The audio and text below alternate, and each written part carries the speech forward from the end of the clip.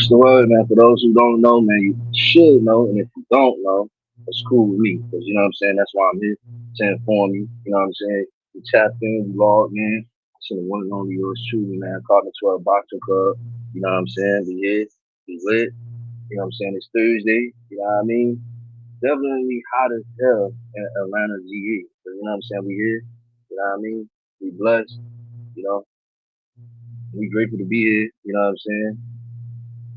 Definitely appreciate everybody, you know what I'm saying, who's been supporting Karbon 12 Boxing Club, you know what I'm saying, since, we've been rocking out, establishing ourselves in the boxing community on YouTube. You did, you know what I mean? So this shit is monumental, you know what I mean? Something I'm very grateful for, man. So, this live in particular is major for me. Shout out, shit, hold on, let me put my boy on the screen, man, because I definitely gotta show you some love, man. Shout out to my brother Brooklyn, man. We in here, man. Brooklyn in the house, as usual. You did. So definitely shout you out, Brooklyn. You know what I'm saying?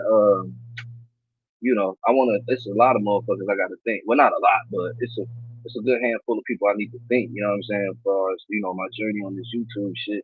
And you definitely one of them, Brooklyn, man. You in the top two as far as when it comes to the comments, you know what I'm saying? You know, when it comes to the comments. You top two. It's you. Then my other brother, man, my brother from the UK, man. Shout out to my brother, Billy Stone, man. You know what I'm saying?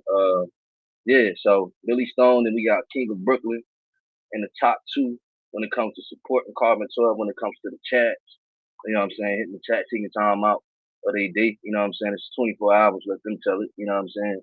And yeah, man, these good brothers, man, been, supporting what I got going on for some time now, you know what I'm saying, with this boxing shit, you know what I mean? So they've been commenting, you know what I mean?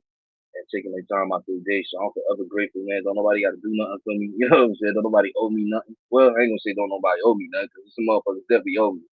But I just don't carry that frequency, man. So I'm always a brother of grounding and gratitude, you know what I mean, when it comes to people, extending,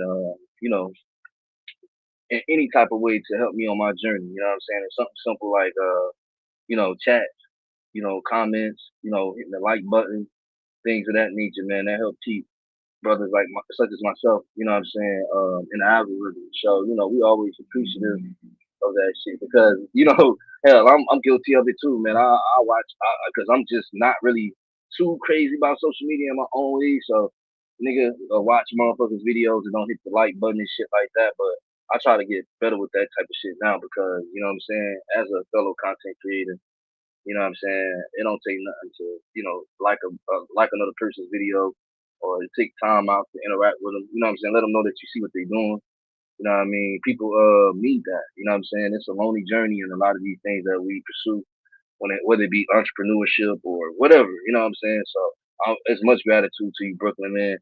And you need to I don't know if you got TikTok, not TikTok, Instagram or something like that, man. I'm Long Live Hurricane. Oh, I probably could put it on here. Let me see. Send me your cash app, bro, and I'm gonna send you a dub, man, for being number two. You know what I'm saying? When it comes to supporting my chats, man. You know what I'm saying? This shit global for me. So this is what this live about. We're gonna get into some of the other shit. You know what I mean? That's to talk about, you know what I mean? But I want to show my gratitude and love to all my brothers. Shout out to Club, man. Hey, shout out my brother Club. Club say, bro, checking goals off the list around this bitch. Fire. It's up from here, man. Hey, hey, Club, man. I will get it to that in a minute. I will get it to that in a minute. Shout out to my sister Marissa. Marissa in this motherfucker, man. That's my good sister. I appreciate her so much too. You know what I'm saying? I appreciate all my people. So I gotta thank Two Cent, Two Sizzle, and I gotta thank Clip. Well, first of all, let me thank YSM and Greg. You know what I'm saying? Because like I said, I've been on YouTube, but hell, I wasn't interacting really on social media shit far as, in the community, you know what I'm saying? Like with people. So, I kinda was though, like in the chat, but it started really with Mill's platform. And I gotta give Greg his just due because shit, that's what lured me in. I'm like, damn, it's another nigga that feel like how I feel on certain takes and shit like that. So it was written from that point, you know what I'm saying? And then that opened the door for me to get to meet brothers like Two Cents, Empty the Clip, you know what I'm saying? Bang, Tego, you know what I'm saying? And so on and so on. You know what I mean? And everybody in the chat. You know what I mean? Even so much the chat, because it took me a minute to even get on the panels. You know what I'm saying? So just because you know what I mean, from what I've been seeing the last 2 or 3 weeks, man, like our people, we very unique and we very passionate. You know what I'm saying? One of the words of wisdom I want to give on this live where there's 1,000 subscribers, I think we got to be a little bit more patient. You know what I'm saying? And I say that for just us as individuals in our life that we deal with, and just as consumers of shit that we consume. You know what I'm saying? Whether it be sports, whatever it is. You know what I'm saying? We gotta be a little bit more patient and a little bit more graceful. You know what I'm saying? Because things change. We dealing with, especially with a sport like boxing, we dealing with politics. You dealing with different characters as far as the personalities. You know what I'm saying? So this shit can always change. You know what I'm saying? An example, right? You had when we were talking about the Andre Ward situation and shit. I just seen Andre Ward interviewing Boots. So who would have knew? You know what I mean? We gotta be a little bit more graceful, a little bit more patient. You know what I'm saying? There's nothing wrong with calling shit for what it is either. I'm very big on that. You know what I'm saying? We gotta be authentic. So, some of us gonna be on different spectrums of this shit. And it's literally a balance, you know what I'm saying? So, and I wanna say too, just far as encouraging my fellow brothers and sisters, when it comes to this boot shit, a lot of us we got a genuine passion for this shit because we've been rooting for bruh for a minute. You know what I'm saying? We still are. You know what I'm saying? And a lot of us don't want to war for this shit. Don't really want on the battlefield behind this shit. But I don't think we got to no more. This shit already written. What we need to do, I think, as fellow content creators, you know what I'm saying, is you know, um, stand our ground on, being that filtering system for a brother like Boots. You know what I mean? I feel like that's what I want to do. You know what I'm saying? I'm very overprotective of motherfuckers who I got admiration for that I appreciate. You know what I'm saying? Whether I know them or not. You know what I'm saying? That's why we end up engaging in certain conversations and things like that. But all in all, man, we in this big ass swimming pool of ideas and opinions and concepts and thought patterns and shit like that. And I think sometimes the passion could kind of distort shit. But for me, I just see it as passion, and I think it's a healthy thing. And I want to just keep encouraging my brothers and sisters that's making content, especially in reference to Boots, because y'all been right. You know what I'm saying? Niggas been right, and a lot of these niggas just ain't gonna get it. So we gotta just stay continuing to big up Boots. You know what I'm saying? Whether it be you putting out content on shit that you hearing, little shit here and there. But a lot of these niggas, bro, like I say, a lot of these niggas want to get Floyd forever. Forever. Niggas still going against Floyd, bro. To this day. These niggas want Floyd to be broke and all kind of shit. And I don't like that. But and don't get me wrong, if a nigga broke, he broke. You know what I'm saying? But and accountability is, nobody's above a approach. You know what I'm saying? I feel genuine enough to critique Boots because I critique myself first and foremost. You know what I'm saying? And he's a man, just like me. But I feel like we gotta be able to filter as content creators who's really being genuine and who's not. And we still gotta remember we're a brand. We building as brand. What's up, Tego? What's up, Osai? What's up, Marissa? What's up, Clip? What's up, Brooklyn? Shout out to everybody that's in this motherfucker, man. I appreciate y'all, brothers. And I'm gonna get to running down and showing my love, but I do want to say this. But bruh, like I know at least all my niggas, for the most part, been right on what they've been saying. They've been standing their ground. You know what I'm saying? And I think we all got our own uniqueness to us. I think we all balance each other out. Um, I think we moving in the right direction. A lot of these niggas is lost. It's like Clip said. I've said it before too. You know what I'm saying? Like a lot of these niggas ain't gonna be able to appreciate bro to bro not in the sport no more. So being that we know that, like we already in the algorithm, we already documented from day one saying how we felt about Boots. And shit, we gotta celebrate. Shit, fuck these niggas. We finna celebrate, bro. Like I know we done been on that battlefield ducking these landmines, man. You know what I'm saying? Really standing on the principle. And we too knowledgeable to really be entertaining a lot of these brothers, man. You know what I'm saying? Like let these niggas stay lost. You know what I mean? These niggas Boots need motherfuckers that's gonna bet against his ass. You know what I'm saying? Like it just is what it is. You know what I'm saying? We know that he the real deal. You know what I mean? and we just gotta keep uplifting, bro. And I know he's seeing this shit that we putting out there. You know what I'm saying? He know he got good brothers out here. You know what I'm saying? That's on that battlefield. You know what I'm saying? And I like what my brothers be doing. You know what I'm saying? Outside of all, we get on the battlefield and we talk our talking points and angles. But at some point, I feel like our brothers is gonna bring forth some edification and some education. You know what I'm saying? So I don't want nobody to ever get that fucked up when you on whether it be my shit, whether it be on Empty the Clip shit, whether it be on Tego shit, whether it be on Bang shit, whether it be on Mill or Greg. You know what I'm saying?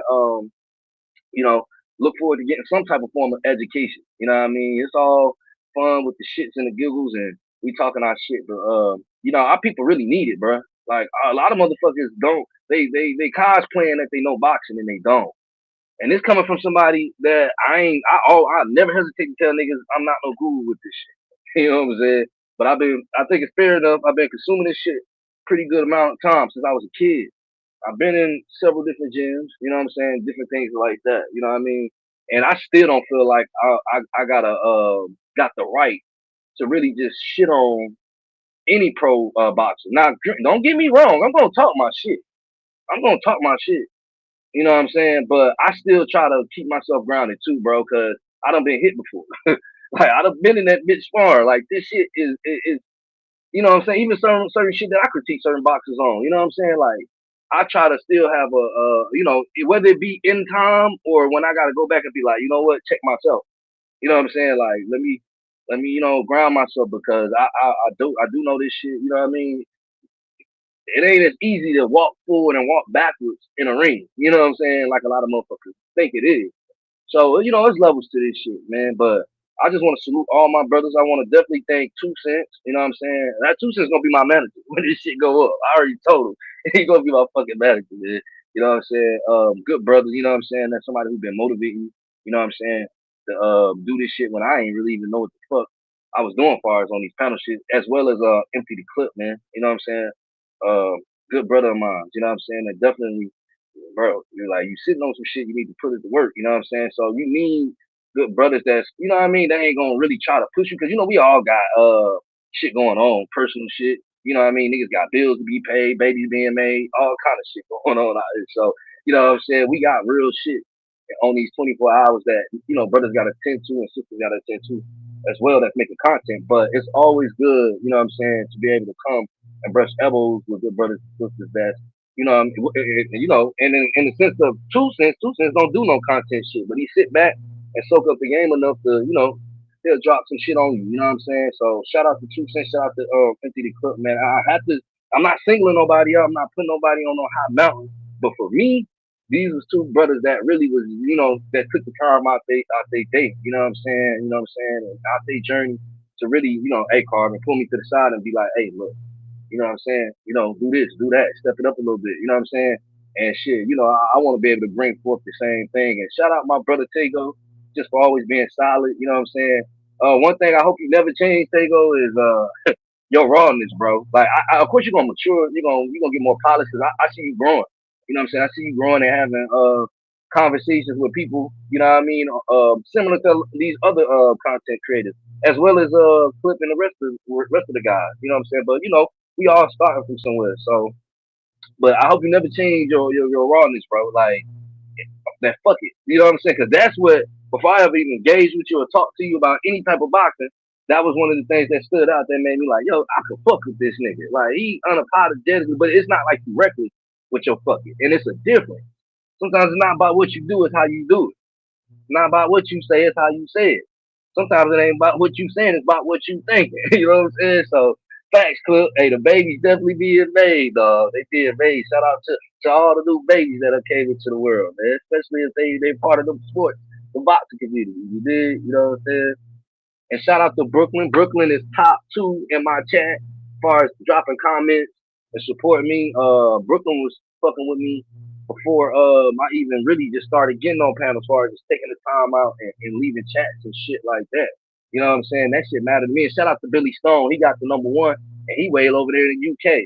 And I ain't seen my brother in a minute, but I know he love Marvin Hagler like I do. So I'm sure when I drop another Marvin Hagler video, he gonna pop out.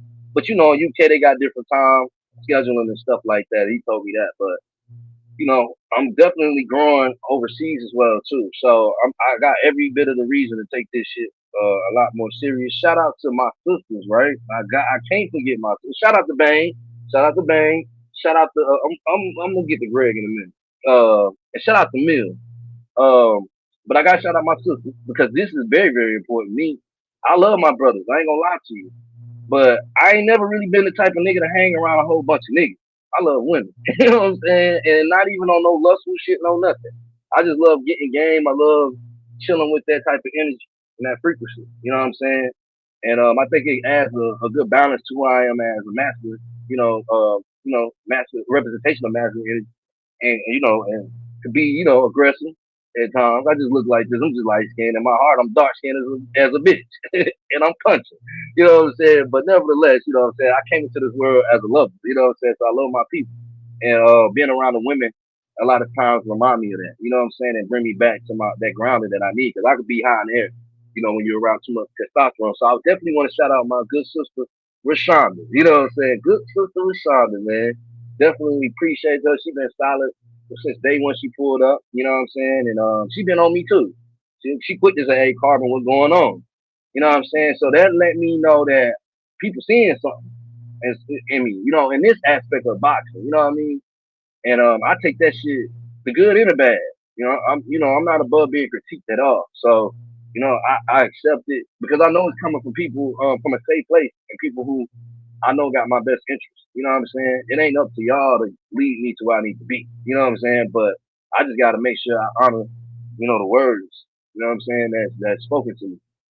So I appreciate Sister Rashonda and my little sister Marissa Alvarez. Man. I definitely appreciate her. She's one of the youngest.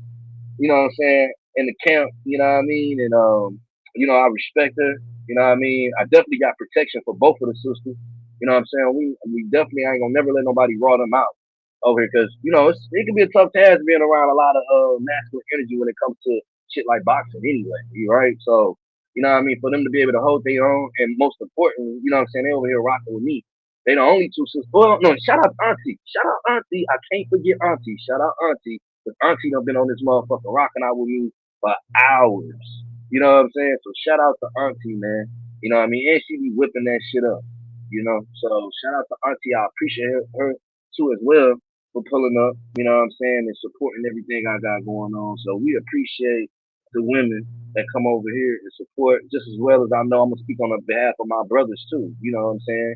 I know they appreciate the feminine energy that come through and support them on their panels and or whether it be on the panels or in the chat. You know what I'm saying? So, and I want to create it to where because truth be told, a lot of these sisters do be wanting to come on, and I'm not even just talking about on boxing, man. I done been on other platforms where I do my thing on and shit and speak about other shit, and a lot of sisters do be want to get in and put their thought patterns in the mix, but you know what I'm saying? They, when there's too much masculine energy going on, they be like, fuck that shit. I ain't getting involved. These niggas sound like they damn near want to, say they want to rumble. So, I want to kind of create it too, it's gonna work itself out. You know what I mean? Where some of these sisters can get on here, you know what I mean, and feel like, and then hell, if they want to get in the battlefield, no way in shape form am I trying to dilute this shit. I just want it to be to where, you know what I'm saying, if some furniture get moved, we still gonna love on each other. That's all I'm saying. If I feel like it's gonna be beef or we ain't gonna have no genuine love and respect for each other after this shit, I'm not gonna involve myself in a conversation, and I'm probably gonna try to jump in and mediate it on my shit. But if it need to be had, and niggas gotta go to the backyard and get their shit off and dust themselves off, if niggas can agree to move past that shit, then go ahead. Cause shit, we men at the end of the day, we gonna say certain shit, you know what I mean? But it gotta be, for me, cause I done had motherfuckers, you know what I'm saying, that ain't here no more. You know what I mean? That my last conversation with them might not been the best. And that shit, you know what I mean? That's not a good feeling.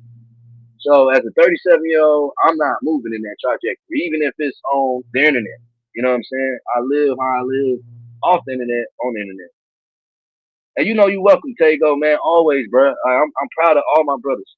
I appreciate everything that y'all doing. The time y'all taking out. Like I say, it's rough. It's first of all, it's rough being a black man. You know what I'm saying? So and shit, you got obligations and responsibilities. So shit, man. Anytime y'all brothers, man, and I truth be told, man, I can't catch everybody's shit. But when I do, I try to hit that like button and I try to leave a comment. You know what I'm saying? Because I understand. Like I understand, bro. This shit very time consuming. And you want to make sure that you put the right shit out there. You know what I'm saying? But I ain't gonna keep talking too much. No, we're gonna get into the topic of the conversation because I don't know. I might be wrong or I might be a spirit, but I feel like Greg might be coming on later on at some point. And when that happens, I'm gonna shift over and support what bro got going on. So you know what I'm saying, or whoever go live. I don't. Um, Let me read what Brooklyn said. I'm not gonna lie. Every now and then I think like, damn, I was watching Fanny years ago when I first got on boxing YouTube. I'm glad as fuck I found this side of it with y'all. Yeah, yeah, for sure. You can't forget, man. You know who I seen the other day? I was like, damn, I ain't seen this nigga shit in a minute. And y'all know I'm empty. I really don't be capping, bro. Like, I'm not saying I don't watch nigga shit to say that I'm better than nobody. Like so when I be asking shit, I be really needing you to fill in the blank. I'm never finna get on here and cap. Like I'm like, it's for what? For what, bro? For what? You know what I'm saying? I'd rather be right and me telling you I don't know some shit than me being wrong telling you I know some shit acting like I'm right. You know what I'm saying? But I remember I seen Dante's Boxing Nation. I don't know if he even still do content, but I was like, damn. And it was a video from like 9 years ago with AB brother, his twin. You know what I'm saying? I was like, damn. I'm like, yo. So sometimes I don't know the evolution of the game, man. You know what I'm saying? The evolution of the game is unique. You know what I'm saying? We here, we present. You know what I mean? And we working. You know what I'm saying? So I just like I said, I wanna encourage all my brothers, man. You know what I'm saying? Keep doing what y'all doing. You know what I'm saying? Keep being great. You know what I mean? Don't rush your process. My brother Clip always say, is what he say? He was the only nigga to say it too when it came in reference to my content. He was saying it's quality over quantity. You know what I'm saying? And that's true. So don't stress out. You know what I mean? One thing about it, two things for sure. These niggas not as creative as us. They don't got personality for real, for real. So as long as you got that personality, you got creativity, and you're willing to brush elbows and build with the right people, man, you can take you a day or two off. You know what I'm saying? Take you a week off if you need be. Don't never feel bad for taking some time off. That's why I'm coming on now. Is it the bro I'm still was on the high from the fight. I'm not even gonna lie to y'all. I couldn't come on nobody's shit. Even when I came on Tego shit yesterday, I wasn't really even gonna speak to the fight. I was coming on that bitch to tell my brother I'm proud. I literally didn't get on YouTube yesterday at all. Like I clicked on it. The first thing I seen was Tego. I didn't get the notification, but I seen that he was on live. He was the first thing on my algorithm. So I was like, shit, man, I got to fall. I got to fall through and support. You know what I'm saying? And I feel myself just getting to a place where, I want to hear shit out more. You know what I'm saying? I want to be patient more. You know what I mean?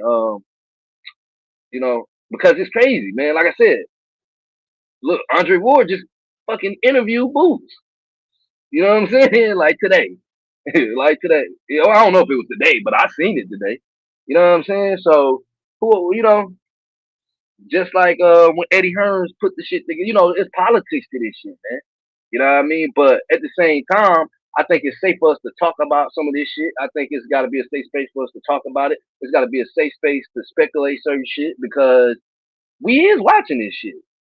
You got brothers like Tego that's watching this shit in real time. You got brothers like Clip that's catching shit. You know what I'm saying? And I think for far as content purposes, shit, you know what I'm saying? It made good to have some of these conversations. You know what I mean? I wish so many brothers wouldn't come in to be, on that trolling shit, but it's cool. I'm gonna lead by example with bringing forth more education because if I'm complaining about it, I gotta be a part of the change. You know what I'm saying? So that's what I'm gonna continue to do. You know what I'm saying? So I'm gonna lock in. I got the motivation and support from my brothers and my sisters. So shit, I just gotta keep stepping right. Shout out to you welcome Marissa. Tego, you 1,000% right, man. We the boxer streets for sure. We got SM down, man. Shout out to you, man. Appreciate you, brother, for pulling up. Shout out to Omeezy, man. Omet. You know what I'm saying? Shout out to you, brother. I appreciate all y'all. I'm sipping out the cup because it's 1,000 subscribers. And tell you the truth, I really, I'm grateful. You know what I'm saying? Because I remember seeing this shit when it was at 80.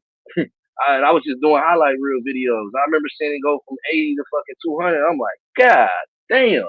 I'm still, man. One of my cousins started out at the same time as Greg. He do shout out my cousin Jay Nolan, man. If y'all ever he does like hip hop covers. I don't want to get into who he was, what he was doing before then.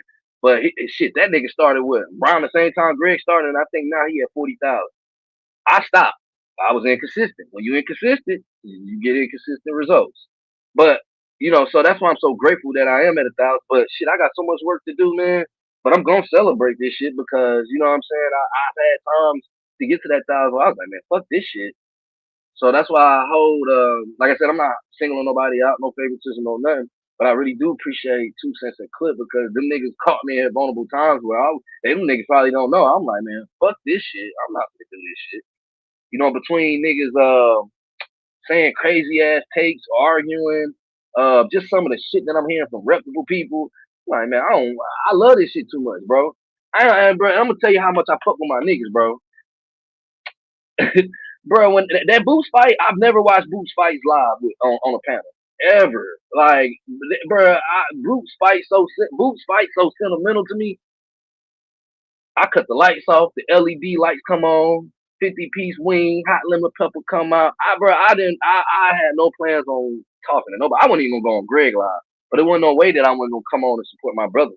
You know what I'm saying? I had to come on Cook shit. You know what I'm saying? I had to come on, and I appreciate it because at the end of the day, that was my first boxing live with Boots. Boots came unified at 154. Shit, hey, I was on a live with my brothers calling this shit live. You know what I'm saying? So, something new for me. You know what I mean? But I ain't gonna lie. Early in that day in the morning, I was in the shower like, I'm gonna go get me a 50-piece wing. I'm gonna go get some crawfish. I'm gonna go get me some liquor. I got the gas. I got the jars of the gas. You know the best gas on this side of Mississippi over this motherfucker. So we ain't gonna press on that. And I'm finna go in the back cave. Niggas ain't finna hear from me. But when I see my brothers online, like it just gave me that energy, man. And I appreciate that I was able to be on that motherfucker with y'all, man, and call a boost fight. First for me. You know what I'm saying? It was a first for me. So, you know what I'm saying? I'm forever grateful, dog. Like, I'm just forever grateful, bro. And I appreciate everybody, bro. Every single one of y'all that tune in to me, that hit the like button, that subscribe, that leave comments, even if you don't.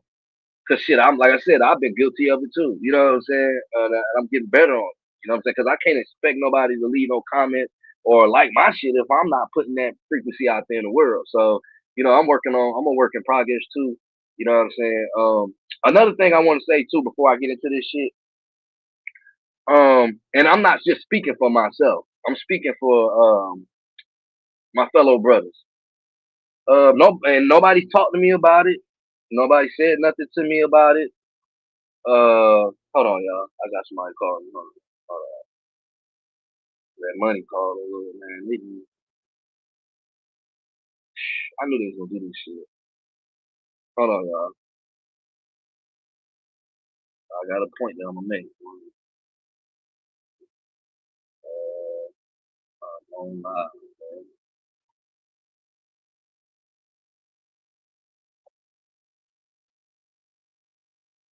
Okay.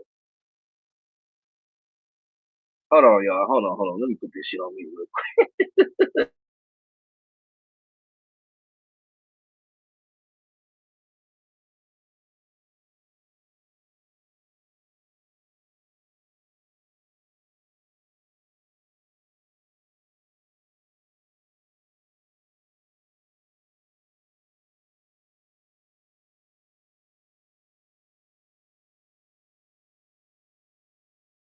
Hours and then I'm gonna pull up on you. Okay, I got you. No, I got I got you.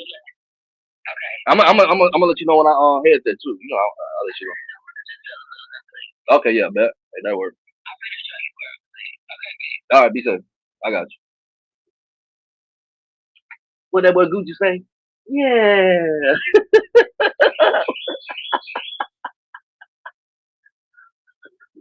Steph Curry for 3. and the new 154-pound champion. Yeah, all that type of shit going on. What my brother Clip said with that hot fly bleed. You know it can only be one thing. God damn, boy. My brother spot on, man. And let me mention this. It is hot as fuck. I don't know where y'all at, but in Atlanta, GA, it is feeling like goddamn Cuba out this motherfucker, man. God damn. I don't even be sweating like that. But now I was saying this. Let me say this, and then we're gonna get into the what's up, my boy Sizzle Le Blue. My brother, man. I was telling him earlier he's gonna be my manager, and I was giving all my appreciation. Shout out to if I forgot anybody too, pull up and correct me, man. Say, hey, Karbon, your ass was bugging. You left me out the mix. You look, you tripping. You know what I'm saying?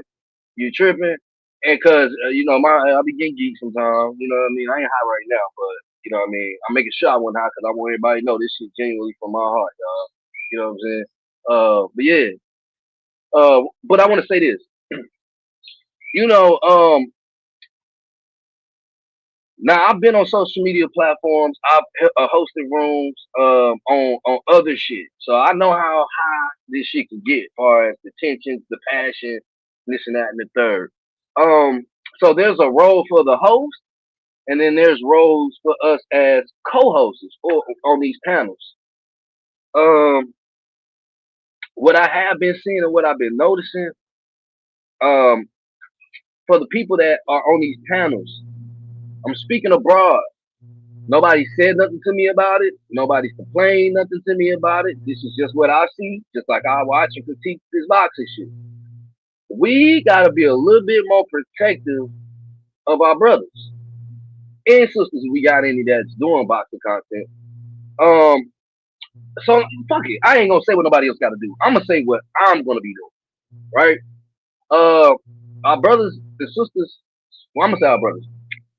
You know, we don't know what they do in their spare time to bring these lobsters. We don't know if niggas don't wrote shit down. We don't know if niggas done did their due diligence. And the type of niggas that I'm running with and I'm rocking with, I'm sure they doing that type of shit. You know what I'm saying? I know I'm doing it. You know what I'm saying? So I say that to say in their own unique way, right? In their own unique way. Us as fellow people that are coming on, any of our brothers panels, man, we gotta know how to get in and get out. We gotta know how to allow our brothers to run their show. You know what I'm saying? We gotta know how to double dutch. What I'm saying is, drop our 2 cents in that shit. No pun intended. Shout out to my boy Sizzle Blue. You know what I'm saying? But we gotta know how to carry these conversations. And shit gonna happen, right? Sometimes I'm big. I ain't big on ad libbing, but sometimes a nigga be cooking so much, I might just interject a little bit. My apologies if I do, but it's no, I'm fucking with what you saying, and I just goddamn nigga, you cooking. It might be one of them type of moments. You know what I'm saying? Sometimes we gonna say some shit. You know what I'm saying? But I wanted to be the education there because I think a lot of people is really just thinking we disgruntled boot supporters. You know what I'm saying? Or we just headstrong and don't want to see nothing outside of the way we see it. And I know that's not true. And I think, and that's why I appreciate 2 Cents so fucking much. And I'm gonna give my brother his credit because 2 Cents not itching to come on these panels. That's what niggas don't be knowing. 2 Cents ain't itching to come on these panels. 2 Cent really is very important. If you got a brain in your head and you got a platform, and I ain't saying this because I don't want niggas to try to hound my brother and think he could just be on everybody's shit trying to help him out because he got a life too. But 2 Cents is very important to a nigga panel, to a room, to a chat. And I'm saying that because I've been in other spaces, nothing doing with boxing. I've seen how people moderate. I've had moderators before, and I'm saying all that to say sometimes we don't really get the full potency of our lives because we kind of stay on a topic maybe too long, or maybe we just don't. I don't know. We got to learn how to mesh better. We got to learn how to mesh better, so that way we get in the top quality conversation. You know what I'm saying? And always respect the host. You know what I'm saying? Try to feel out what the host is, what direction they going. You know what I'm saying? Cause it take a lot to get on these lives, man. It take a lot to get on these motherfuckers and make the time to do this shit. And you never know what direction the brother who is posting these lives maybe want to go with this shit.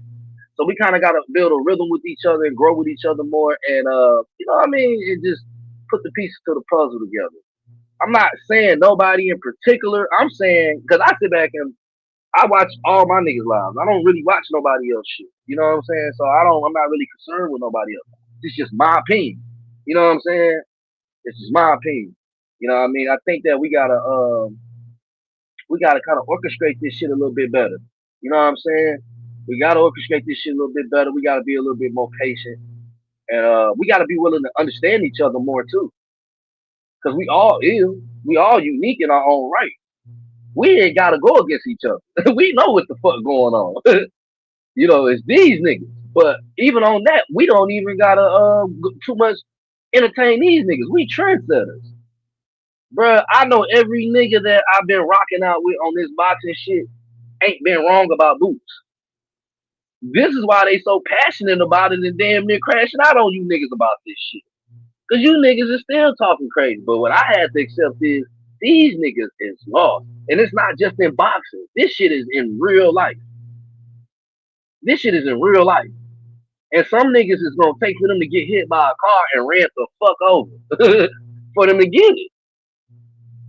You know what I'm saying? Well, let me read some of these comments, man. My bad, y'all. Hold on. Brooklyn say it's hot up there too. Marissa say it's hot. And shit. Oh, you in Texas? Oh my fucking god! I know that shit is a walk-in sauna. What the fuck, Marissa? I'm praying for you. I know you can handle it though. What my brother could say? It's 100 out here. Bag, bag. It is cooking out. You could drop an egg out this bitch. That shit gonna be sunny side up. For real. Omek say Miami usually hot as fuck, but it's been raining. I need some rain here, Omek. Send that shit my way, dog. Bro, I was off the shrooms up. Never mind, I ain't gonna go there. My bad, y'all. I've got my little sister Marissa in here, so I ain't gonna go there. You know what I'm saying? Omek say we 82 right now. Heard around the world shit. What? Oh yeah, you just say it's raining out there though. Clip say 100. Nigga gotta learn how to let conversation flow, but also stick to the topic next at hand. Yeah, for sure, for sure. I remember I was talking to Two Cents, and Two Cents was telling me something I didn't even realize I was doing. He was like, when I had, and this was some lives ago, when I had the Clarissa Shield versus I don't know if that was Alicia Baumgart. That wasn't versus her, but we was covering um the women boxing.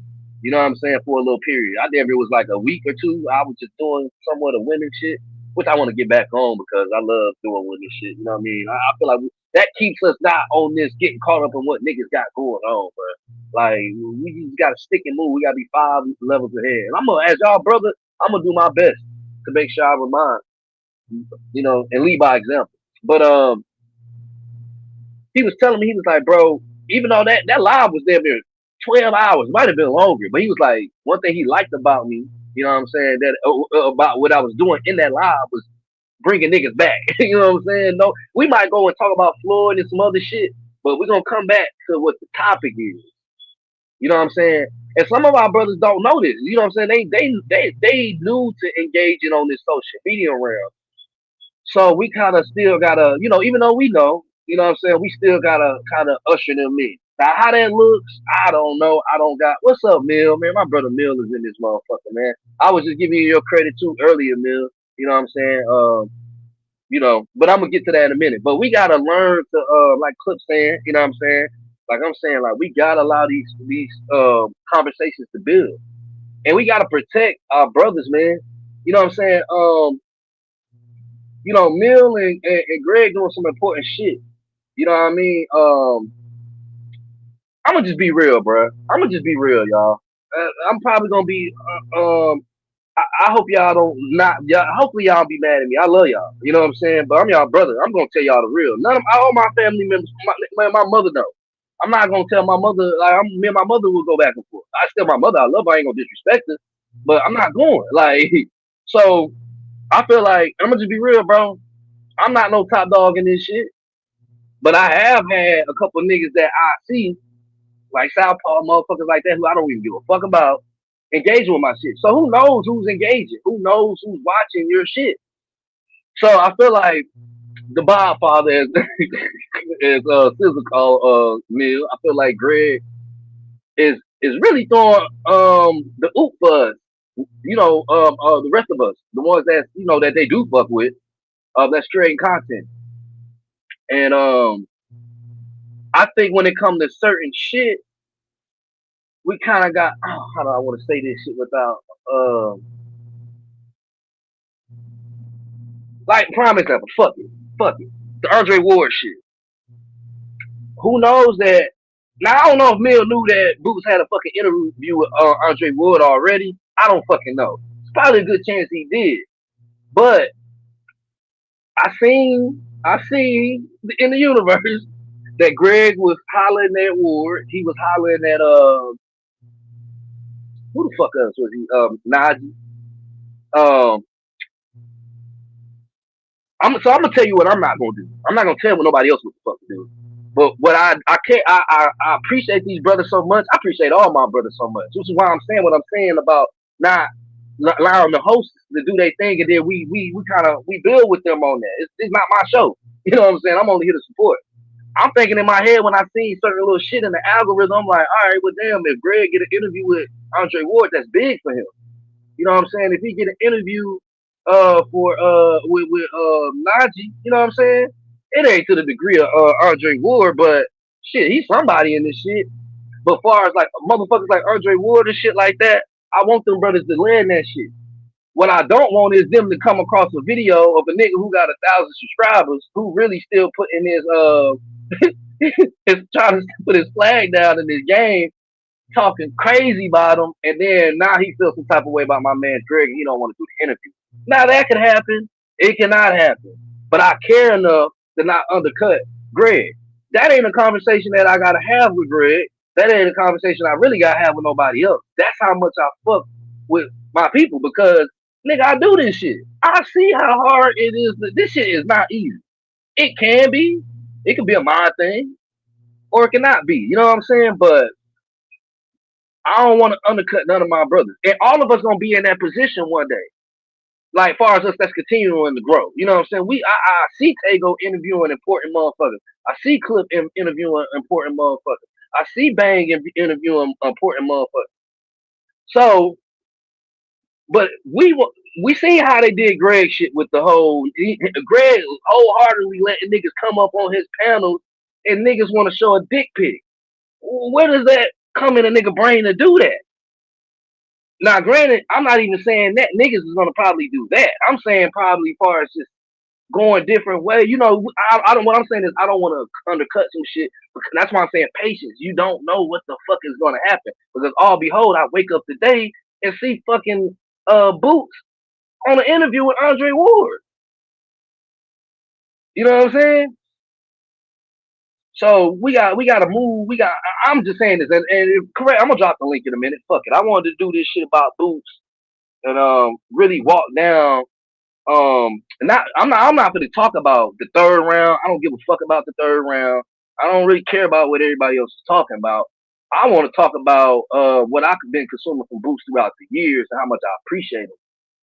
You know what I'm saying? That was my plans on this shit. I want to talk about Abdullah Mason shit too.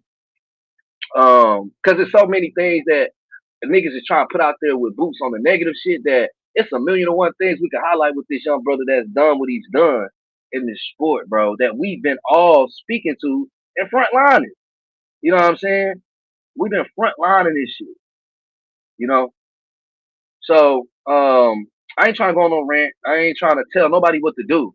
You know what I'm saying? But I'm just kind of giving y'all a mind of how I'm operating and where I'm at with it.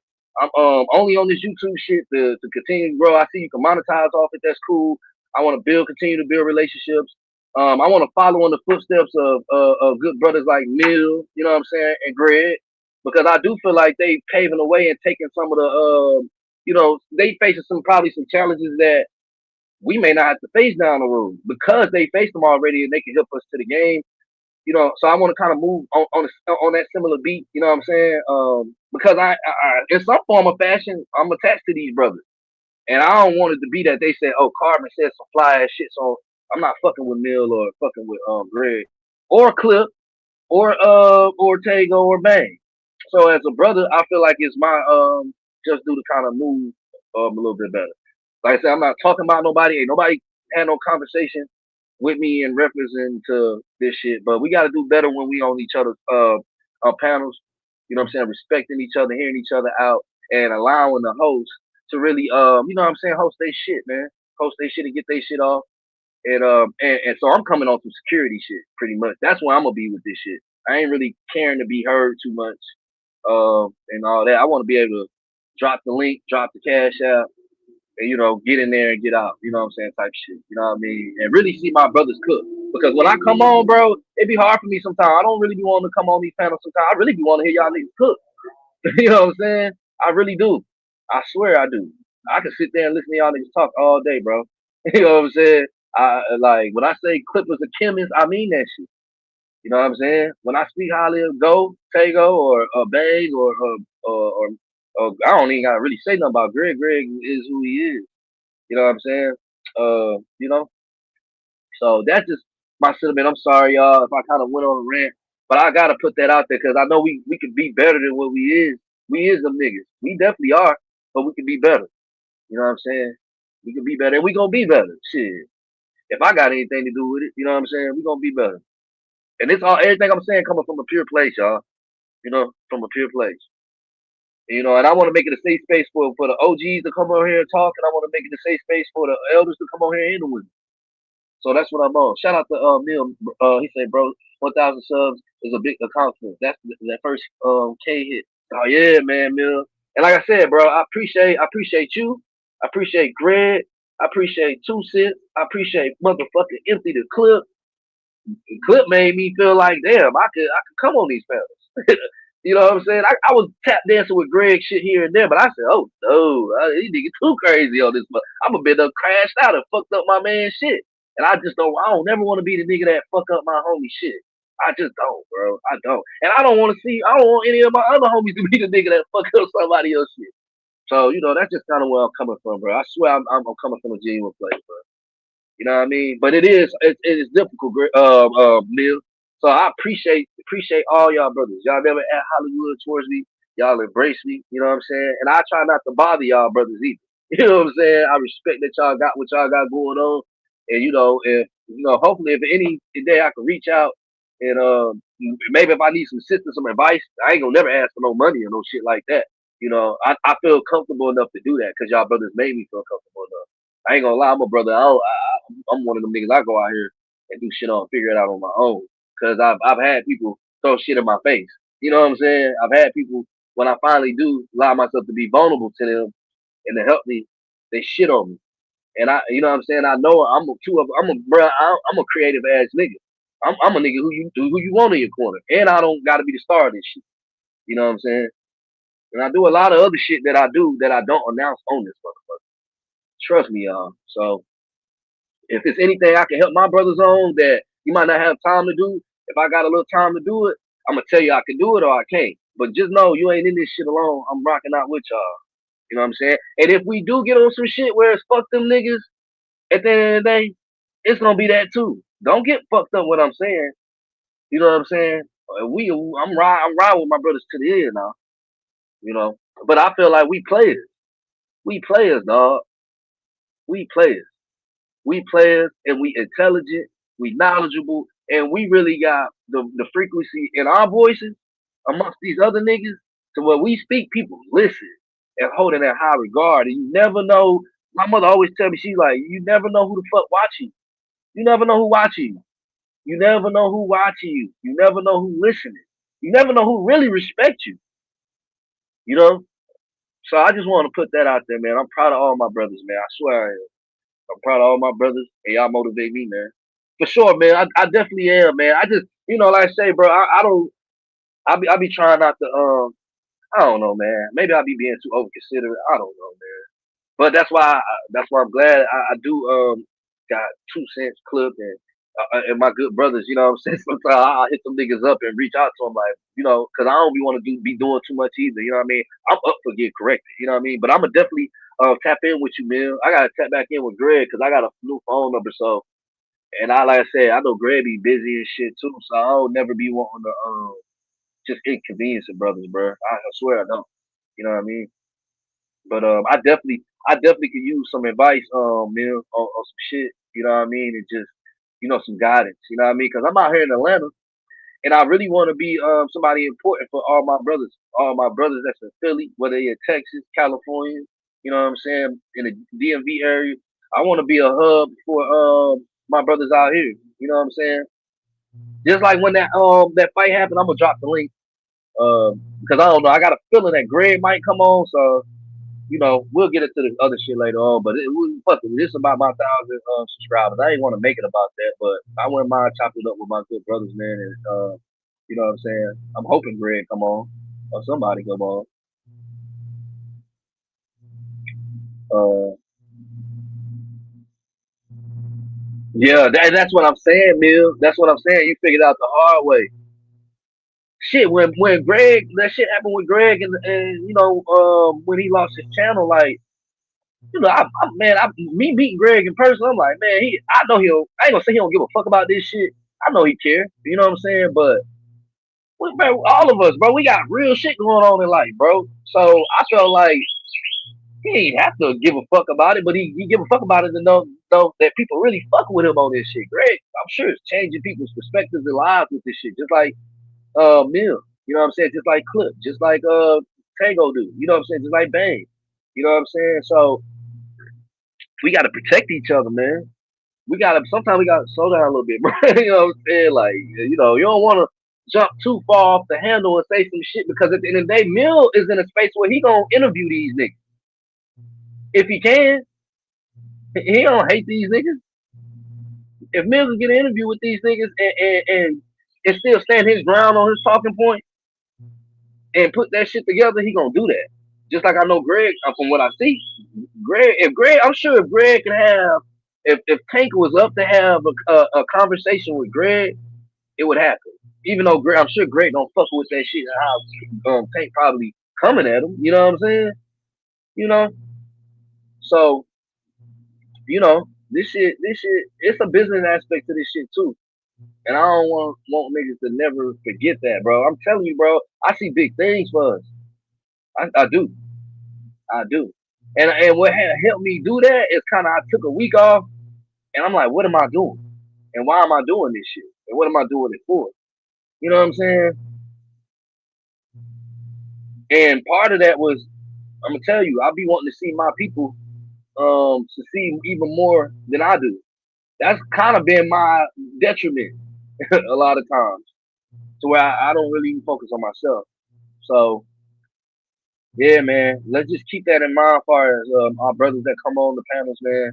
Make sure y'all, don't talk your shit, but don't go too crazy, man. Don't go too crazy because you gotta think at the end of the day, this same brother who got this platform might be interviewing the motherfucker that you talking shit about, which you should be able to talk your shit, but just don't get carried away, man. Cause you never know. You might see one of these. I can't talk too crazy about some of these boxes. You might push up. One of these boxes might push up on your ass.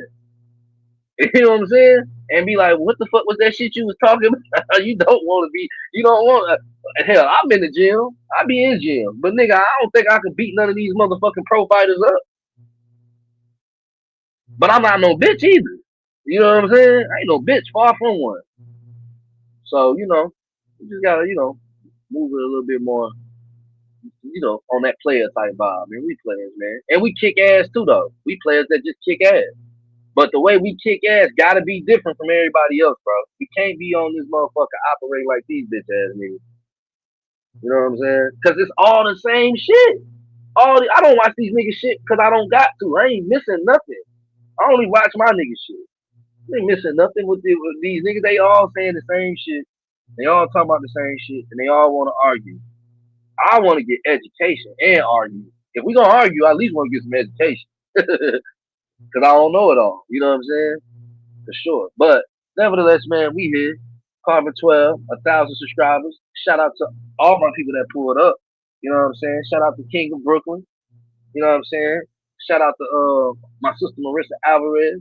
Shout out to motherfucking Tago. Shout out to Two Sizzle, Lil Blue. You know what I'm saying? Shout out to Mill.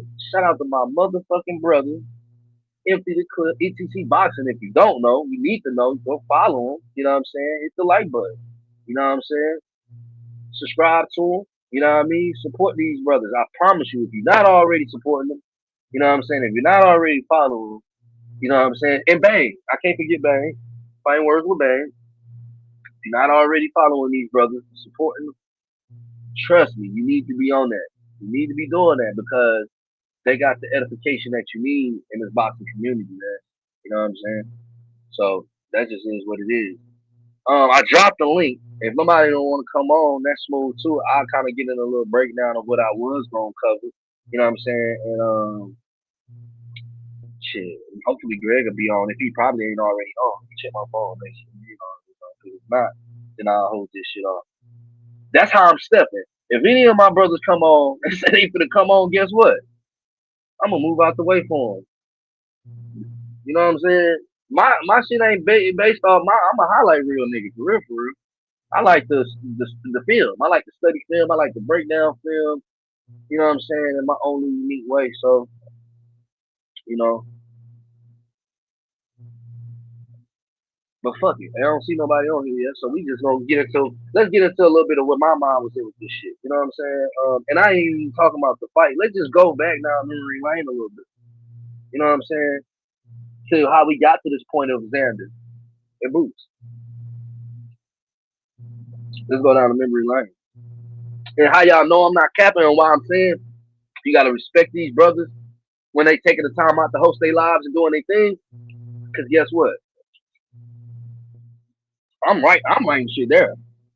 I'm writing shit there. I got shit. And man, I got books. I got real books that I read, and I got real books that I write. I'm still one of them old school niggas. I still write my shit down. I still write shit down. Now don't get it fucked up. I come off the top of the dome with this shit, but it just hit a little different for me. And don't ever be ashamed to write shit down. Cause these niggas be trying to come off the handle and fly off the handle with some of this shit and don't be on point. And there's a lot of shit with this boxing. There's so much shit be happening, you can run out of gigabytes on your shit. So write this shit down sometimes. You know what I'm saying? Ain't nothing wrong with it. We students at the end of the day. That makes the best teacher. So, man, all kind of books. Man. I always been a reader, bro. I never been one of them niggas that thought it was cool to be stupid. I always been a reader. I don't read everything, but I read a lot. A lot of shit. Shit I agree with, shit I don't agree with. Cause I don't feel like you should be disagreeing with nothing that you ain't privy to. You know what I'm saying? So I try to challenge myself. You know what I'm saying? This boxing shit is something I love to do. Like I'm really a revolutionary ass nigga, to be honest. I ain't lying to you.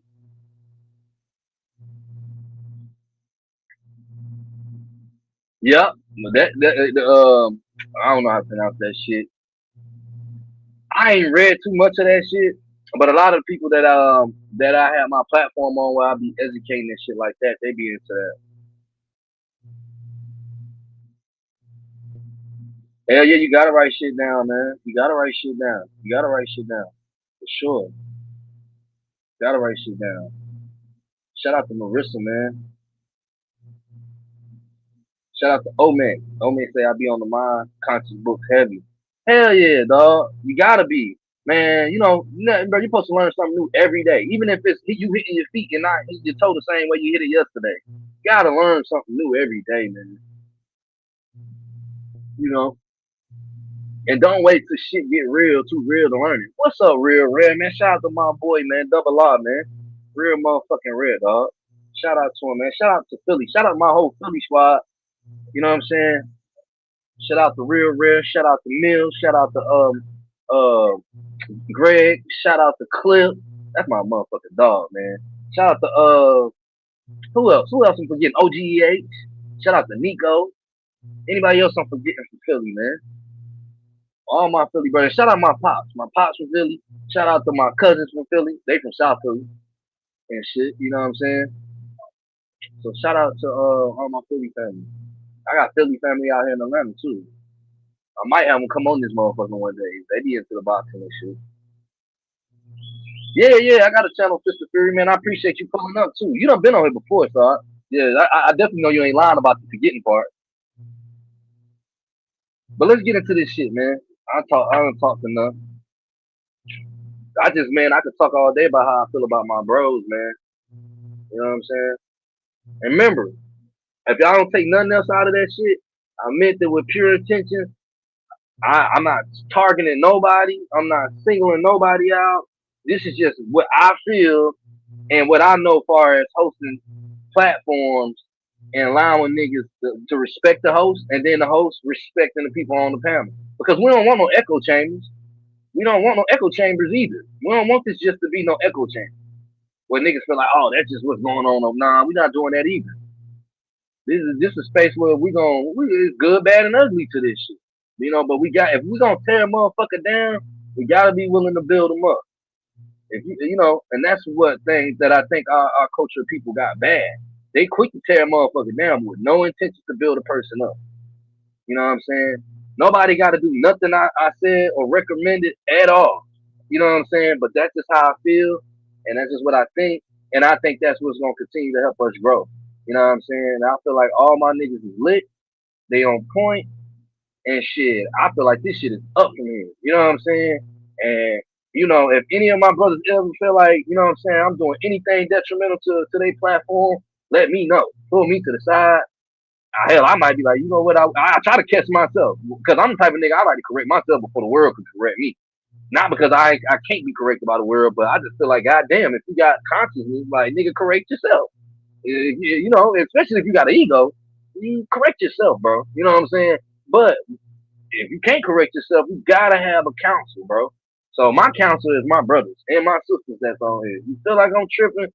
Pull me. Even if it's on the, I ain't tripping. You gotta check me on the live. You know, just correct me. Don't check me though, but correct me. And if you do check me, guess what? Nigga, you still my brother at the end of the day. You ain't rob me, nigga. You ain't take nothing from me.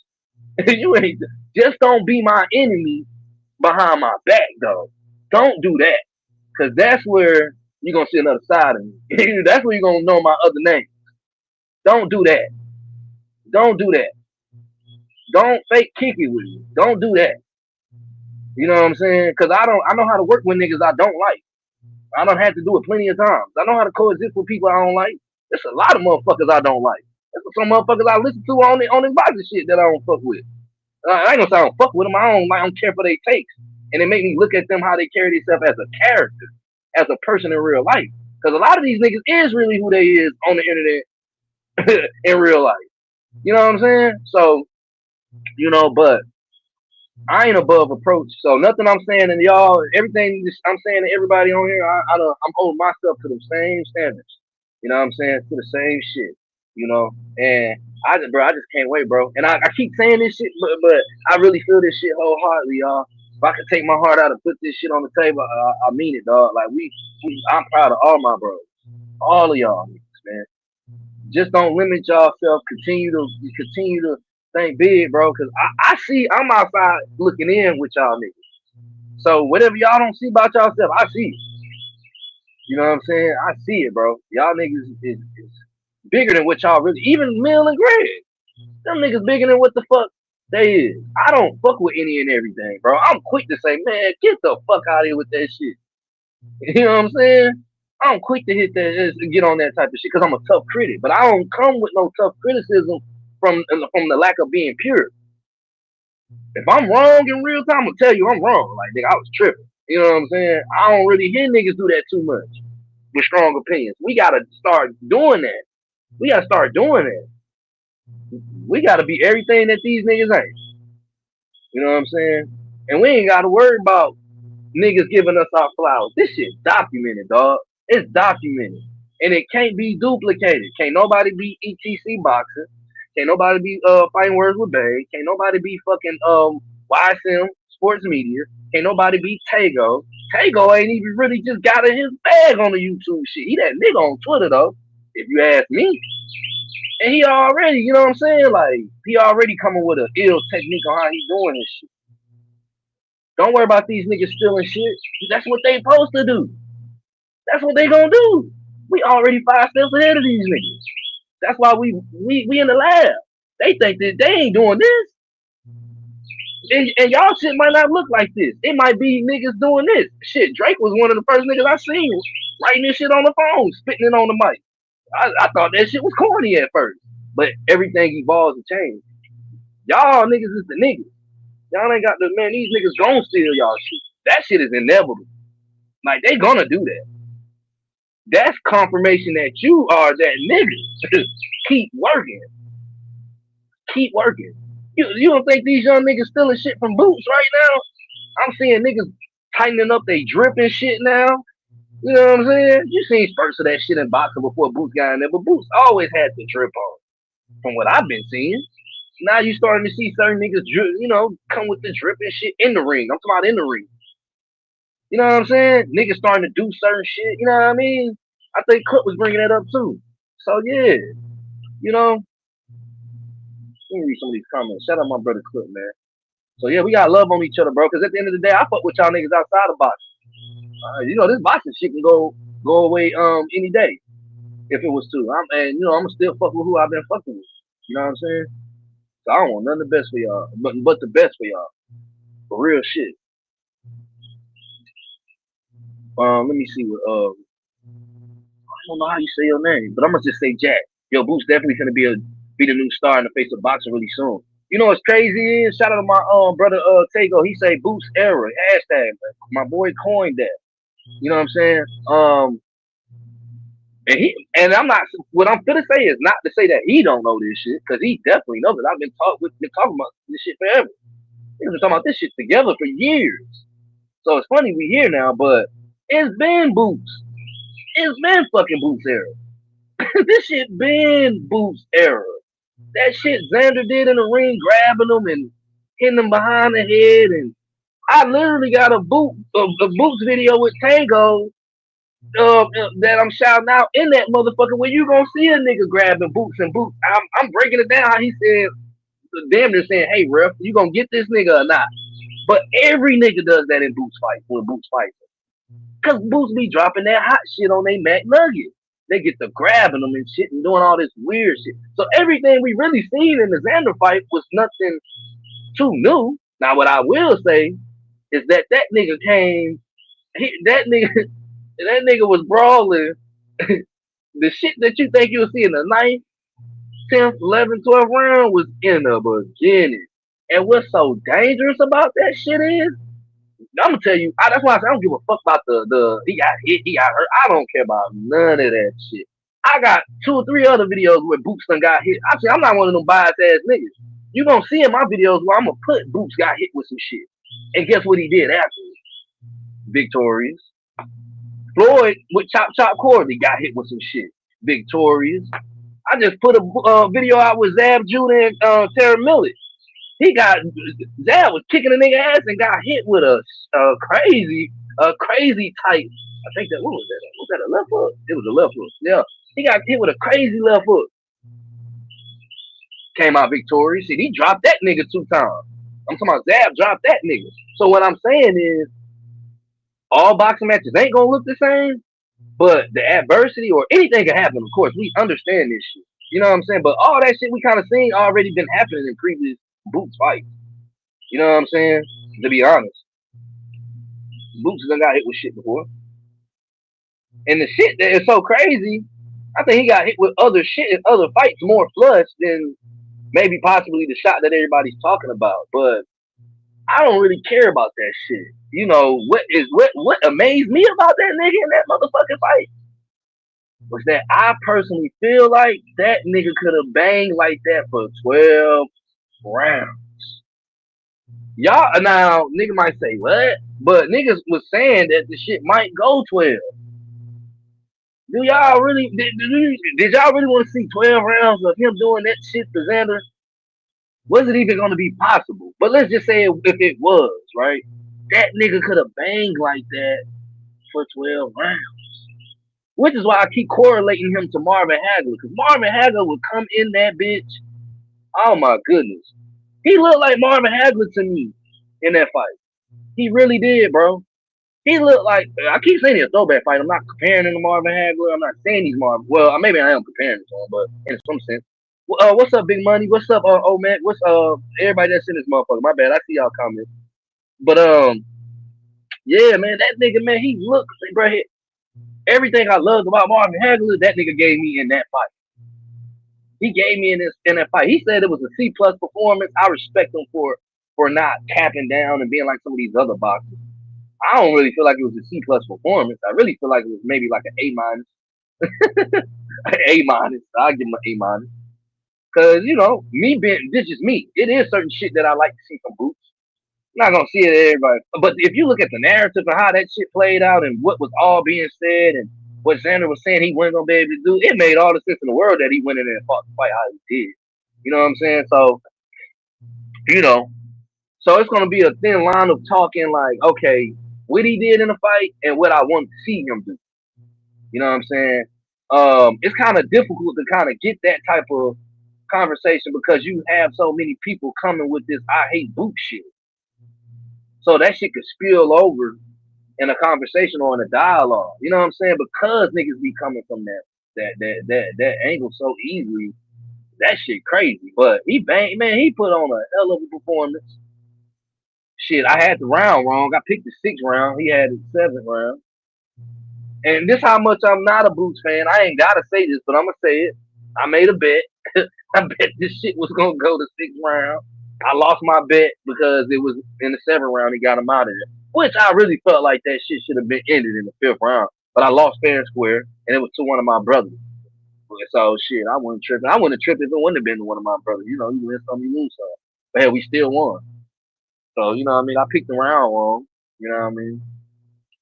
But nevertheless, we came out 154 unified. Second fight at 154. Shit, not too bad to me. Let me see what Jack say. Him and Keyshawn have been that's gonna be the biggest after anyway Canelo and Usyk and Bivol and better be ooh, okay. Okay, I hear you on that. Shout out to Jack with that. Shout out to Omen. Omen say that's a fact. I don't mess with a lot of channels with the boxing. It's a whole bunch out there. Nah, hell yeah, I'm good. I'm nigga your shit. Empty the clip. Fighting words with Bang. My motherfucking brother Tego. And I'm really gonna start saying my brother Tego first because my brother Tego got to get his just due to shit. I don't mean to keep trying to seem like I'm putting my brother last because he definitely ain't last. He one of the illest niggas I know, and I feel like he convey his message and he's standing on that shit. But he not standing on it reckless, and that's why I fuck with Tego. Not saying he can't get reckless. Maybe he has, and I ain't been around. But as far as when I've seen Tego rock out and cover his shit, like, yeah, he gonna stand his ground to where you gotta respect it. But he's also a nigga that's not gonna be so quick. He gonna hear you too, though. He gonna hear you. Tego don't be so quick to do all that talking either. So yeah, you know what I'm saying. But Tego, it's the ETC boxing. Fighting words with Bang. Greg motherfucking Hacker. Y'all already know. You know what I'm saying. If it weren't for Greg, shit, a lot of y'all probably wouldn't know me. You know what I'm saying. So 4 mil. So by default, I got to shower them brothers to get with their flowers. You know what I'm saying? But them the channels I watch. And I caught Najee. I've watched 3 of Najee's lives with my whole entire boxing time span on YouTube. I'm not saying that like no bad way, but I respect Najee. You know what I'm saying? As far as like the interviews that I did see, I thought they was actually pretty good interviews. I seen the Gustavo shit, and I ain't gonna lie, he said that nigga name absolutely too many times. I was down there hearing Gustavo in my sleep. I'm like, god damn, if this nigga say Gustavo one more fucking time, man. You know what I'm saying? Shit. But all in all, I fuck with how he carried his interviews. You know what I'm saying? From the ones I have seen. I ain't seen no Mill. Well, I think I might have seen Mill City clips. I don't watch, and I'm not naming these niggas' names to tell nobody not to watch them because y'all already watch them or know about them more than me. But I think Marissa was telling me. Shout out my sister Marissa Alvarez. I think she was saying, what's that nigga name? Mazuma or somebody. And she told me, and I still ain't checked bruh shit out. But shout him out because if one of my people telling me about somebody, they gotta be somebody. You know what I'm saying? I think his name was Mazuma or somebody like that. So yeah, I keep it in that. I'm protected. I'm covered by the universe. You know what I'm saying? I don't go outside my parameters. You know what I mean? Every now and again, and then I catch Andre Ward and shit or somebody like that if it just come on. But as far as me going out my way to watch nigga shit, it's my same niggas. Like not cause I'm on some click type shit. It's just shit. Shit, you got good edification shit. What the fuck you gonna keep?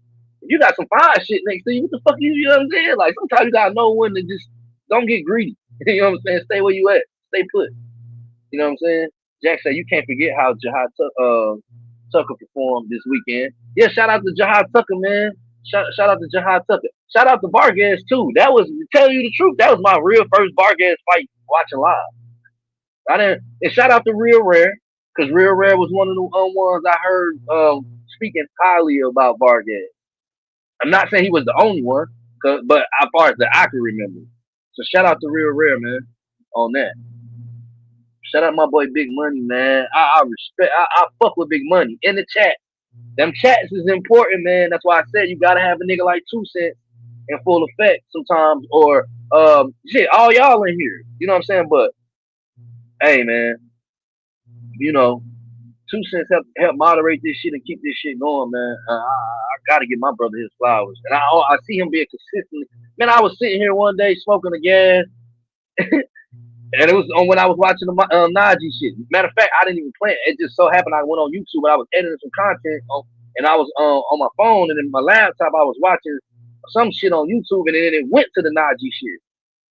And I seen this nigga YouTube, this nigga 2 Cents name all over this nigga Najee shit.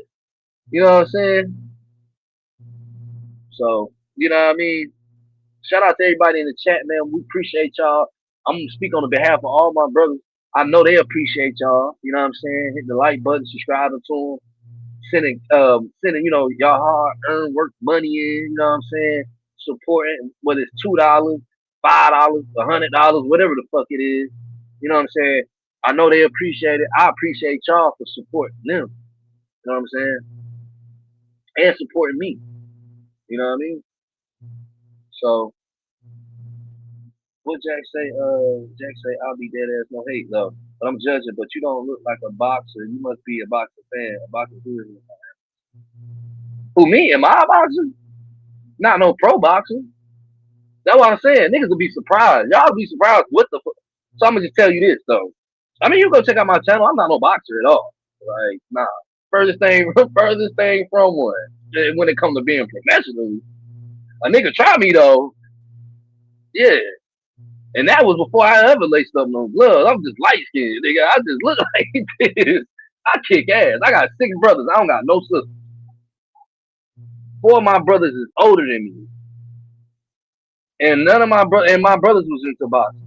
My whole family. From my pops to my brothers. Even my mother. I watched the Roman Villa fight with Boots with my mother. I was watching Roy Jones fight with my mother. Floyd fights with my mother. You know what I'm saying? I was with my brothers on live. To tell you the truth, I was supposed to be watching that fight with my mother. My mother was mad as shit. My mother was mad as shit at me. She's like, nigga, you just watching the fight now. You ain't like, damn, dude. But nah, nigga, run up on this shit, play with me. Yeah. But I'll tell you this much though. My coach was, which is my OG, was Ron Lyle. You know who Ron Lyle is. You can take it or leave it for if it matters or anything. I'm not no pro at all, though. If you fuck around, put some gloves on with me, thinking you just for the dog walk me, that's not for the happen. Let me tell you that now. Unless you just better than me, I ain't got no problem with that either. I'm still in the gym. Shit, matter of fact, shout out my boy Coach Steele. He right down the street. I got a gym right down the street. Cause my last gym I was in was with Brian Norman Jr. trained at Hitsville. If you think I'm capping, you can look up Hitsville gym. It's closed now. Shit, I got videos of me in the gym. Shit, matter of fact, shout out to my brother Cliff. My brother Clip was on the lives when I used to be in the gym. Before I even told niggas that it was the gym where Brian Norman was at. Nigga, I was in the gym arguing with them niggas that Greg was gonna beat Brian Norman Sr. I swear to God. My coach B, who was one of the coaches of the gym, was looking at me crazy as fuck. And I'm wondering why why the fuck he was looking at me? I ain't gonna lie, I kind of felt like he started acting a little bit different after that. But when he found out, because I'm in that bitch talking highly about Greg. I'm like, Greg, that's my dog. Like, I had met Greg by that time and all kind of shit. Before I met Greg gave me my first interview. You know what I'm saying? So, as far as this boxing shit, so I'm speaking highly of.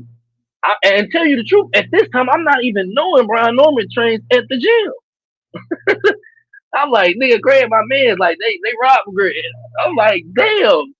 So yeah, man. But yeah, I trained at the same gym as Brian Norman Jr. Before then, though, when I was 18, my first time actually, was my first time being in the gym? Because my brothers. So one of my older brothers, my brother that's 3 years older than me, he trained with Roy Jones Jr. Him and my cousin Dedrick trained with Roy Jones Jr. My pops is from Philly, but he stays in this small city called Atmore, Alabama. Atmore, Alabama is on the borderline of Florida, so it's the bottom of Alabama. So it's 30 minutes from Mobile, Alabama, and it's 30 minutes from Pensacola. So my brother's them was pretty respectable in the area, and my cousin too.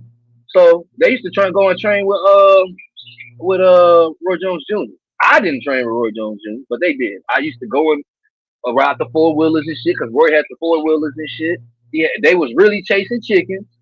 Like that was really a part of the regiment. So I've been around some shit. I don't really like to talk about that type of shit though, because I don't be wanting to brag or trying to make myself bigger than what the fuck I am, bro. Like I don't, I do a whole bunch of other shit that, what I'm saying, way more important to me as far as when it comes to revolution. But Ron Lyle was my coach for sure, and I didn't understand the importance of Ron Lyle at the age I was in. To the point to this day. Well, yeah, let me not get on that because I get a little emotional about that shit. I ain't got time. I'm gonna delete that. But yeah. What else should I say? Damn, I almost had a little moment there. I miss my OG man. Jack say you damn man one of them people who got to go to the gym and hang out with the coaches and watch kids spar. Yeah, but nah, I'm in the gym. I just wasn't going pro. Like I'm in that bitch. I'm sparring and everything. When I was just at Brian Norman Jr. gym, I'm gonna have my bro come on here, my little bro. I ain't hit him up. I ain't even gonna tell y'all his name, but he's I would just wait till I get there. I'm gonna wait till I get there. But yeah, I'm in that bitch sparring. I ain't in that bitch playing around. Like, yeah, I'm in that sparring. That's what I'm saying. That's what I was saying earlier. Like, I have to, cause we know on here, we niggas, this is boxing talk. So we know we're not boxing. But I think people get so comfortable in not actually being punched in their face that they get to speaking a little bit further than what they should. But if you remember, if you've ever been fuck it, and let me not just say it like this, like I'm just special. If you've really been in fights in the street, you know how it is to feel this shit ain't pretty getting hit hard. Like, bro, I don't real deal. I remember 2 times sparring motherfuckers in the gym where I done got hit and seen the Tweety Bird shit. I ain't gonna say I seen Tweety Bird, but it damn sure felt like I did. And one particular time where my brothers them was there. And the only way I survived that shit because I'm knowing I can hear my brothers them. Like, and I'm like, if I don't get right, they never gonna let me live this shit down. Cause in my household, like taking an L, that shit was not a thing. Like, even if you did take an L, you gotta fight though. My brothers not letting you, nah, you gonna fight. But my brothers them respectable hands. If you around training around Roy, you gotta have some decent hands. So I was fighting my brothers them already. So shit. And I always been fighting. I'm 5'8". I always been fighting bigger guys. The guy who I got hit with that made me see the stars was a nigga about my size. I never really fought niggas my size for real. I always ended up having to fight niggas bigger than me. but I'm pretty quick. You know what I'm saying? I'm a lefty, so shit. Well, which I don't feel like that makes no difference too much, but shit. Really, I use both my hands at this point because my favorite fighter, one of my favorite fighters is Marvin Hagler. That's why I love Boots so much. So yeah, I ain't going for nothing now. But I ain't finna just get on this bitch and act like I'm kicking niggas ass. Like I ain't hell no. Not no niggas who ain't doing this shit. This is what they do. That's dedicated to their craft. Hell no. I'm in the gyms with niggas. I know right now some 16-year-olds that'll beat half the niggas that's up on the internet. I'm talking about some curly hair, light skinned looking motherfuckers. Well, you'll be like, this nigga here ain't, man, these niggas 16, 15 will beat the fuck out of niggas that's 25 and up. You get talking that shit and get, man, all that shit sound cool till you gotta lay some fucking gloves up and get in that ring. What's up, Otitani? What's up, man? I hope I said your name right. Shout out my boy Big Money. He said King of Brooklyn gets props. He called it in the seventh. Shout out to King of Brooklyn. Shout out to Silzu. He called it in the seventh. Shout out to Lil Sis. Real rare. Quality over quantity. Yeah, facts, double R. Hey, shout out to my brother Clip. Clip he used to say that all the time about my highlight reels, and I was like, you know what? That nigga right. I ain't gotta rush this shit. Excited for the Abdullah Mason to shoot this week for sure. Yeah, facts. We'll say two sisters, bro. Clip say, bro, what the fuck does that's what I'm saying. That's what, but I'm glad. But you know what though? What he said about me is what always got niggas fucked over with me though. Cause niggas, bro, I put that shit on. Like right now, I'm just, I don't give a fuck. But bro, I'm a fly ass light skinned nigga. Bro, I've been dealing with this shit my whole life. Being that light skinned nigga, and when I was younger, I was smaller. I was shorter. But what they didn't know was my brothers was taking me to different projects and Newark fighting niggas. Literally. Like like man, ain't no ducking nothing. I come from that. We put guns down. We ain't picking up no gun and shooting no nigga cause we lost the fight. Nigga, trust me, I'm gonna tell you this much, right? Know this about me. If you beat my ass, right? Let's just say you beat my ass. Let's just say you beat my ass. Trust me, every time you see me, you gonna have to hit. I promise you.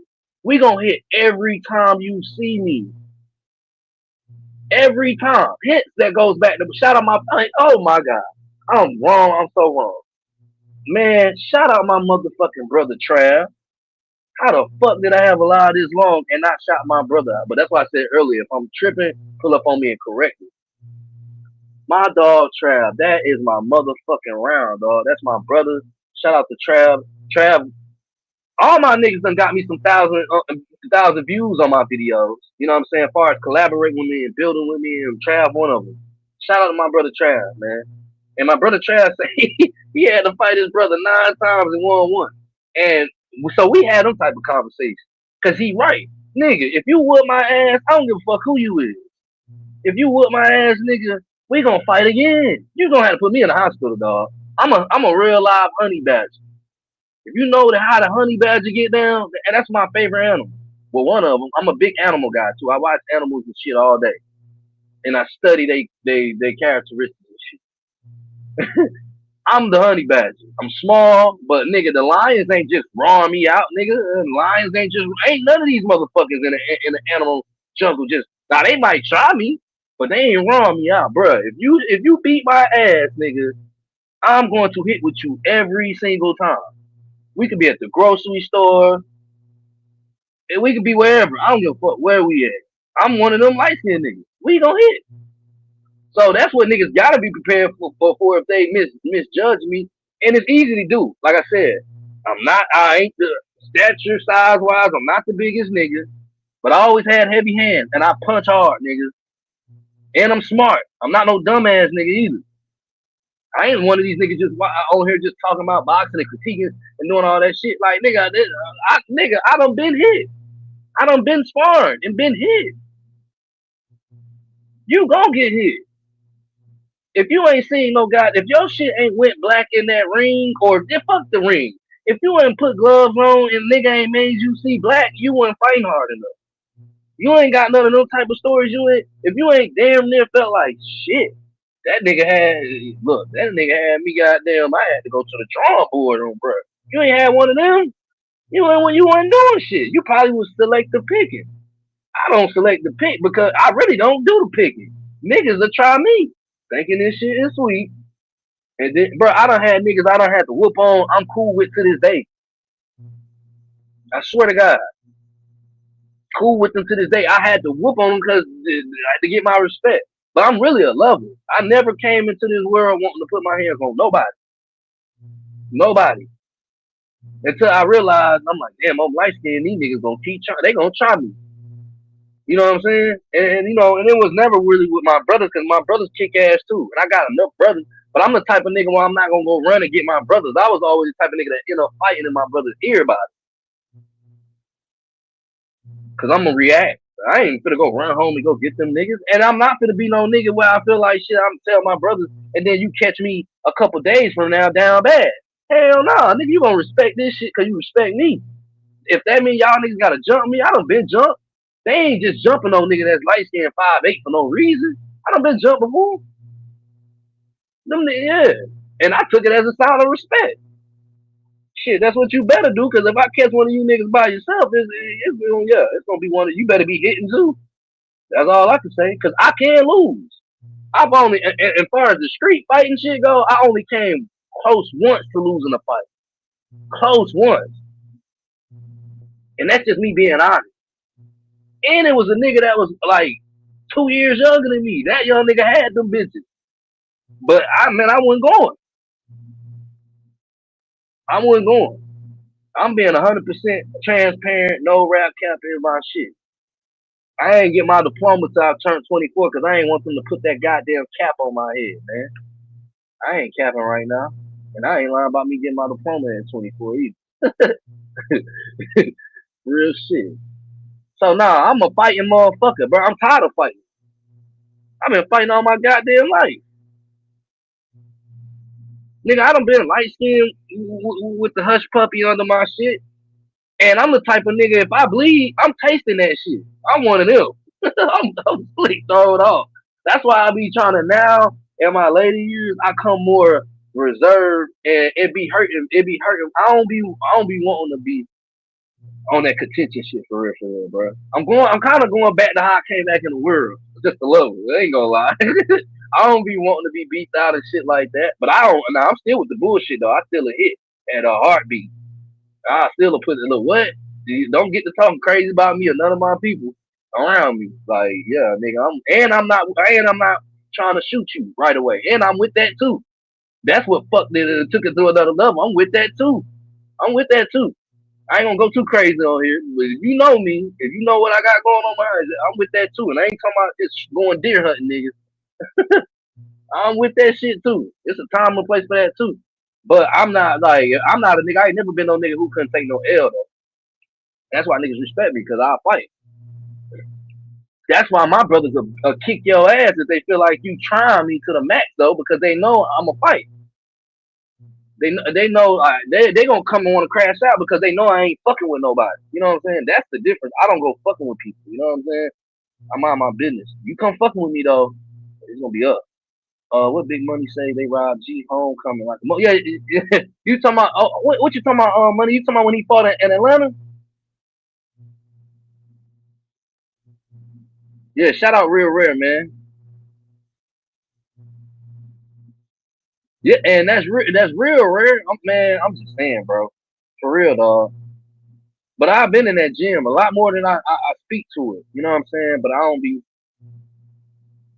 don't just be trying to come on this motherfucker. Um, you know, having gym stories and shit. And I do. Like I said, I know niggas right now that's ranked. I know some motherfuckers that's some young niggas too that's coming up. Yeah, but y'all gonna see though. Watch. I'm gonna bring these motherfuckers on here. I'm gonna bring them on here. I was just in the gym with some of them. Some of y'all know probably already seen some of their videos because they got videos of them sparring niggas that's been going viral. So it's coming. Trust me, y'all. I'm coming. And I'm gonna have. And guess what? This shit ain't just for me. Cause I'm gonna have my bros on this bitch on the panel, and I'm gonna let my bros ask some questions. I'm gonna let them, you know what I'm saying, get to know some of these guys. Cause they still guys who got some more work to do. They still young, you know what I'm saying, but they got accolades and they real respected. So I'm this shit. I'm not just doing this shit for me. I'm gonna incorporate all my bros in this shit. So you live in Florida, cause I know. No. I don't live in Florida. I live in Atlanta. I don't know if Brian Norman Jr. is from Florida. I thought Brian Norman Jr. was from here. Well, I don't think he's from Atlanta, actually, the city. But he could be. I don't know. Shit, I don't know. Yeah, so you and your people be cool like that with the bit. Yeah. My brother's gonna train with them. Pensacola is not number 30 minutes away from where my father lives at. That shit like going. That shit ain't going nowhere. I seen Roy. I was around Roy when Roy was rapping and shit. When Roy was that nigga. Like we used to see Roy. His cousins. Matter of fact, his cousins stayed next door to my pops. Literally, they still do to this day. Roy Jones' cousin. Matter of fact, I'm supposed to be going to see my pops in Alabama. My grandmother's having a birthday out there. She turning 87. So when I go out there, because where he stay is on the borderline of Florida, I'm gonna go live when I go out there. Well, at least I'm gonna try to remember to do it. But yeah, so that shit ain't nowhere. Nah, I never seen Brian Norman Sr. Spar at all. He just would be in the gym. He would be in that bitch. I seen him skip rope, do shit like that. I ain't never seen him spar though. No, I ain't never seen him spar. I seen him. He would come in that bitch and hit that. I'm gonna tell you some ill shit though, right? Before I really knew who Brian Norman Jr. was, that nigga was working the heavy bag next to me in that bitch. I don't know if you still hear Clip, but if you remember Clip, I ain't saying Clip got a vouch for this shit, but I know Clip remember seeing me in a fucking boxing gym going live. I didn't even know Clip was in that bitch. You know what I'm saying? Clip was one of the only niggas that was even talking in that bitch. Or unless 2 Cents would come on. You know what I'm saying? Clip at that time was one of the only few niggas that even say something. Cause a lot of niggas just was watching my shit and wouldn't say nothing. But I done been working the heavy bag and Brian Norman, bro. I'm in Atlanta, bro. Like bro. I don't be fanned out. Nigga, I see people, all these. Like I said, I do other shit too. I just ain't been telling me. I'm in the music shit too now. Don't get it fucked up. And I ain't just on no rapping shit. So, bruh, you name it, nigga, from artist type shit. I done been around. I'm in Atlanta. When Atlanta, this shit, everybody damn near a celebrity out this bitch. We can see me and Jazzy can go up the street and see Future at the fucking wing spot. We ain't gonna run up on that nigga. We can go speak to him if I speak to him. Well, but I fuck with Future, so you know I'm gonna speak to him. But it ain't gonna be on no fan shit. I'm not gonna ask to take a picture. You know how many motherfuckers I done been around and didn't take a picture with him? I took a picture with Greg and never posted the shit. I just looked at it the other day. I'm like, I ain't even posting that shit. Bro, I was interviewing Greg. Man, I could have had a fucking 30-minute, 40-minute interview with Greg, man. That's how genuine Greg energy was when I pulled up on him. And man, I cut that shit off. I said, man, Greg, and Greg could tell you, bro. I told that nigga, I said, man, fuck this shit. Man, I said, man, bro, I'm just gonna talk, bro. I don't even want to record you no more. Fuck this shit, bro. What's up, man? You know what I'm saying? The genuineness was so surreal, bro. I ain't give a fuck about recording this man. I just wanted to chop it up with bro, man. Yeah, I already went in there and fought, fucking had a fight. I'm like, man, this is my dog, bro. You know what I'm saying? I feel like all my niggas I could have conversation with and chill with them outside of that boxing shit. You know? Hell yeah. But nah, I never sparred him. I wouldn't spar Brian Norman Jr. That nigga ain't finna get in there and kick my ass. I talk shit about Brian Norman Jr., but I ain't stupid. If anything, I'm gonna learn something. I'm gonna work with him and learn something from him.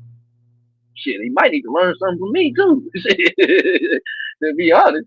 Shit, or clip on one of my bros. Shit. You know? I got that DJ board. Man, I'm telling you, I don't be like a poppy dog. I ain't gonna lie to y'all. One day I'm gonna come on this bitch, and it ain't gonna be nothing boxing related. It's gonna be something music. It ain't gonna be. It ain't gonna be no. I ain't gonna be at the studio no shit like that. But I'm gonna show y'all. I got somebody. I'm telling y'all, Jazzy is cold as a motherfucker. I ain't talking about she can sing, dog. And I ain't talking about no. I'm talking about y'all. They might start crying on this bitch. But we gonna do some shit. So we gonna do something different on one of my lives. I'm gonna come on this bitch and damn. Well, I don't know if I'm gonna be able to play the beats though, cause you know, it was so crazy for my 1,000 subscriber live. I was planning on coming on here and letting her do an intro singing wise. She don't need no beat. The motherfucking code, like y'all gonna see, watch. But I'm trying to think, would I be able to play my music? Well, not my music, but like instrumentals and shit like that. They probably clip that bitch on. No pun intended. But shout out my boy. But they probably might shut my shit down. But I got if you follow me on the gram, I got some videos on that bitch of hers, me and her cooking up, doing rehearsals and shit. Like I got talented motherfuckers around me, man. And if they ain't around me, I know some talented motherfuckers. That's why I say their names when I be on here. Shout out to my boy Trav. He another one. I ain't gonna put his business out there, but he another one. But watch, I got man. I'm telling you, I'm gonna come on if just to show I can find out I can play the instrumentals without the words or something like that. Oh, it's over with. Y'all gonna come on this bitch one day. Y'all be like, what the fuck this nigga Karbon got going on? Y'all gonna see me on the DJ board, working the DJ board. Y'all gonna see my she ain't my artist. She wanna be, but I produce, I make beats too. I do all kind of shit. And I'm not just saying that. A lot of niggas say that shit. Some of these niggas be sub, bro. I'm like, yeah, I don't even want them. I don't want them, bro. I can make any type of music. That ain't nothing. And I'm cold. I got, bro, y'all looking, I got this StreamYard on Tango Time because I gotta get the subscription shit next. I swear, I got shit on this bitch rapping. I got shit on YouTube rapping. Niggas want me to rap to this day. I just don't. That's not. I don't want to rap. I don't want to rap. And I could do. Man, fuck that shit. I ain't gonna be talking about me, bro. Appreciate that, oh man. I appreciate that. What Big Money say? He say real shit though. Ron Lyle was a real dude, man. Man, yeah, that's my OG. I get kind of emotional when I get to talk about my OG because I kind of had a realization that I really didn't appreciate him like I should have. You know what I'm saying? But I wasn't like we didn't have no bad falling out, no shit like that at all. But it's just like damn, like I don't know, bro. Like, and then I reflect back on a lot of shit that he was telling me because I had more real moments with Ron than I had in the gym. Well, no, I ain't gonna say we had moments in the gym too, but Ron was giving me a lot of game, but he was only giving me a lot of game because I was willing to receive it. Like I always been one of them young niggas that sat up underneath the older guys. So he took to me easy. But my OG, Ron Lyle, got introduced to me by my OG Fred. Let me tell y'all how this shit. I'm gonna just give a brief shit, and then we're gonna move past this shit. Cause I told this story before, but it ain't kind of. I don't know. I don't tell it often. So how I met Ron Lyle, I was 18. I met my first daughter's mother. She was a Hurricane Katrina evacuee. So she had moved to Denver, but I met her originally when I was in Jersey because her uncle stayed on the same block as me in Newark. So, I'm probably like maybe 15 somewhere in that time, 14, maybe like 14, 15. So my baby mother was she was actually my ex-wife. A lot of them motherfuckers don't know that. I've been married before for 3 years. You don't know who the fuck you talking to sometimes. So I'm giving y'all a little, you know what I'm saying, a little bit. You know what I'm saying? But I was married. But before I got married, I met her visiting her uncle in my neighborhood in Jersey. I moved to Atlanta. Well, back and forth. I was back and forth between Newark and Atlanta at that time. I moved to Atlanta. I was like 17 in high school at the time. I graduated. Well, of course, like I told you, I got my diploma at 24, but I didn't finish my senior year.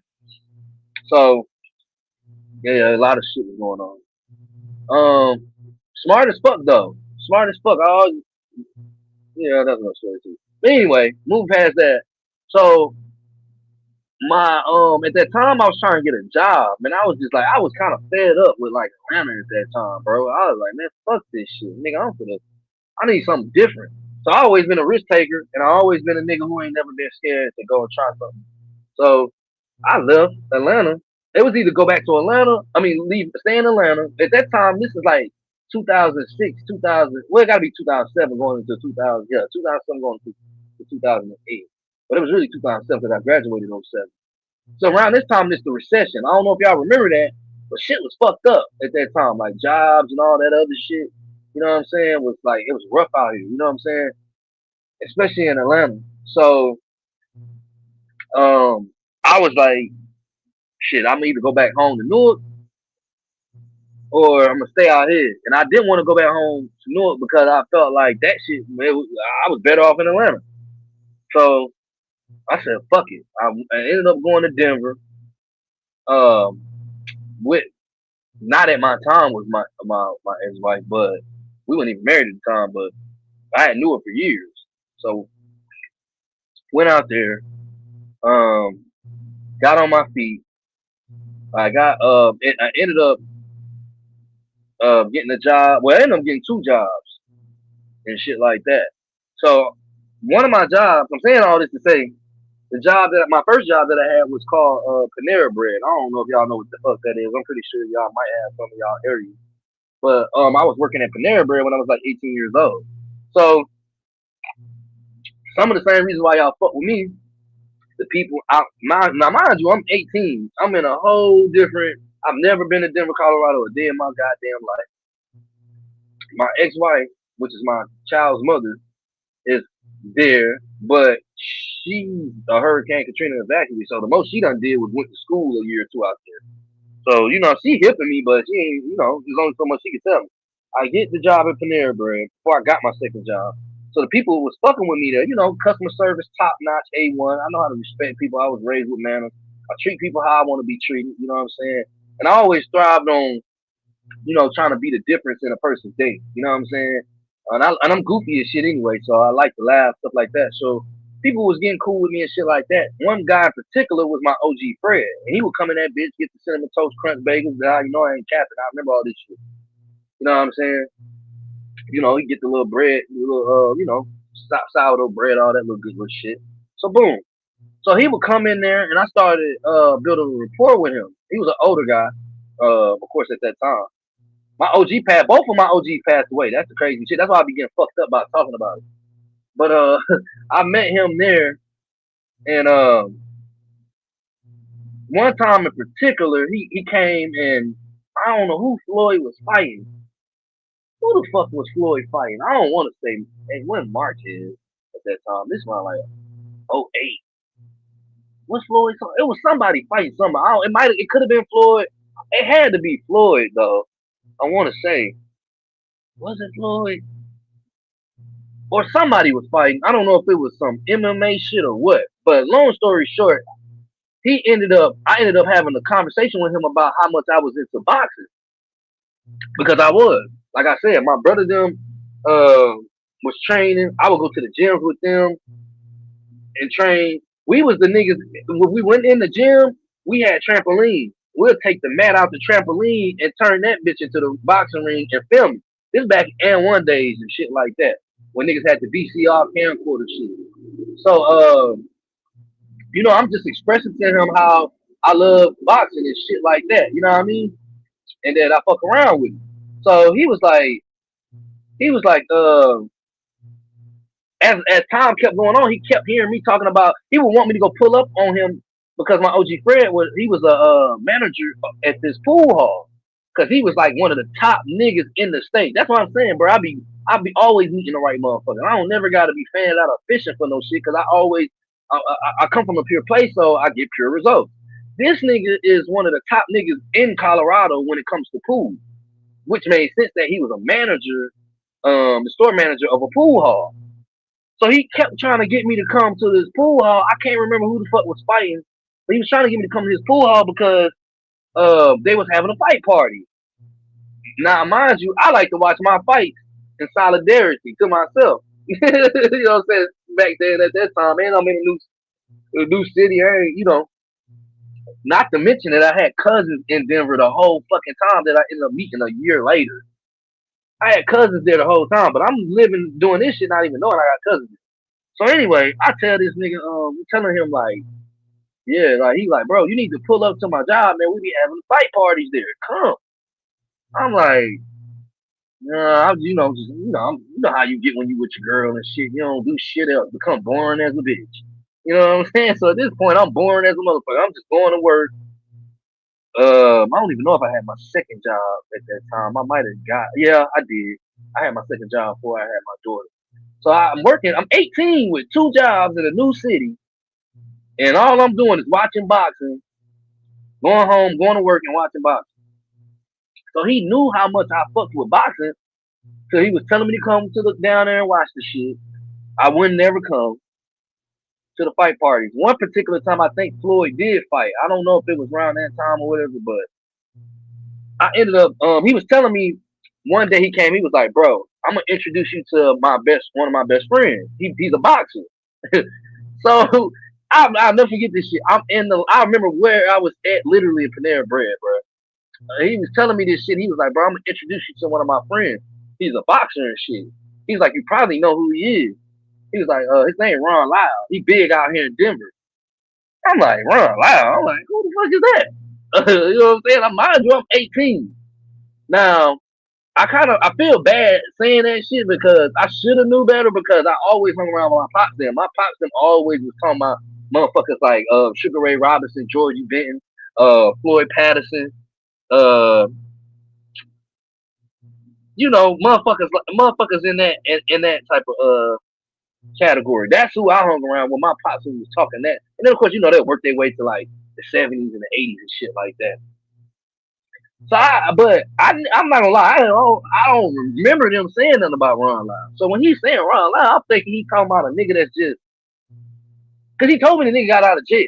Like he was like the nigga went to prison and shit and all this other shit. I'm like, man, you try to introduce me to a nigga that done got out of prison trying to train me and shit. I'm like, man, get the fuck out of here. You know what I'm saying? I appreciate you too, Marissa, for the early birthday wishes to grandma. I'm like, hell no, man. I'm like, this nigga trying to introduce me to a prison chain gang training ass nigga. But I'm not knowing who the fuck Ron Lyle is. So he like, yeah, I'm gonna introduce you to him, man. He's like, man, you gonna get along with him. He cool as shit. So he giving me the rundown on him and everything. Told me he went to prison, got out, changed his life. You know what I'm saying? So I'm like, but he never did tell me the nigga fought Ali or none of them niggas though. He just kind of put him out there like it was just a nigga that opened the gym and went to jail and opened the gym and it was his homie and he known out in Denver. So I'm like, all right, cool. All right. So I go meet the nigga. I go meet him at the fight party. I meet him and shit. I shake his hand. The nigga hands was so fucking. That nigga hands was like. That nigga shit was like both of my shit put together, bro. Hey, cool, bro. Man, Ron Lyle, man. Damn, dog. Man, one of the coolest OGs, bro. Like like I said, last time I was playing this, he kind of remind me of Bo. Like he come from that generation. Like they ain't finna do all that yelling with you, but they serious though. Like they ain't bullshitting. They not finna do all that rapping back and forth with you, but they dead serious. But he was a player too. Like he just had that player ass. When I met him, cause it was snowing. He had the peacoat on this shit. You know what I'm saying? I'm like, man, check him out. And he wasn't on no Hollywood shit. And we really kicked it. He was asking me, you know what I'm saying? I was telling him my, originally where I come from and shit like that, and just how I ended up in Denver and shit like that. So he really, we chopped it up. We watched the fight and shit like that. So mind you, I done kicked it with him at this point. I done kicked it with him and my OG Fred. Man, I go home. I think that was it had to be on a Saturday because it was fight night. I go home the next day. I'm talking to my pops. Mind you, my pops love boxing. I need to get that nigga on here one day. But man, my pops was. I called my pops. I'm like, yeah, pops, I'm gonna start training at this gym out here in Colorado called the Red Shield. It's like a thrift. A lot of people think it's a thrift store, but it really wasn't. Well, it kind of was, but it wasn't. But Red Shield, they don't cap it. You can look all this shit up. It's damn near kind of similar to Bozy gym. How it's set up in the basement and all that shit. I'm not making this shit up. So, boom, I'm telling my pops and shit. I'm like, yeah, man, I done met Ron and shit. Like, Ron, this guy named Ron Loud. Like, I'm like, one of my homies, OG Fred at the time. You know what I'm saying? I wouldn't call him OG Fred. I used to call him Fred. Like, one of my older guys, Fred, he introduced me to this guy named Ron Loud. My pop said, Ron Loud? I said, yeah. He's Ron Loud, Ron Loud. I'm like, what? Yeah, nigga, run loud. But I'm not. It's not clicking in my brain still. Who the fuck he talking about? I know he's saying. I know run loud, nigga. I'm like, yeah, nigga.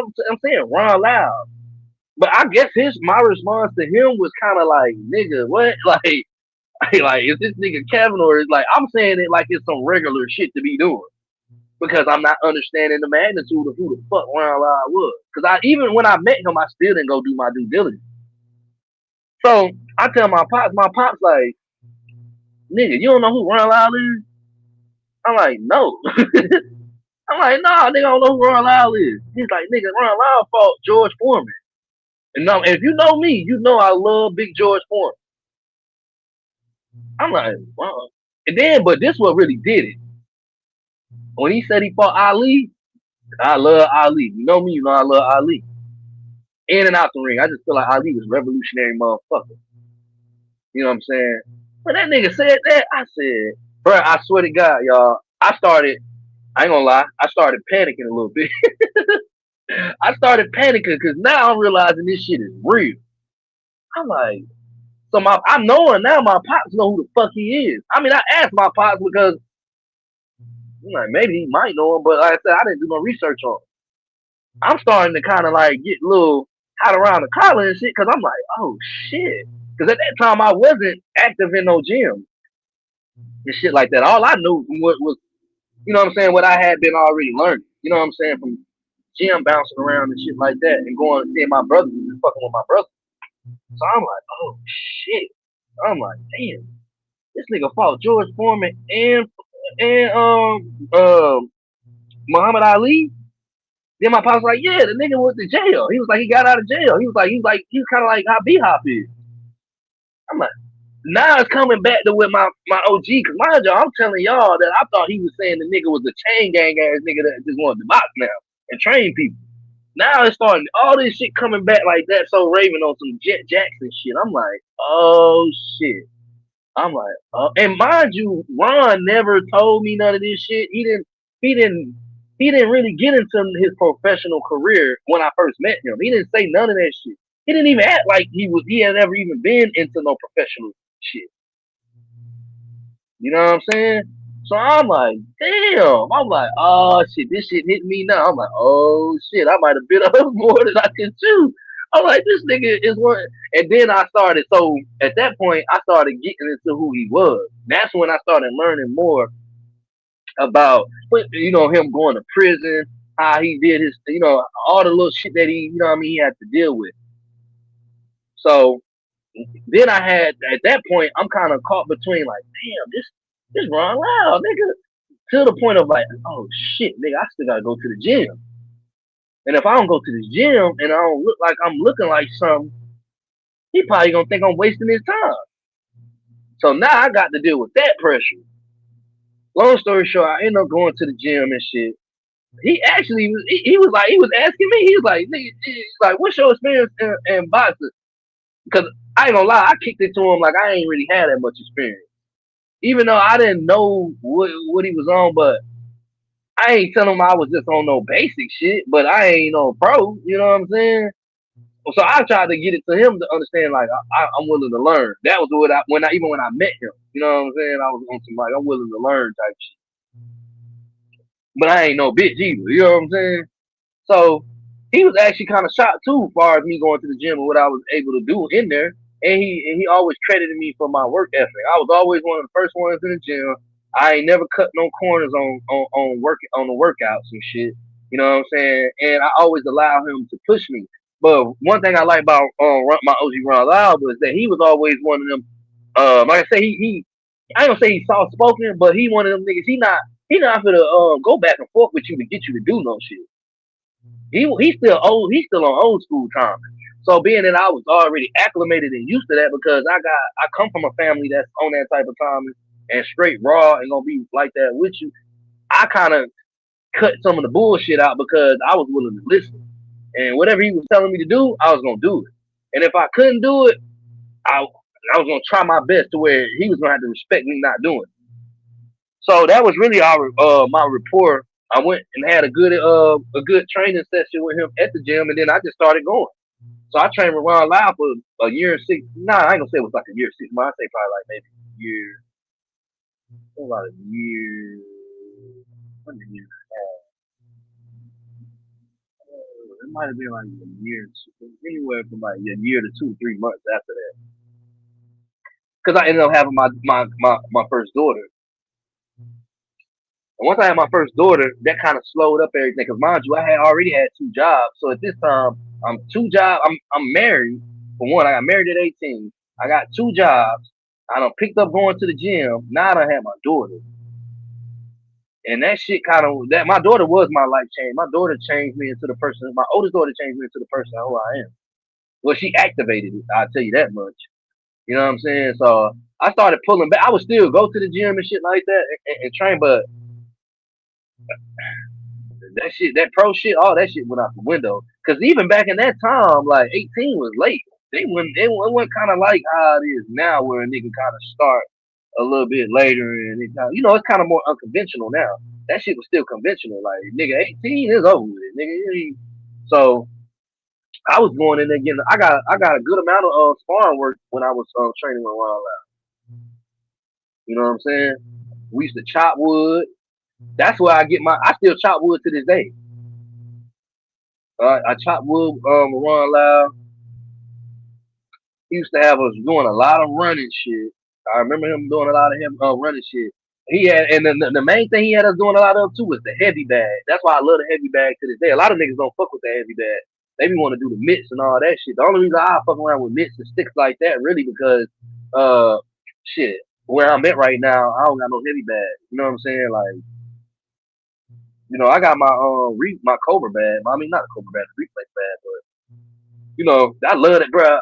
I love the heavy bag, dog. That's one of my favorite shit. But outside of skipping rope, that's one of my favorite things to do is be on that heavy bag. I love that heavy bag, bro. And I respect Keith Thurman too because I learned something from Keith Thurman about the heavy bag that I'll never forget. But yeah, and and through the years, even when I moved back to Atlanta, I left Atlanta 2012. I was still keeping up with Ron Lau. Ron hit me up. I hit Ron up. I hit my OG Fred up. They came to they threw me a they didn't throw it, but my job in Panera Bread, them folks fucking with me so hard, bro. When I left, they was devastated because I couldn't stay in Denver, bro. The culture of people was too different for me. Like I'm used to when I see black people, I'm used to a different response. When I see Mexicans, I'm used to a different response. They was too different for me. I couldn't fuck with that shit. I did it as long as I could. But when I got divorced, I had my daughter. I said, fuck that shit. I'm either going back to Jersey or I'm going back to Atlanta. I'm like, as far as the entrepreneurship, I need to go back to Atlanta. So that's what I did. But I kept, and so saying that to say, when they have the people at Panera Bread threw me a going away party. I'm talking about a big ass going away party. And it wasn't at Panera Bread. We was getting fucked up at a bar. Like, I'm talking about all the motherfuckers came. And Ron Lau came to my to my going away party at Panera. Because mind you, he used to come to Panera too. You know what I'm saying? So he kept in contact with me. I kept in contact with him up until the point of me coming up until the point he passed away. For real, for real. You know what I'm saying? You know, and then first my OG Fred passed away. Then my OG Ron Lau ended up passing away and shit. You know what I'm saying? And it was crazy because both of them niggas went to the they both went to the same school together. That's how they knew each other. They was best friends from kids. Ron Lau had a lot of respect in Denver, Colorado, outside of boxing, because he was known for street fighting too. And It was kind of damn near similar to Bernard. He was like Bernard Hopkins before Bernard. You know what I'm saying? Honestly, to be honest. But I don't been places in Denver with Ron, bro. He's one of the niggas I can honestly say, probably the only nigga that I can say boxing wise that I don't went with around with, and niggas was like people who probably don't even watch boxing like that knew who he was. He was that respect because he did a lot of community work too. You know what I'm saying? And shit like that. He threw. I remember he came to support me when I did this 4K run. I did a 4K run in Denver, Colorado. He pulled up and came to support me on that shit.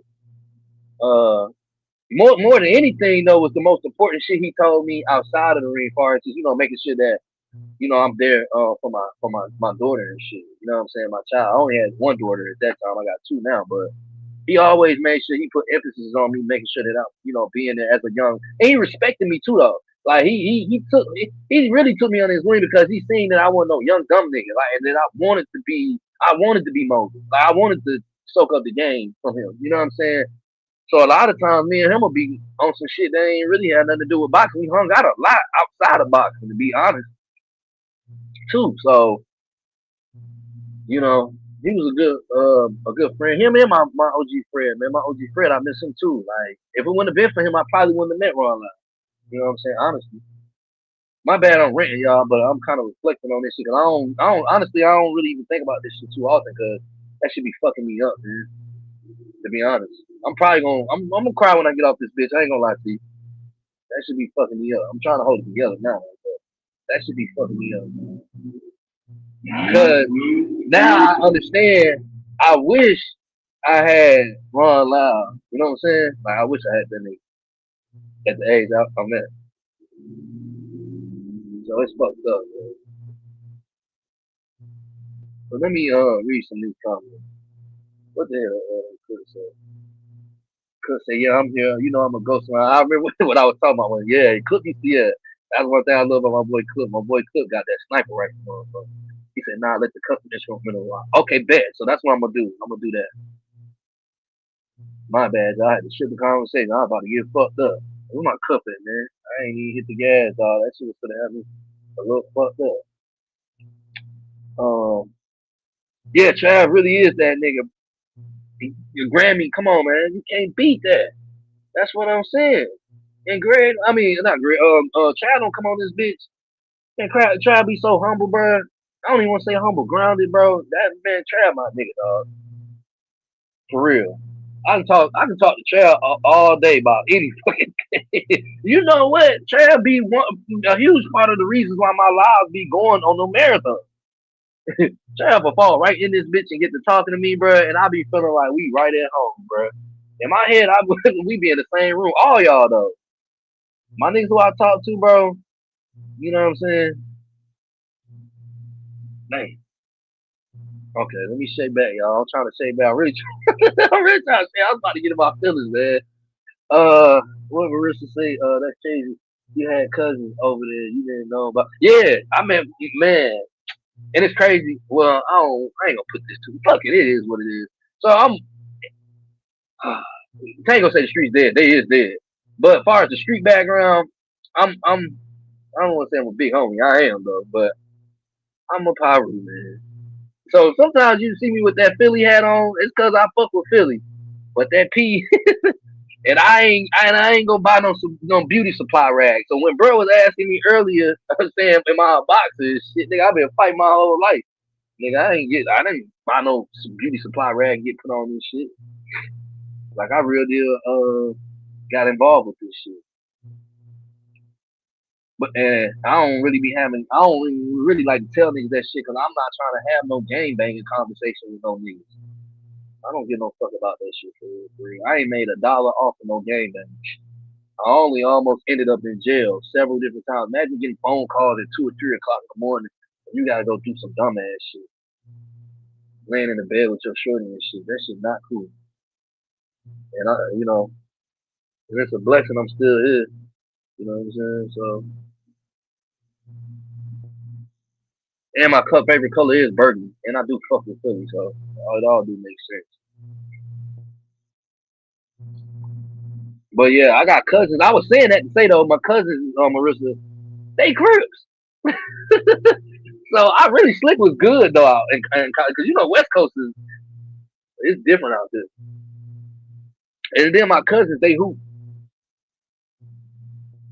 You know what's so crazy? When I was in Denver, they got this park. Y'all can look it up, so you know I'm not capping. They got this park called Hoops Park. I used to hoop with Chauncey Billups' brother, the light skinned one. He played in the league too, but I don't think he lasted that long. I forgot his name on Chauncey Billups' brother, but he used to hoop out this with us too. And shit. I can hoop too now. Don't get this shit fucked up.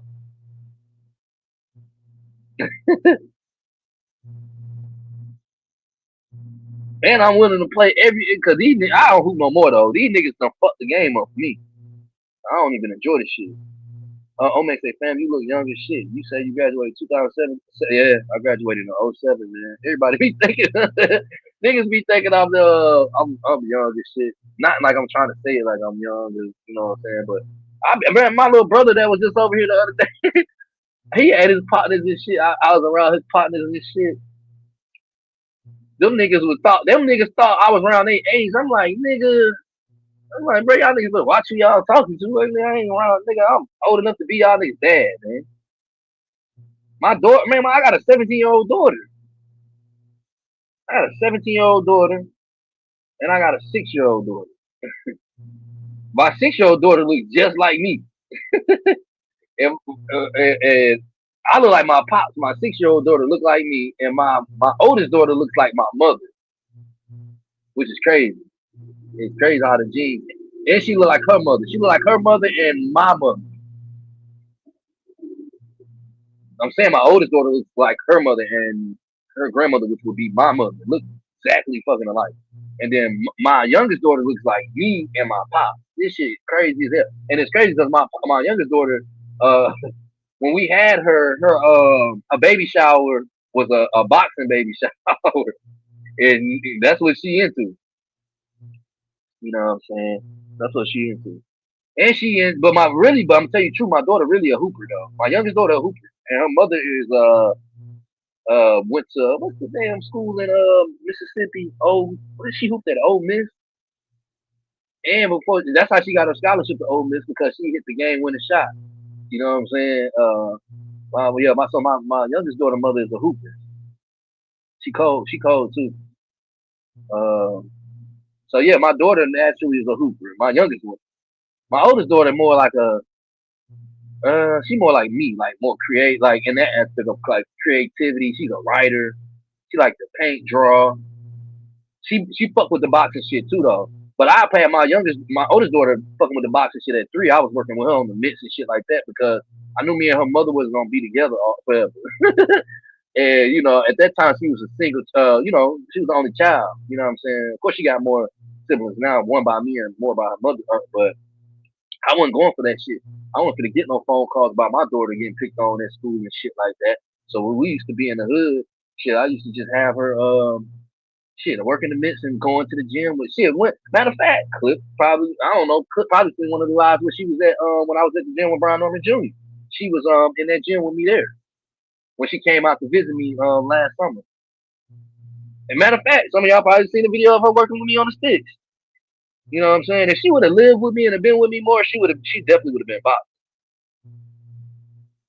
But I didn't want to force her to because my daughter really a lover. She ain't, but she's one of them. She's a spade that nobody didn't count on having. She gonna fight too though. But my youngest daughter, she every bit of fight. She wanna, she one of them. If she one of them where they gonna think she a pretty girl, light skinned pretty girl, and she gonna be kicking ass. She like to fight. So she lit. Shout out my baby, man. My baby Neferity, man. We call her Big True, but her name Neferity. You know what I'm saying? Shout out my daughter Gabby G, man. You know what I'm saying? Gabby G always get me right on the mitts. And she gonna tell me, Dad, you need to tighten up. They gonna say that's wild. That's crazy. Well, Marissa say, dang, you must have been a good worker. Man, I swear to God, Marissa, them folks used to shower me with the gifts. I only treat people like how I want to be treated. You know what I'm saying? You know, And I'm the type of nigga, I could beef with a nigga and squash that shit. We can air it out. I done been in real life street shit, bro. I don't be trying to get on here and try to make it seem like that, bro. I don't have niggas. The last nigga I fought on the street, bro, this was 2, 3 years ago. The nigga threw some water on me at a kickback that I didn't want to go to. I only went to it because my brother wanted me to go to the shit. I went to it, and yeah, I ain't gonna get into the whole story, but long story short, the nigga tried to embarrass me in front of a pool party full of women, and I took it on the chin. I'm older than this nigga. This nigga probably on drugs or something. Usually, I got a short temper. I always had a short temper growing up. So I always been fighting. I ain't going for nothing. I fuck around, go right in your shit. Like I'm one of them like that nigga. But I done came a long way. You know what I'm saying? So he tried me. I tried to, once again coming from a game background, I ain't tripping. There's protocol to this shit. Like nigga, and I rode to the party with the nigga. So what the fuck I look like beating the nigga up that I rode to the party with? But nevertheless, he tried that shit after I asked him nicely not to do that shit. And he ain't just throw no water on me. He threw the tub. You know the tub you put your clothes in? The tub bin? He had one of them bitches filled. I had my weed in my hand and my iPhone. So you come on, man. That's enough for anybody to crash out. You know what I'm saying? So I tried to let this shit go like 2 times. He didn't want to let it go. He tried to steal off on me. I don't know what the fuck he was thinking. I weaved the shit, you know what I mean? Weaved it. Well, he said I had a mutual agreement with him that I'm like, bro. Well, matter of fact, a stud. We was at a. It was a stud that was throwing the fucking kickback, but it was, of course, it's women. They ain't no fucking house full of studs. We ain't know no shit like that. But you know what I'm saying? The stud had ass. I'm cool with her. I got cool with her off of me kicking this nigga ass. Ain't that some shit? That nigga, she asked me not to fuck the party up and him not to fuck it up. I gave him my word, but he tried me. One thing went to another. I whooped his ass on the wet deck out there, flawlessly. You know what I'm saying? And so much so, he felt the need to come back. Mind you, he picked us up and drove us. He felt the need to come back to the house with a gun and call himself trying to, do what he did, and shit went another direction. And shit, we just now we here today. Shit. So I say all that to say, shit, I don't fuck around. Like you know what I mean? That's why I come off, more try to be more patient. A person of more humility. You know what I'm saying? And if you can walk away from some shit, walk away from that shit, man. Be the bigger man. Ain't nobody really worth you crashing out. Cause at that time I had my kids. I didn't have my kids out here, but I had kids. I had everything in the world. I wouldn't be here right now. And let me tell y'all this though.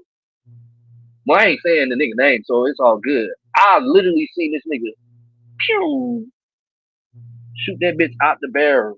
And I got a picture right now uh, of where the whole, like, where the nigga shot, like, it was by the grace of God the nigga missed.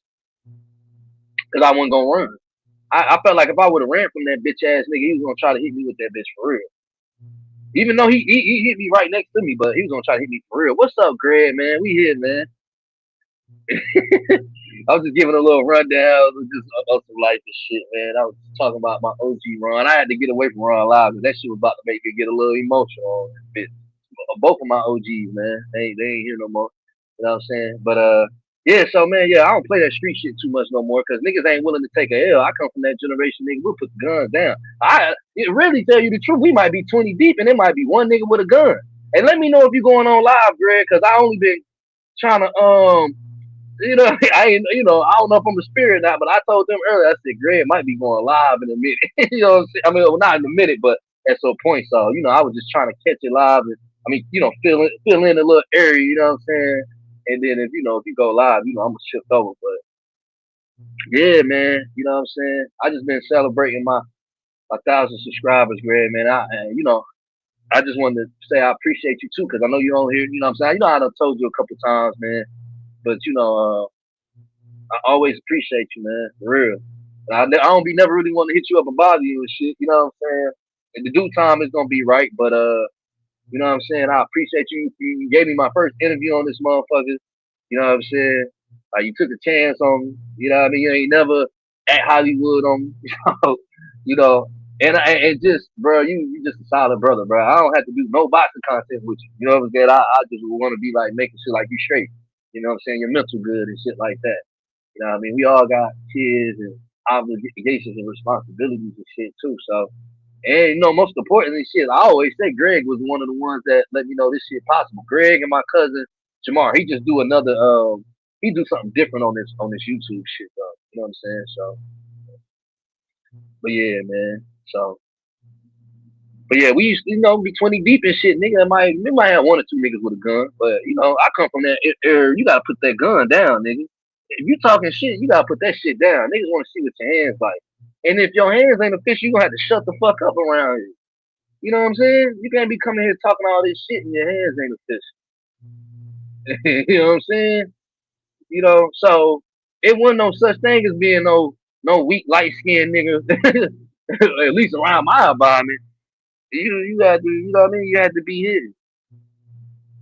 We couldn't respect the nigga who was just gonna pick the gun up and shoot you. Now, granted, you did have some niggas that played with them guns, but you knew them niggas was really they was official. Like them niggas was thorough. Like this nigga is a skip and a step away from a fucking prison cell. You know what I mean? But for the most part, man, like I can honestly say, and I miss them days, like where niggas used to rumble and shit and get into it, and you know, and we could be neighbors and shit. We just gonna have to fight every other day. That's what I was saying earlier. Nigga whoop my ass shit. I ain't above getting no ass whooping. Don't just think I'm no free pick though. I'm definitely not no free pick. You know what I'm saying? This nigga Gray, they Blair Witch. Hey, why 2 Cents said the same shit, man? That's my motherfucking camera, man. I gotta upgrade this shit to the 1080p. I got the gaming PC, but you know what I mean? The quality just, you know what I mean? I could hit the camera, man, but I be smoking gas and little shit like that. So, you know what I mean? And I really don't be fucking with them lights, man. Yeah, I'm really an LED. Like this nigga Gray said, Blair Witch Project. What the fuck? Hey, that shit used to spook me. Hey, when I was a shorty, that shit spooked me out. Yeah, hey, that nigga. Nah, I had did it before, Greg. I came on before. Hey, this nigga 2 Cents gotta be stopped, cause that nigga 2 Cents be saying shit. And I'm like, dog, why is you saying this shit like this, bro? Yeah, he beat you to it, Greg. That nigga see me the first time when I came on. He was like, this nigga Karbon got the Blair Witch shit going on over that bitch. I don't know why it's looking like that though, but it might be because you know why that light like that? Because I got these candles out here. So what y'all seeing flashing like that is some candles. I got some candles for the mosquitoes and shit. You know what I'm saying? The mosquitoes out here is dangerous in Atlanta right now. And right now, my little view, I got a little crazy view of the little forest. I ain't the forest and shit, because I'm definitely in the city, but you know what I mean? It's like a little pond and shit. So you know when the water build up, the mosquitoes they be hitting different. So I got the candles out here, the little joints that's supposed to run them off and shit like that. So that's really what y'all seeing. I had to look over because I'm like, damn, is it the light? You know what I mean? But I gotta get my social status up, man. You know what I'm saying? So I'm trying, you know what I mean? I gotta get a MacBook or something. You know what I gotta get my social status up, man. But let me do a little something, man. And let me know if you gonna go on live or not, Greg. Shit. So I know I don't get too deep in this shit, man. If I get the and I just really been, man, I appreciate y'all for pulling me up, man. I appreciate every last one of y'all. You know what I'm saying? Like I said, I hope nothing I said earlier offended nobody, in reference to, us, making sure we supporting our brothers and our sisters, but right now, our brothers, on their platform, letting them get their shit off, not unintentionally sabotaging their lives and shit like that. And just, protecting our brother's brand, man. You know what I'm saying? You know, we all gonna end up getting interviews with certain key figures in this shit. You know what I mean? So we gotta be patient and let some of this shit play out. You know what I mean? And see how I gotta go. You know what I mean? So I appreciate everybody. It's like a whole mix of Carver got a whole ritual going on in this bitch. Yo, y'all niggas take me. I'm glad I ain't high, bro. God damn. They cooking my ass. He said the Twilight. This nigga rare. What the fuck? Bet money Karbon got a great. Hey yo, and you know what though? If you probably seen how this shit look in the back, Greg, it slick new wood probably look like a graveyard and shit. Nigga, I seen a coyote the other day, and I'm in the city though. Like I'm not in no country. I said, what the fuck is a coyote doing out this bitch? But it do be deers and little shit like that, slide through and shit, man. You know what I mean? He just got a headstone. Chill out, Sizzle. Yo. Shout out to Greg, man. Greg said, pop the bottles for Carvin, man. I appreciate y'all, man. Shout out to my motherfucking brother, Greg. Shout out to ETC Boxing. Make sure y'all follow him. I ain't got to tell y'all to follow Greg because you probably already doing it. But if you ain't, you need to. Shout out to YSM Mill. He pulled up on me earlier. Shout out to my brother, Empty the motherfucking clip. You know what I'm saying? ETC Boxing. You know what I mean? Follow him. My brother, Tago, for sure. Fighting Words with Bang. You know what I'm saying? Them the guys I don't know nothing about nobody else. Unless they tell me to go watch this shit, I don't know nothing about nobody else. I watch the same niggas, bro. Call me bored. You know what I mean? And it be tough to watch my bros. I be feeling bad sometimes because I don't be on this phone, bro. I'm not really a phone nigga, bro. I swear to God, I ain't. So I never try to. I remember I told this nigga 2 cents. I said 2 cents, man. My bad for getting back. I think it was a whole day later. That nigga 2 cents say, bro, if you don't stop that shit, nigga, ain't gotta have no text etiquette with me, man. But you know what though, and that shit, because niggas make me feel bad for responding to them later. But niggas don't be understanding, bro. Like man, niggas dads out here, niggas got kids, niggas hustling, niggas doing all kind of shit. Niggas trying to protect their neck, keep it above the water, keeping that shit on the swivel. You know what I mean? Shit. Sometimes I just don't be wanting to fucking talk. I ain't gonna lie to you, I don't. You know what I mean? So that's why I don't be wanting to bother nobody for real. You know what I'm saying? For real, dog. Straight up. He said Karbon the Undertaker. Man, y'all finna make me cut my motherfucking light on, man. Nah, I'm the bid, man. I take the bid session right now. What OX say congrats on the 1K, brother. Hey man, I appreciate you, Omeezy, man. You know what I'm saying? I appreciate you, dog, for sure. For sure. Yo, this nigga said Carver still killing his food, man. Hey, you know what I'm saying? We off the grid with it, Greg. You know what I mean? I'm thinking about going to buy me a bow and arrow, Greg. I might go hit Dick Sporting Good up and go grab me a bow and arrow or something, man. We got deer. Hey, but you know what though? On some real shit, that deer meat is one of them ones. I'm just gonna keep it real. You know what I'm saying? You get somebody who know how to cook that shit and it don't taste like no game deer meat. And when I'm saying game, I'm saying that wild ass taste that niggas be like, You know what I mean? So yeah, I ain't gonna lie, I was born in the South, so I got country roots. I grew up in Newark, that's my home, you know what I'm saying, where I'm from, but I got country roots. So I used to come to the South as a kid, bro. I got the experience of going fishing and shit like that. So, shit, if all else fails, this shit do fuck up. Guess what? If you with Karbon, shit, Karbon, you gonna be able to eat something because I know how to fish, I know how to scale them bitches. And if we got 100 deer too, well, I don't know about that deer shit. I ain't really cut for that just yet. You know what I'm saying? I ain't gonna lie to you. I ain't cut for the deer shit. I ain't cut to kill the deer. I ain't got that part yet. Fact, big money, niggas be dealing with real life, so niggas gotta understand that shit, man. Niggas gotta stand that shit. Understand it. But my boy JB, salute, man. That's my dog, man. I'm glad you pulled up too, man, JB. I'm glad you pulled up. Sister said barehead to hell. Hey, I see the man. No, I ain't finna keep talking. Y'all niggas not finna bid on me, bro. Bro, hey, bro. Cause y'all niggas don't think I'm really in the country. I'm really not in the country. I swear to God, I'm in the city. But out here in Atlanta, they gentrifying a lot of shit. So they really building into a lot of these country rural towns and shit like that. Or these areas where a lot of these animals that they building shit. So man, you might fuck around and see some shit, a deer or something like crazy, like just post it up. And I seen one when I was walking to the crit trip the other day, man. That shit was crazy, dog. Yeah, I was like, hell no. This nigga crazy. Scissor say Karbon got a mean stone.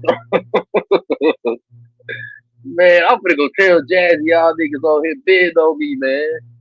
Nah, I fucking with it though. I come from a talking shit family, so that's what we do. We can't talk shit about each other. It ain't love. You know what I'm saying?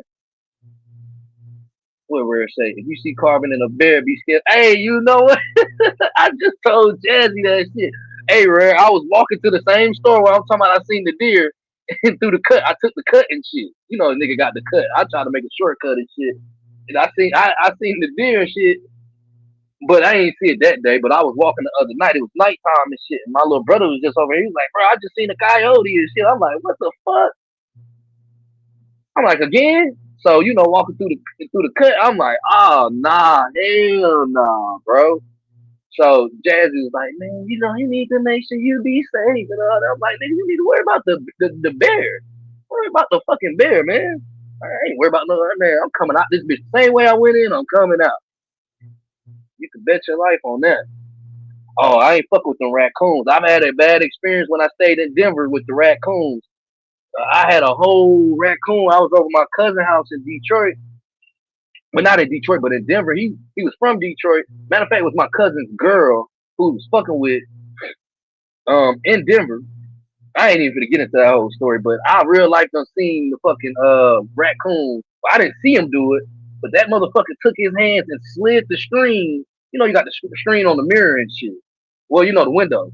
And how the window was, it was one of them. You got the basement level, but the basement level kind of ground level with the. I don't know how you explain this shit. But it's like where you can still see outside kind of type shit. And that motherfucking raccoon slid the fucking he slid. He didn't snatch the screen off. He slid the screen, came in that bitch. It was looking like this in the living room. So I ain't even got to describe that shit. We in there playing 2K and shit. We come out to go to 7-Eleven because they got mad 7-Elevens in Denver. And his girl had a big ass cat named Grease. Grease was like 15 years old. I fucking hate cats, but this cat I fucked with because it was 15 years old and it didn't do too much moving and shit. Man, we come out to get ready to go to 7-Eleven. We open the door. I see like how the light's hitting right here. I just see some shit hit across some eyes. I'm like, what the fuck is that? I'm like, I look over, Grease on the couch. Mind you, Grease is the 15-year-old cat. She fat as shit. She ain't doing no moving. I'm like, what the fuck is that? My cousin he hold me back. He like, what the fuck is that? Well, I don't know, bruh. When I tell you it was the fucking raccoon, the raccoon done slid the fucking thing, done came in and posted up. Now I got a story I could tell y'all that leads up into this shit because these raccoons was terrorizing the neighborhood. This motherfucker was like Michael Myers, the real Michael Myers, bro. But yeah, he was bold, bro. He came in the crib on the nigga, and I ain't gonna lie, I left Grease in that bitch. I know it's fucked up. I ain't had no business leaving Grease in there, but she wasn't my fucking cat. And he didn't fuck with. He been in there for a minute, so he didn't fuck with Grease. I don't know if him and Grease was chopping it up or what the fuck they had going on, bro. Bruh, a real life raccoon, fat ass raccoon too, for sure. Let me move through these comments, man. What's this Karbon? I'm going. No, I'm just man. This shit get wild, dog. It get wild, JB, for real. I've been the same shit, bro. I got a 29 red medal right now. Sometimes life be life and people don't get it. Yeah, I don't know, bro. I don't know, man. I don't know. I don't know. This shit crazy, dog. Like, you gotta know, like, people gotta like it. You gotta respect it. You know what I'm saying? You can't. This shit, we living in a microwave era, so niggas think that, they want relationships microwave. They want, and I'm talking about relationships as far as friendships, dating. You know what I'm saying? Motherfuckers want microwave money. You know what I'm saying? They want microwave results when it comes to the YouTube shit. Social media, nah, it don't work like that, bro. I like the love machine. I call the stove the love machine. It take a certain type of motherfucker to get on that stove. Anybody can press the microwave. That ain't shit. You know what I'm saying? But the motherfucker who can work that stove, legally or illegally, of course we talking about legally. You know what I'm saying? It's a process of that. And we appreciate that. You know what I'm saying? Big Mama get on the stove. We know it's probably going to be a little hour or two, but trust me, it's gonna be worth it. Facts, Dred. Real life is the best life, man. Shout out to my sister Marissa, man. The youngest in charge, man. Definitely appreciate Marissa and Sister Rashonda, man. The good sisters who support not only me but my other brothers too, man. You know, and when I ain't playing about the sisters, you know what I mean? It's already a blessing that they pull up. You know what I mean? So we gotta protect our sisters, bro. Shout out to Marissa and shout out to Rashonda and all the other sisters, but I'm gonna shout them out because that's who. And shout out to Auntie too. I fuck with Auntie. I fuck with Auntie. Mason versus Bell. Ooh shit. Damn. Okay, hold on. Let's read some of these credentials, bro. All right, matter of fact, thank you for that, Greg. All right, you know what I'm saying? So we got Abdullah versus Aberbell card. It's gonna be on July the 4th. Of course, this is the cookout. You see what I'm saying? We got Abdullah Mason. And this is something y'all know I don't fuck around. We ain't never too cool for school. I write shit. This is a whole nother book from my other book. You know what I mean? Sometimes my gigabytes be going out and shit. There's so much boxing information. You know what I mean? My terabyte should be running out. So, you know, we got Abdullah Mason versus Aberbell, you know what I'm saying, on July the 4th coming up. Cookout, you know what I'm saying? So, this is some of the short notes that I wrote. Abdullah Mason is currently the youngest world champion, achieving this against Sam Noakes, winning the vacant WBO belt in the lightweight division at 135 pounds. In my personal opinion, this is an important fight for Abdullah, being his first professional fight in his hometown, Cleveland, Ohio. And I think he will be victorious. I do not think Aberbell is a walkthrough opponent, though, due to previous let me say what the fuck I put on here. Oh, due to previous history between both fighters, which is why I feel like he's not going to be a walkthrough. I also put Albert Bell as a replacement fighter for Joe Codino, of course, right? Who was originally fighting against Abdullah on the 4th of July, which is the cookout. So yeah, I would say, and I'm gonna go a little bit more because I want to stand on it, but I'm definitely leaning more towards Abdullah Mason. You know, I don't want to say Abdullah Mason is Boots 2.0, but when I say that in a good way because anybody know me know I fuck with Boots. I got number love for Boots. I feel like Boots and Abdullah are throwback fighters in real time, and I appreciate them. And you know, Abdullah's young, and some of the shit that Abdullah's done at the age that he's done, and hence him being currently the world youngest title holder, shit. You know what I mean? Like I just love what I see from an eye test place from Abdullah. I love what I've been seeing from Abdullah in the ring and out of the ring, and his adversity that he's faced early. You know what I'm saying? And overcame it. You know. So continuing on, Abdullah Mason versus Aberbell. We got that being Saturday, July the 4th, 2026. The venue is CSU Woolstein Center in Cleveland, Ohio. The broadcast collab is going to be The Zone, TNT Sports, and we got True TV. I'm like, God damn, okay, I see what's going on. They putting this shit together. And I ain't mad at it. You know what I'm saying? The starting time was supposed to be allegedly at 8 o'clock p.m. The main event is expected to be at 10:15 p.m. But you know, everything can kind of switch depending on, you know, how the shit rolls. So we got the prelims starting at 7 p.m. Eastern time, 4 p.m. Pacific, starting with the two four rounders to be exact. We got Ibrahim Mason and Eric Hanley. That's at the super featherweight division. And then we got that boy got a name on him. Durham. that boy every bit of Walaikum Salam. You know what I'm saying? That boy Durham Mason. And then we got Alvaro Pizarro. Now I ain't gonna cap you down. Cabral. I don't know who the fuck that is. But just for the sake of it, you know, I'm a pro black nigga. You can say I'm biased, whatever. I don't give a damn. But I'm definitely going with the Mason brothers on that. Honestly, and truth be told, I'm not gonna say I'm going against the other contenders. I don't know nothing about them really to really, you know what I mean, talk down on them or say what I don't like in them or nothing like that. Maybe somebody else can educate me and edify. I'm gonna drop the link to. Maybe somebody else can educate me and edify me on who they are, if they seen some shit with them or something like that. I just don't know who the fuck they is. But I fuck with the brothers though, and just the whole aspect of what the brothers got going on. I definitely want to see them win, so I'm definitely gonna be rooting from them in that aspect. Continuing on though, we got so both of those. Well, okay, let me be correct on that. The one with the Ibrahim Mason fight, you know what I'm saying? That's the super featherweight division, and then we got Durham Mason at the lightweight division. You know what I'm saying? So that's gonna be in the prelims starting at 7 p.m. Eastern time, 4 p.m. Pacific. 4 rounders, 2 of them. So you don't want to miss out on that. Then we got coming in as an 8-rounder in the lightweight division, 135 pounds. We got that boy Carlos Ramos coming in 18 wins, 4 losses, 1 draw. And in my eyes, I feel like he's a pretty durable fighter going against that boy Derek Scooter Davis. You see what I'm saying? So that boy Scooter Davis got 11 wins, 10 knockouts. Pretty alright to me, you know what I'm saying? And who I got in that fight, I like Scooter to win this fight by knockout. Win what round? I have absolutely no idea. But who's to say? My word ain't law. This shit could be a challenge for Scooter Davis. But honestly, as of now, today, you know what I'm saying? I'm taking Scooter in that fight. Scooter Davis to be exact. Hold on, y'all.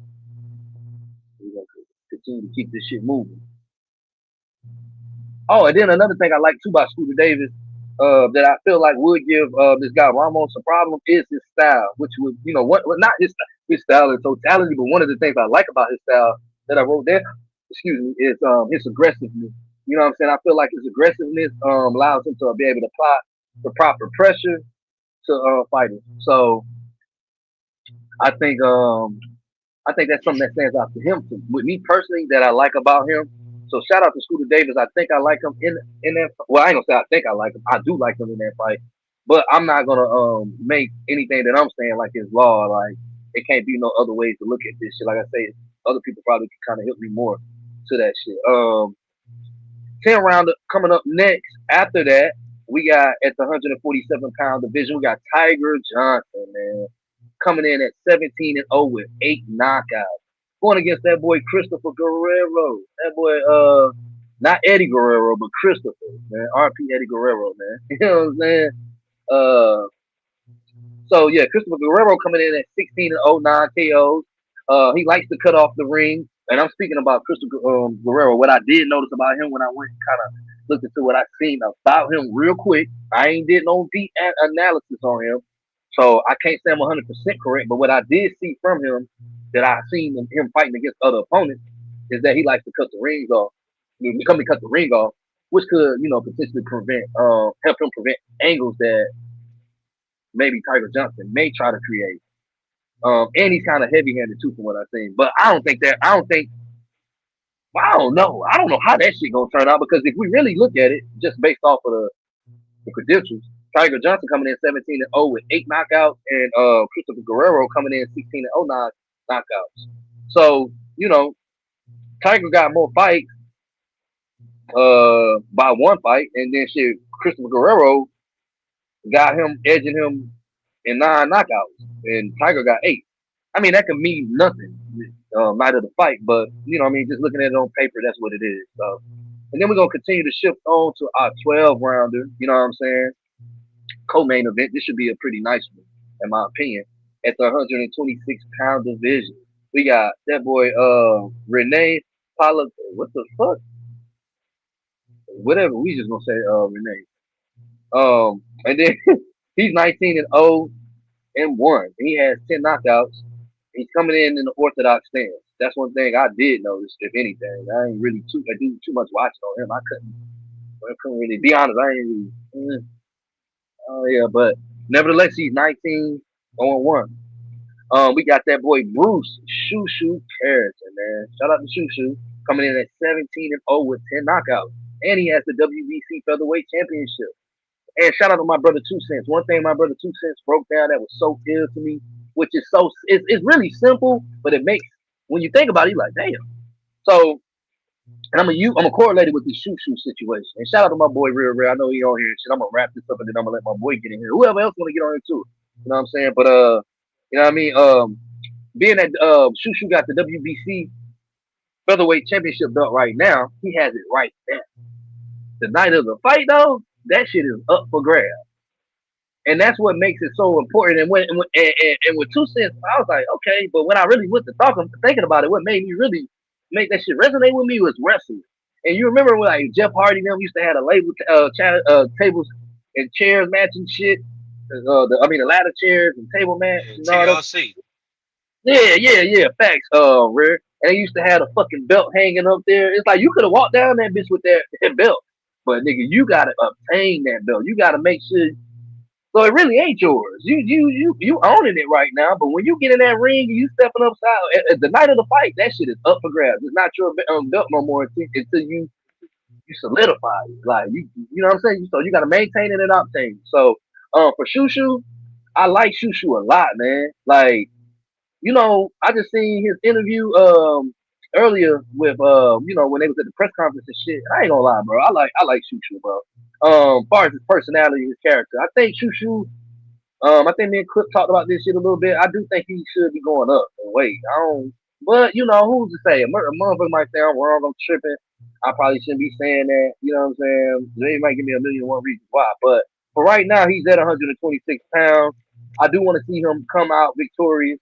I like how he's carrying himself. I feel like he's paying attention to a lot of different shit. Even when he said the Bone Thugs and what was that? The Bone Thugs and Biggie collaboration from back in the day, and him being from Brooklyn, and bringing that shit in the mix. You know what I mean? I felt like that was big. I felt like he get it. You know what I'm saying? He building the narratives, and you know what I mean. I feel like not building the narratives, but he paying attention, and he building his brand in a way. And I just like how Choo carried himself in this particular fight. So hopefully he comes out victorious. I don't know. You know what I'm saying? It may be a tough battle. You know what I mean? It could not be.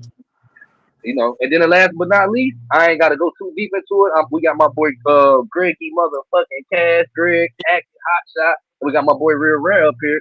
So we gonna talk about this Abdullah and Albert Bell fight. And truth be told, I won't know what y'all think because I do like Abdullah and I want Abdullah to win this shit. So, but I want to hear y'all, man. The floor is y'all. Let me just say before y'all cook that I appreciate y'all brothers for pulling up on me. Shout out my brother EPC Box. I appreciate all y'all for pulling up on me, celebrating this shit with me. And man, give these folks the game, man. Show them why they need to tune in to y'all, Hey, man. First. hey, Carver. Hey, Carver. I just want to start it off real quick before they talk. I ain't even, you know what I'm saying? I'm just a house guest. I'm just coming here, you know what I mean, with bottles, you know what I'm saying, in a glass. You feel Yeah. me? I'm just coming here. I'm just coming here to give a toast to my guy. You know what I mean? Man, I We appreciate celebrate you. winners over here. We celebrate winners over here. So, you know what I'm saying? A thousand ain't nothing to sneeze at. You feel me? So you had to, you had, But, you had to start with one. You feel me? You mean you had to take the steps. You feel me? So it ain't nothing but motivation. You know what I'm saying? I appreciate you know what I'm saying the whole family with it, bro. So I really just came here to, you know what I mean, with the glass, with the bottles, you know what I mean, toast to you. You hey, know what I'm saying? man. Keep keep on doing your thing. And I'll let everybody else talk and I'll get back to the game. But I just wanted to first off, you know what I mean, toast to you, my guy. Man, appreciate you, brother, man. And like I say, man, you ain't got to go nowhere, man. At any point you want to chime in and get your shit on, man, because I respect what you be saying too. And even we do got opposing point of views. Like I try to gauge and see what you saying too, because I ain't 100% right about this shit. And sometimes shit, some of our brothers they just spirits. They be picking up on shit and it be what it be. So and shout out my boy Greg Hager for that. But yeah, man, I appreciate you so much, Rare man, for the wishes, bro. And just pulling up on me. But whoever want to go, man, get in there, man. I just want to hear y'all chop it up, bro. I'm fans of y'all. You know what I'm saying? Hey man, appreciate the love and support. Bottles in the chat. If you don't got a bottle, you better act like you got one.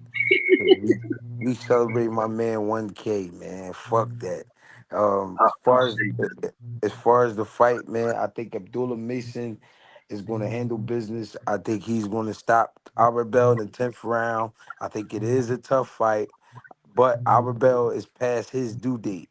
His due date was maybe 5 years ago, to be honest, 4 or 5 years ago. I've been knowing about Albert Bell for a nice amount of time. He is a good fighter, but I just think that at one point he had a little bit of flair to him, like not style wise, but I'm talking about in his career. He had a little Right. flair going with his name, and then it died out. I think he's past that right now. He's never had a moment like Abdullah had against Sean Noakes or Sam Noakes, whatever one it was. He didn't have he's never had that moment. This is his moment for him, and I feel like it's too late. Also, his style is a pretty good style, but he's used to fighting very short guys compared to Abdullah Mason because in the they are both kind of big for the weight class.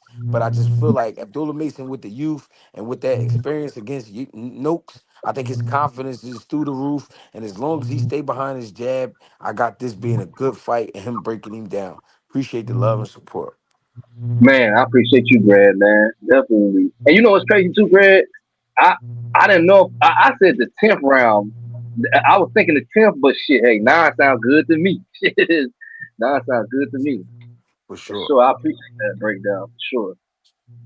Appreciate you. What's up, Clip? What's going on, fellas? Man, we here, man. I appreciate y'all, brothers, man. What you thinking about this shit, Clip? Tell me something. Absolutely.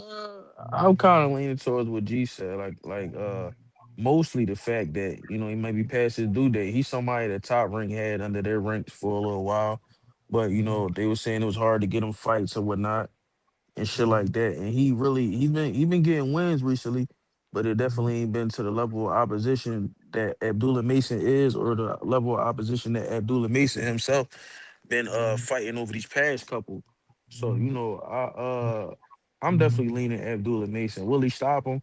I don't know, but I could see Mhm. it trending. I could definitely see it trending that way for sure. I wouldn't be surprised if he stopped him. Right, right. But they also got the narrative that Albert Bell hurt Abdullah in sparring. I don't know how long ago that was, because Mm. motherfuckers hold on to stories that's years old sometimes. So I don't think they put a time frame on it, or what point in time that was. But they said that was something that happened. So that may be something we gotta keep in mind as well. So I don't know. I just think it's a good fight. I believe it could potentially be an upgrade over what we would have saw between him and Joe Cordina.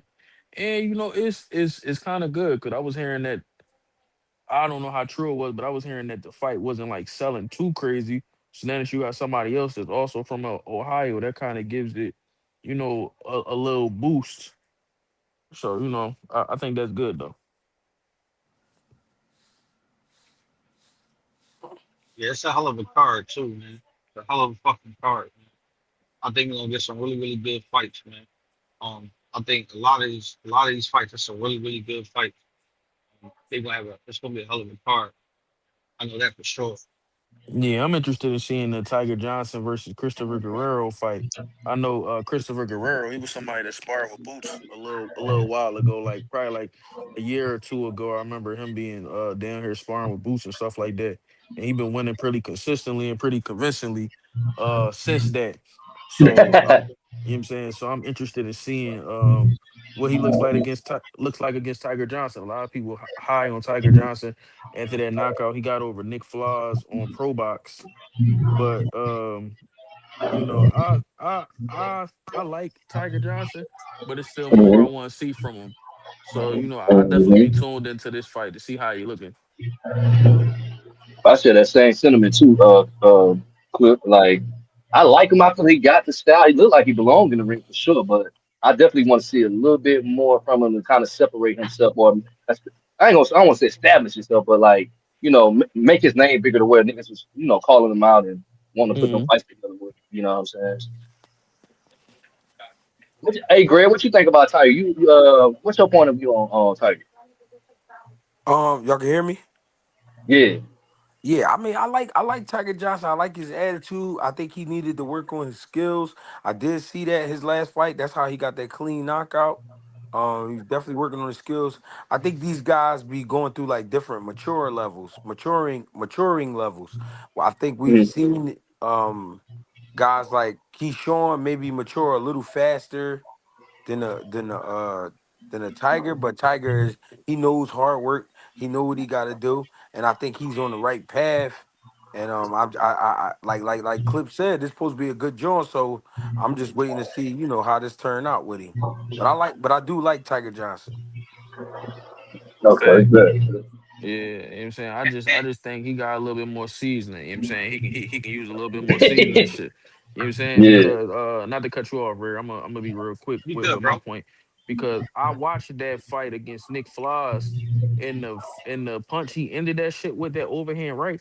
He was spamming that shit all fight. It's like it was to the point I knew that's exactly what he wanted to end the fight with. Like I could tell damn near when he was going to throw it. That's not good. Cause it's like, was that all you was banking on? I felt like that's Mm. all he really had. Like, you know what I'm saying? Like, I feel like he still need to work on some shit, bro. Cause if he didn't land that shit, then what the fight look like? Would he have still won? Sure.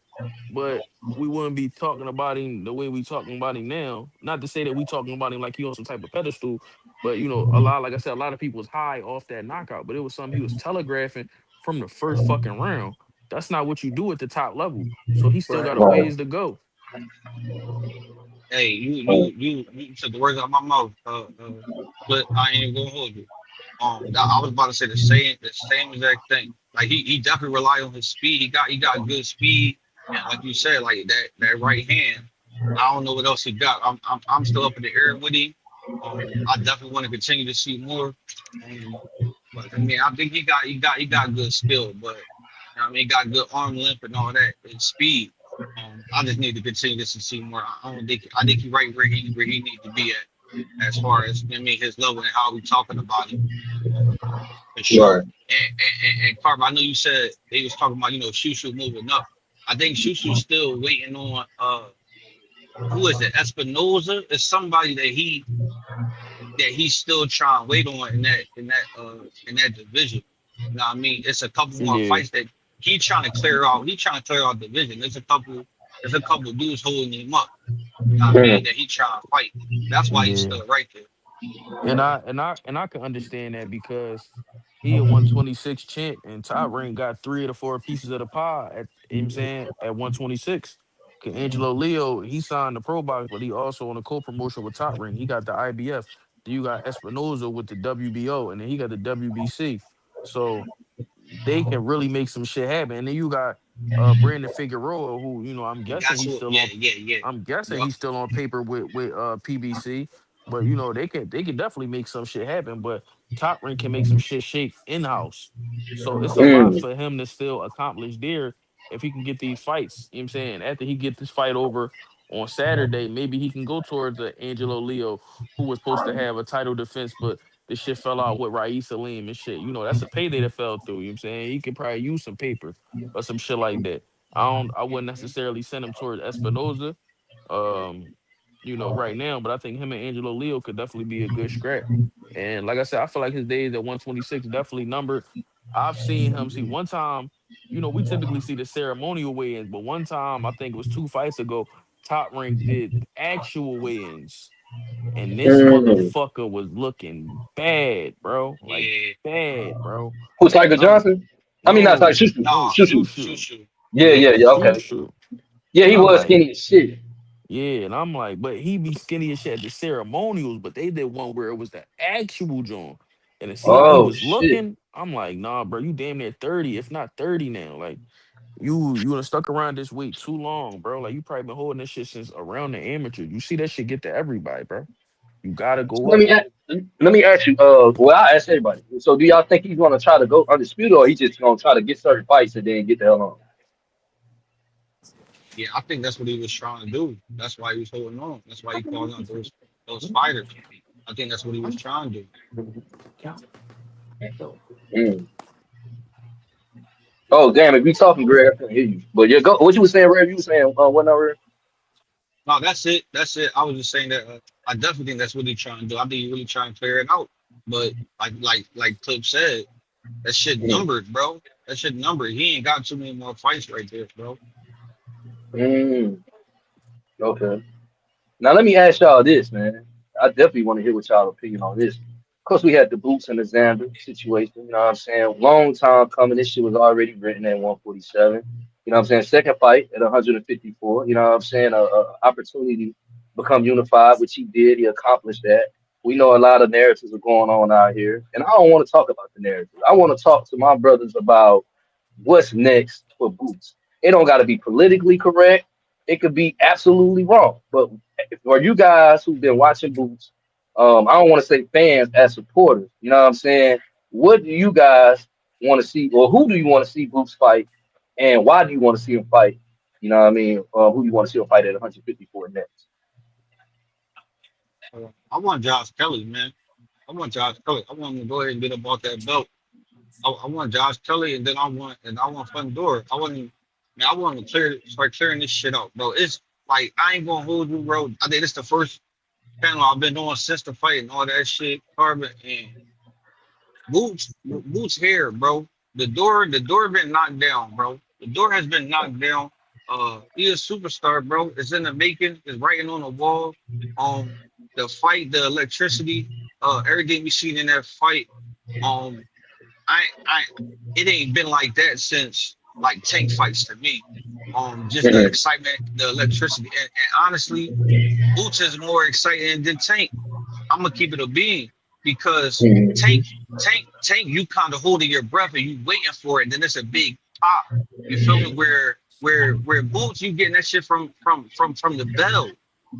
You feel me? It's just it's different. You know what I mean? You getting that excitement the whole way through the fight.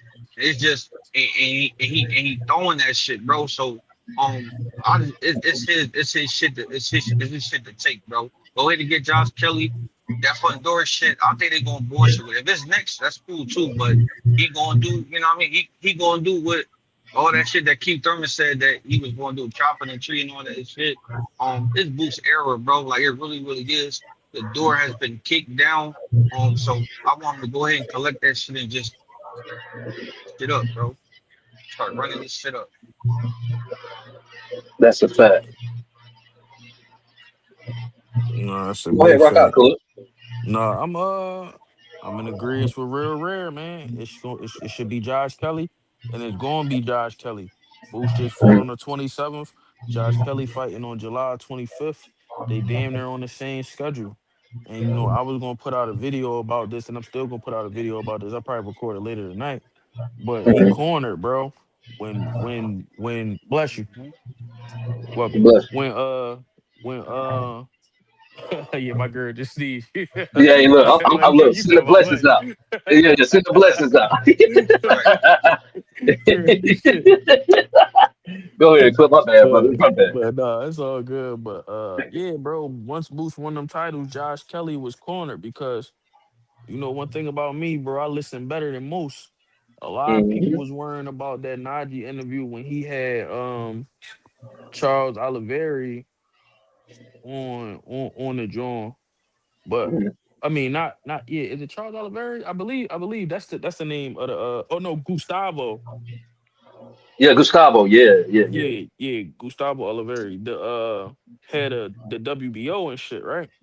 Right. And he was basically saying at the end that with the WBC and IBF having a joint convention in December of this year, they want the IBF regional champs to fight the WBO regional champs, and they want the IBF world champs fight the Mhm. WBO world champs. So not Right. only is these motherfuckers on the same promotional company, not only are they occupying three of the four titles at 154, not only is Boost the reason you even got the title shot, you know what I'm saying, in the matchroom contract in the first place. Now Mhm. the two sanctioning bodies that y'all are champions for want their world titles to fight and having a joint fucking conference. You is Mm. and Boost need a fight by November, December. You cornered at this point. Mhm. Ain't nowhere for you to go. That's the only logical fight to make. Dang. So that's Yeah, so, you know what I'm saying. So that's going to happen, bro. it Josh is. So And Kelly you know gonna what's be next. you think we get my bad, Ram? I'm gonna you ask put good, this you good, you you good. right you get right in that moment. No, no, you Hey, good, so bro.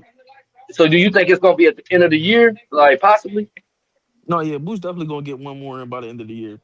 They Okay, said that's all I November, need to hear. December time for sure. You know what I'm saying? And he been fighting in November anyway. So it Right, makes right. sense. You know what I'm saying? He fought Karen.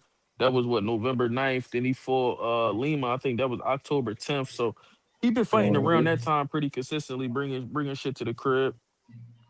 So I'll Mhm. Right. be looking forward. I'll be looking forward to that one.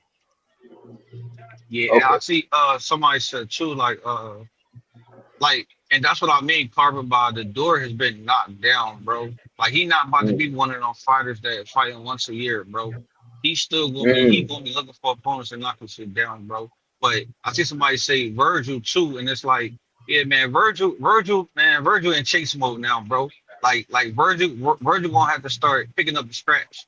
You know what I'm saying? Virgil gonna have to start to pick up his pieces. Meaning he fight Josh Kelly and me and Boots Beatty, take that belt. Virgil need to go fight him too. Like they start chasing his fights now. You know what I mean? If he go knock down front when Boots knock down front door, Go fight Fundora right after he did. You know what I mean? Start chasing him and calling him out, bro. Like at this point, you need to be in chase. Not saying he ducking him, but Boots is on, oh, like he said, a legacy tour, bro. He on belt mode. Virgil ain't got shit to offer right there, bro. So he need to chase. He need to start being the ones that when Boots beat him, you go and beat him. You know what I mean? And then we'll come holler at you when it's time, bro.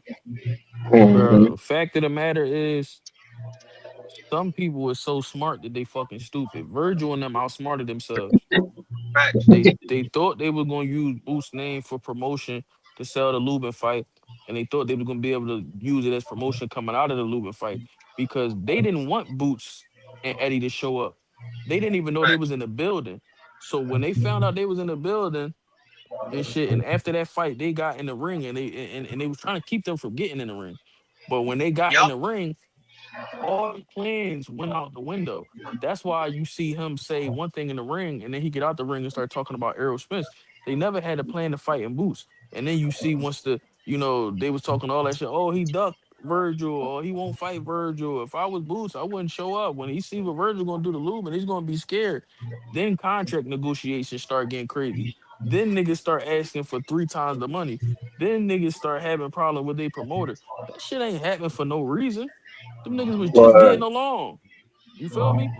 So right. Shit, they was you mad. no go ahead, Rare. They was mad. They was mad. Remember when he was trying to get in the ring? They was like, I think that was that Virgil dad or somebody that was like, no, no. Like they was saying no, like no, don't get in here. Like he was mad. You could see it on the videos. He was visually mad You could when see Boots got all in they that ring. face. They was pissed, bro. They was sick. Mm. They was pissed. They didn't because They didn't want that. they didn't account for him really being there. And niggas flew out there on Hey, their own dime. That wasn't no that's a DAZN shit hey. or nothing. Listen, and they did it like real. They were saying what? Hey, what Meek say? They move like real gangster Philly shit, bro. What Meek say, bro? Gangsters move with silence, nigga, and I don't speak a lot. They didn't say nothing about Mm-hmm. showing up. They didn't say nothing about the tickets. They did all that shit in the back end. They did all that shit in the back end, bro. They did that purposely, bro. They moved real silent and then showed up. They ain't say nothing about it. You ain't Boots ain't, you know what I mean? Ain't say nothing. Eddie ain't say nothing. None of that. They was just there, front row and center, bro. Exactly. Now, like you said, man, it's to the back of the line, bro. You in your third division. You never been a champ, let alone fought for a title. Nigga, you ain't even fought for a title. And matter of fact, ain't you carrying around a WBC interim? Why you ain't talking about Fundora, nigga? Go holler at Fundora. Right. He about to go fight a nigga who ranked number one. The interim title supposed to make you number one. Why you ain't going to see about that? Mm-hmm. You feel what I'm saying? Get the fuck to the back of the line, bro. Now you gotta get busy. You was supposed to have this fight, but I'm glad you didn't. Thank you. That's why my man got 2 titles now. But now you just made it even tougher on yourself. Cause y'all whole shit was talking about you was the A side, 60-40 and all this shit. Mm-hmm. No, nigga, now at best is 70-30, and that's if I'm being nice. You Mm-hmm. understand? So, Mm-hmm. You know, hey, you know what's crazy, Clip? I'm laughing because when you saying get back to the back of the line, it's like, bro, in real time, dog. Like, is this shit real? Did this nigga really duck this way? And like, what the fuck? Like, this shit was right in front of our eyes to the point, like y'all, when y'all saying like how he went there, he really went there, and like, it's just crazy. This one I knew I couldn't really gauge with a lot of these people that be watching this shit because I'm like, bro, this man went to this man fight because they was trying to say Boots was ducking him at 147. I'm like, what? So it's like, bro, to see this shit turn how it done turned now, and like you saying, like both of y'all saying, you know me, Clip. I've been told you, man. I said, man, fuck that nigga. You know, and you know, I respect Virgil as a pro boxer. Let me say that, but you know what I mean, because I don't been hit before. But far as the shit he did, I don't respect. You know what I'm saying? And it's like, nigga, you don't. To me, I don't feel like he deserved to fight Boots, bro. I feel like Boots done. It's his, like y'all saying, it's his time now, bro. He finally in the driver's seat to dictate some shit. Man, fuck Virgil, bro. Virgil out of here. You know what I mean? Like that shit is a waste of time. It's pointless. He don't got no chips like you said, Clip. He don't got nothing. So what the fuck is we even entertaining that shit for?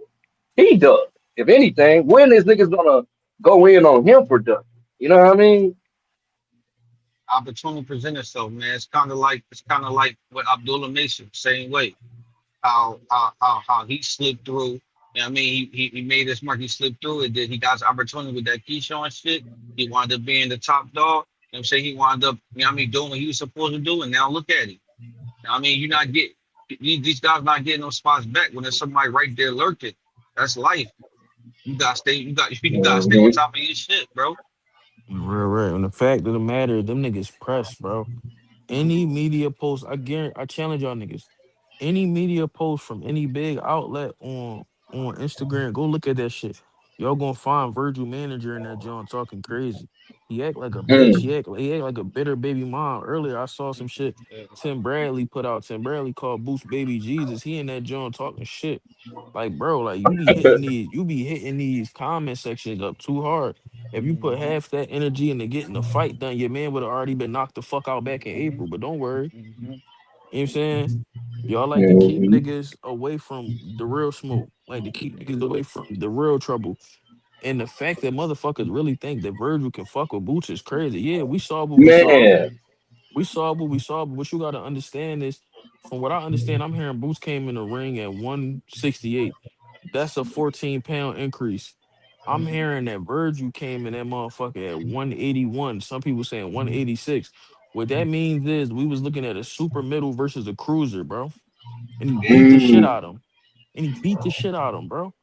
Virgil's not that. Mm. Everybody was talking about, Xander's bigger than Boots. Listen, Virgil is not bigger than Boots, bro.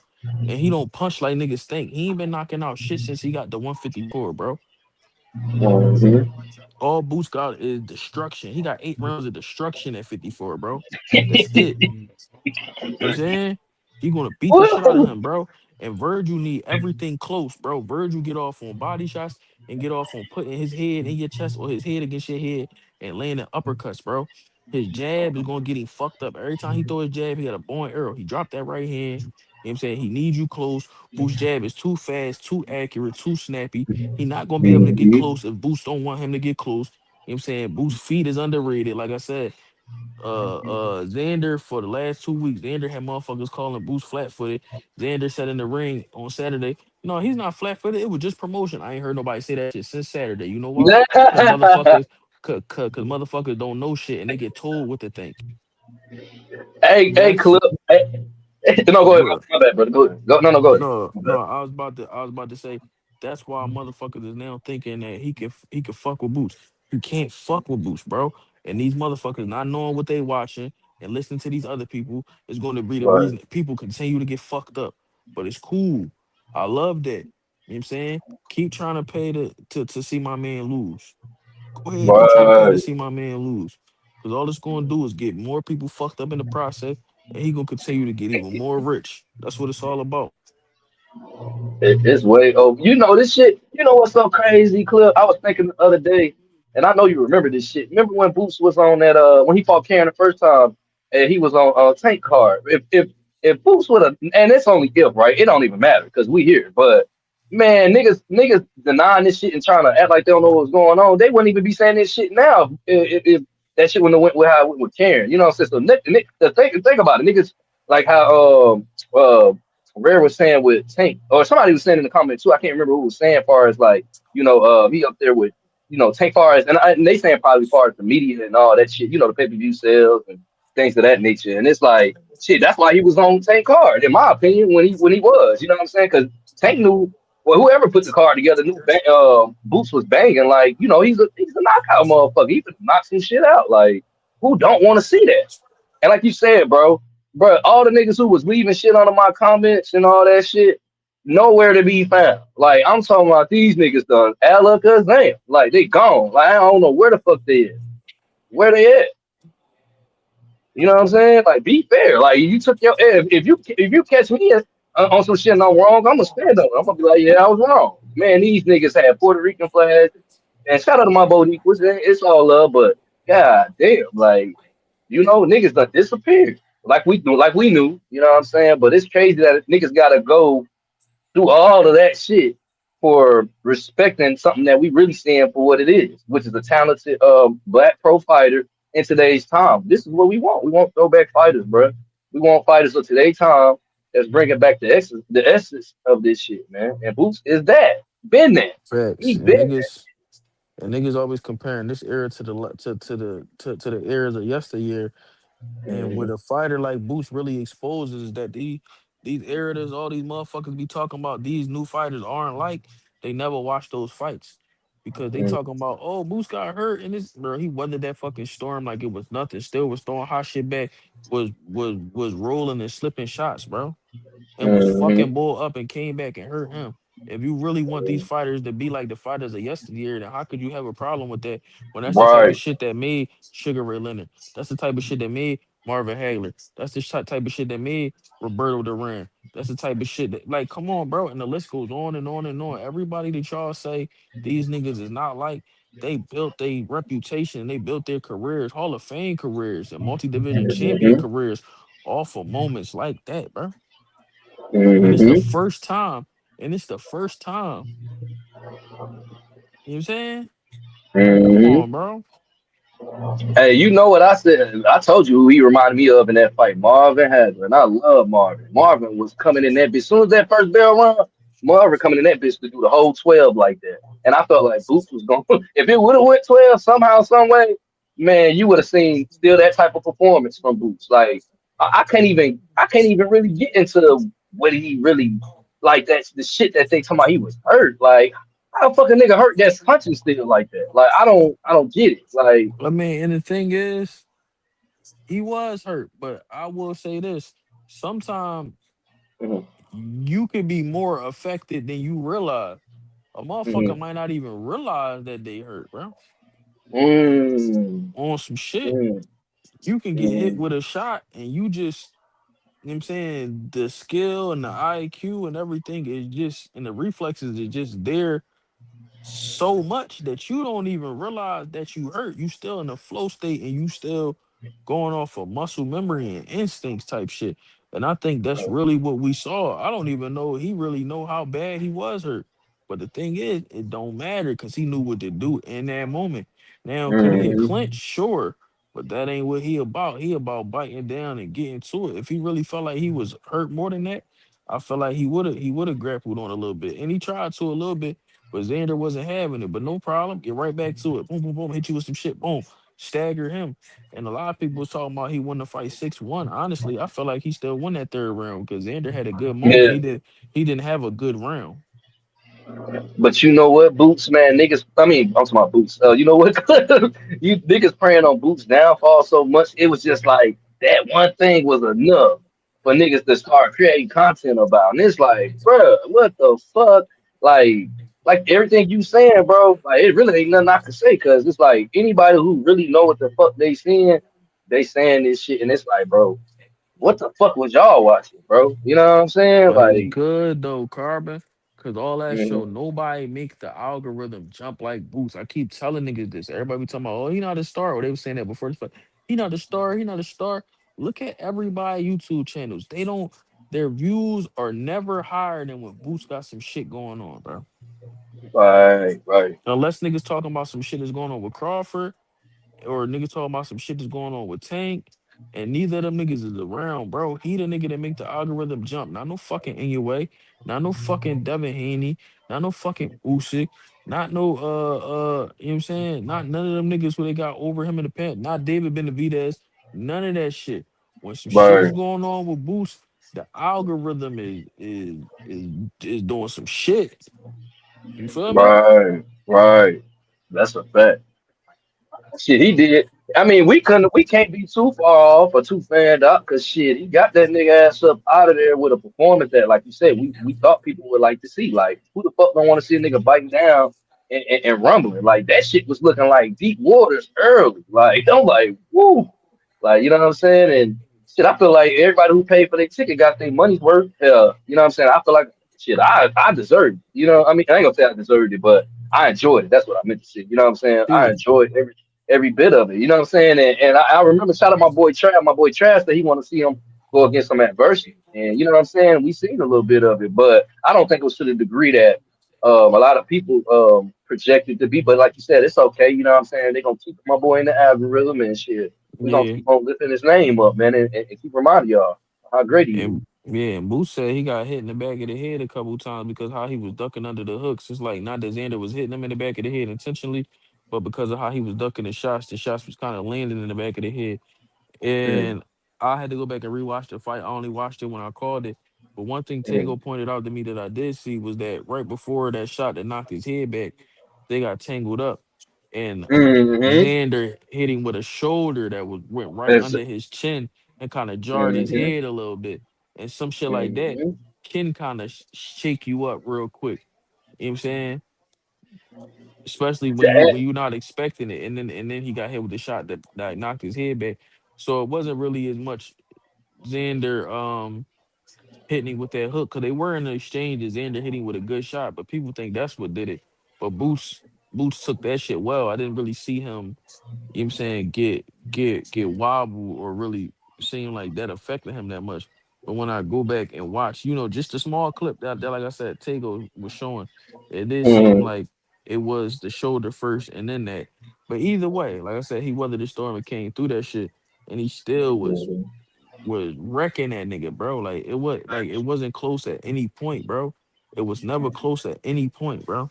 And that's Mm-hmm. what I need niggas to understand, bro.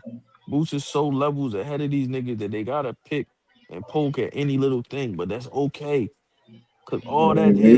is a testament to how great he is. But the fact is, they keep talking about they think guys like Virgil is gonna beat him. I don't know what the fuck it is that they seeing, bro. He's gonna beat the shit out of Virgil. Like he's gonna by the time the third round come, he's gonna have Virgil looking so bad that niggas is gonna be like, damn, like look at his face. Maybe the fight should stop. Cause Virgil, even in 2 rounds with Lubin, where he was whooping Lubin ass, you look at when Boots got in the ring with him and was facing him, his shit was already lumpy, bro. Mm-hmm. And Lubin wasn't even hitting me with shit. Boots is gonna have his face so fucked up, the ref might gotta stop it just based off how his face gonna look. I think Virgil dug himself a hole so bad if that fight was to happen. And I hate to say it like on some extra shit, but I don't got that shit going past the first or the second. It's second at the latest, bro. Like I think the audacity of Virgil. And shout out to my brother too, because I damn near forgot that I said that bitch ass nigga faked his death at 147. I'm disrespecting him as a character, not him being a professional. And I respect him being a pro, but as far as that bullshit he doing in the sport, nah. You know what I'm saying? Like nigga, you faked your death. You didn't only duck boost, you duck standing on this too at 147. So to have the nerve and the audacity after this man don't pull up in your motherfucking face, and you want to come out talking, man, get the fuck out of here. Like you said, get in the back of the line, nigga. Like you might not ever get to grace the ring with bruh. And I wouldn't be mad at it. Oh, Like I don't oh feel like no, he gonna get his ass yeah. whipped.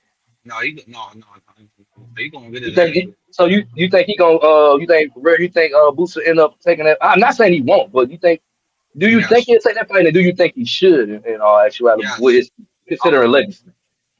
I'm both. Mm-hmm. We not leaving no stone unturned. I think before he get up out of this weight class, he taking he's not leaving no room for no doubt that he the Mm. best in this division, bro. Whether it come later, whether it come, that's why I said Virgil still gonna have to do his part by while he's on the way of knocking out, like I said, Kelly and Fedora. You know what I mean? Charlo, if he want that smoke, like he gonna go through all of them, and Virgil gonna have to pick up some of them too. Virgil gonna have to at least out of them 3 or 4. Virgil gonna have to beat at least 2 or 3 of them too. He gonna have to stay hot too. He gonna have to earn that shit though. You know what I mean? He gonna have to get on the chase now. What Virgil got He the got to get interim on the belt, chase right? now. Yeah, he had the WBC interim. He the interim to Fundora. Absolutely. Um, Even mm, though I he don't think shouldn't Boots have been leave. I don't because he think Boots lost leave no that doubt. fight. Facts, mm. facts. Hey, Clip, and you know another thing that's crazy about that third round that they're talking about with Boots is that in the shot, yo, Boots still won that fucking round. That's what I say. I don't feel That's like he the lost it. crazy Right. part. I don't feel like he He lost it. I feel like he won he that shit. still even won a round. Because the whole first half of the round, he was winning. And then they went to that exchange. Then he quartered, and then he finished it at the end and quarter shot and hurt him. Right, He right. hurt him twice. He didn't even Now lose that's a the fact. round. Mm-hmm. Boots is just levels above, man. Like, and the moment that he start letting the fight come to him, He's gonna be through the roof. And I watched that and Rare. I did finish that interview with Roy and Ward, and I did see he mentioned I was exactly just what you about was to ask talking that. about, bro. Yeah, You What finished what it? cause yeah, what they yeah, what they yeah. were saying? I mean, well, I seen the interview, but what y'all was talking about? Like, No, no, no. Me and Rare was having a pretty good conversation regarding Boots yesterday, and mm-hmm, Rare said something that Boots said verbatim today. Like, it's a chess match. You know what I'm saying? And that's something hmm I've always said about Boots. Like, pretty much I've always said it when it came to Crawford. I'm like, people think he'd fight the same when it come to Crawford. He would tighten up and it would be a chess match. But when Boots started looking at this shit more like a chess match though, it's not gonna be nobody that can stop him. Nobody's gonna beat Boots. I want to make that clear. Nobody's gonna beat Boots. If Boots loses, hmm it's gonna be because of Boots. That's it. I agree. I agree, Club. I 1,000% agree. That's Hey, the hey, crazy shit. Go ahead, Carl. bro. So me and Clip was talking about that shit, and like I'm glad I talked to Clip first because sometimes when you say certain shit, you ain't got nobody to vouch for you when you say shit before other people. But me and Clip had the hmm conversation before that interview, and I was hmm comparing Boots' game and his style and how he fight as a chess match. I don't know if you know about chess, but Right. you play chess. No, I don't You know play a it, little but I'll be about it, watching but you niggas know on about it, right? YouTube. Yeah, I'll be Okay, watching niggas on cool. YouTube playing that So, shit. so I was just breaking it down. Like that's the type of chess, like the type of style Boots got. He the type of chess player that he trying to get you from the rip. He trying to establish the middle of the board, and he opening up all his angles for all his weapons. He bringing the queen right out. He bringing his knights right out. He bringing his bishops right out. Like he not giving you no time. He not giving you no time for you to set up everybody that's a good chess player, like how Roy was talking about. If you a good chess player, like you always gonna have a good first opening, or you got a good 3-4 setup to set up whatever way you want to move and how you want to maneuver and play the board. Boost don't give you that opportunity. Boost come out the door like you. He make you choose immediately if you're gonna play defense or you're gonna try to play offense with him. If you're gonna try to Right. sit there and try to attack right with him and play the attack game, or you gonna go and retreat and just try to allow him to keep attacking and moving forward. Because he gonna be coming out with the queen, he's gonna come out with the knights, he trying to move on you from the rip. And that's what they were saying hmm in the interview. And I'm like, he on attack, attack, attack to the point where you like, damn, I wanted to, you feel me, set up this, but I can't because this nigga on me. He put that pressure on you early and often from the rip that make you like, damn, you got to go against your whole game plan. Right. And if I went back and listened to Xander press conference, I went back to listen to when they was talking to showbiz and how they was breaking down the fight. He ate all his words. Everything that he was talking about when they was looking at the stand on this fight, he kept talking about how Boots only was fighting close range and only fighting mid range, and he don't never fight long range. And he kept hitting to it like that was his game plan. Like I'm Right. gonna take him in the long range. He don't know how to fight this long range. And he said the key words. He said all these fights that Boots are fighting, he said they all is fighting his fight. And he was like, I could do it all. And he kept saying, like, man, they all fight his fight. Whole time, what happened in y'all fight? The same thing. He made you fight hmm his fight. And that's what Boots said in the interview too. He said these dudes be fighting my fight. He make them choose right away. And that's what I mean by when you playing chess, it's the same way. When you come out too hard and too attacking, people not used to that. So it's like, damn, like, oh shit, like it's a shock because you thinking you about to come in with a game plan of setting up shit, but you don't know how he coming. And he coming straight full going attack mode. You're not used to that shit. And now, but also, he the type of dude, he don't care if you take his pawns. He on one mission. He coming for the king. He coming to surrender. That's all he trying to surrender you. He not trying to play with you. He not doing none of that. And if you go Right. into the fight, another thing, like I even put on the comments when Roy was talking about it afterwards, because I love that they was talking about the chess shit. And I even put in the comments like to add to your chess analogy, how he said in the seventh round when they was talking about the surrender and the quitting, and Roy kept challenging them like, yo, y'all saying the same thing. Y'all, he like, I don't know the difference between give up and quit. He said to me, it's the same thing. And I was like, the Mm-hmm. same way, like in chess, when you got the king cornered, and when you coming at the king and you take his piece after piece after piece, it's check. And then you take another piece and you move a piece to block it, and then you take it again, check. That's how Boots was coming in that 7th round. Everything he was doing, he broke him down, broke it down to a point where you look up and you ain't got no more pieces but your king, and now you like, you know what? I'm gonna go ahead and just let me go ahead and lay my king down. That's that was chess, bro. That was chess, bro. He broke that shit down, bro. I was like, yo, that's a great analogy that, yeah, I mean, people that really know chess and really know what's going on, but it's the same thing. But that's when Boo's thinking like that, and what he said afterwards, like when he started to really look at his game that way, and then now he really started to set shit up that way, it's gonna get too spooky, and he's still learning.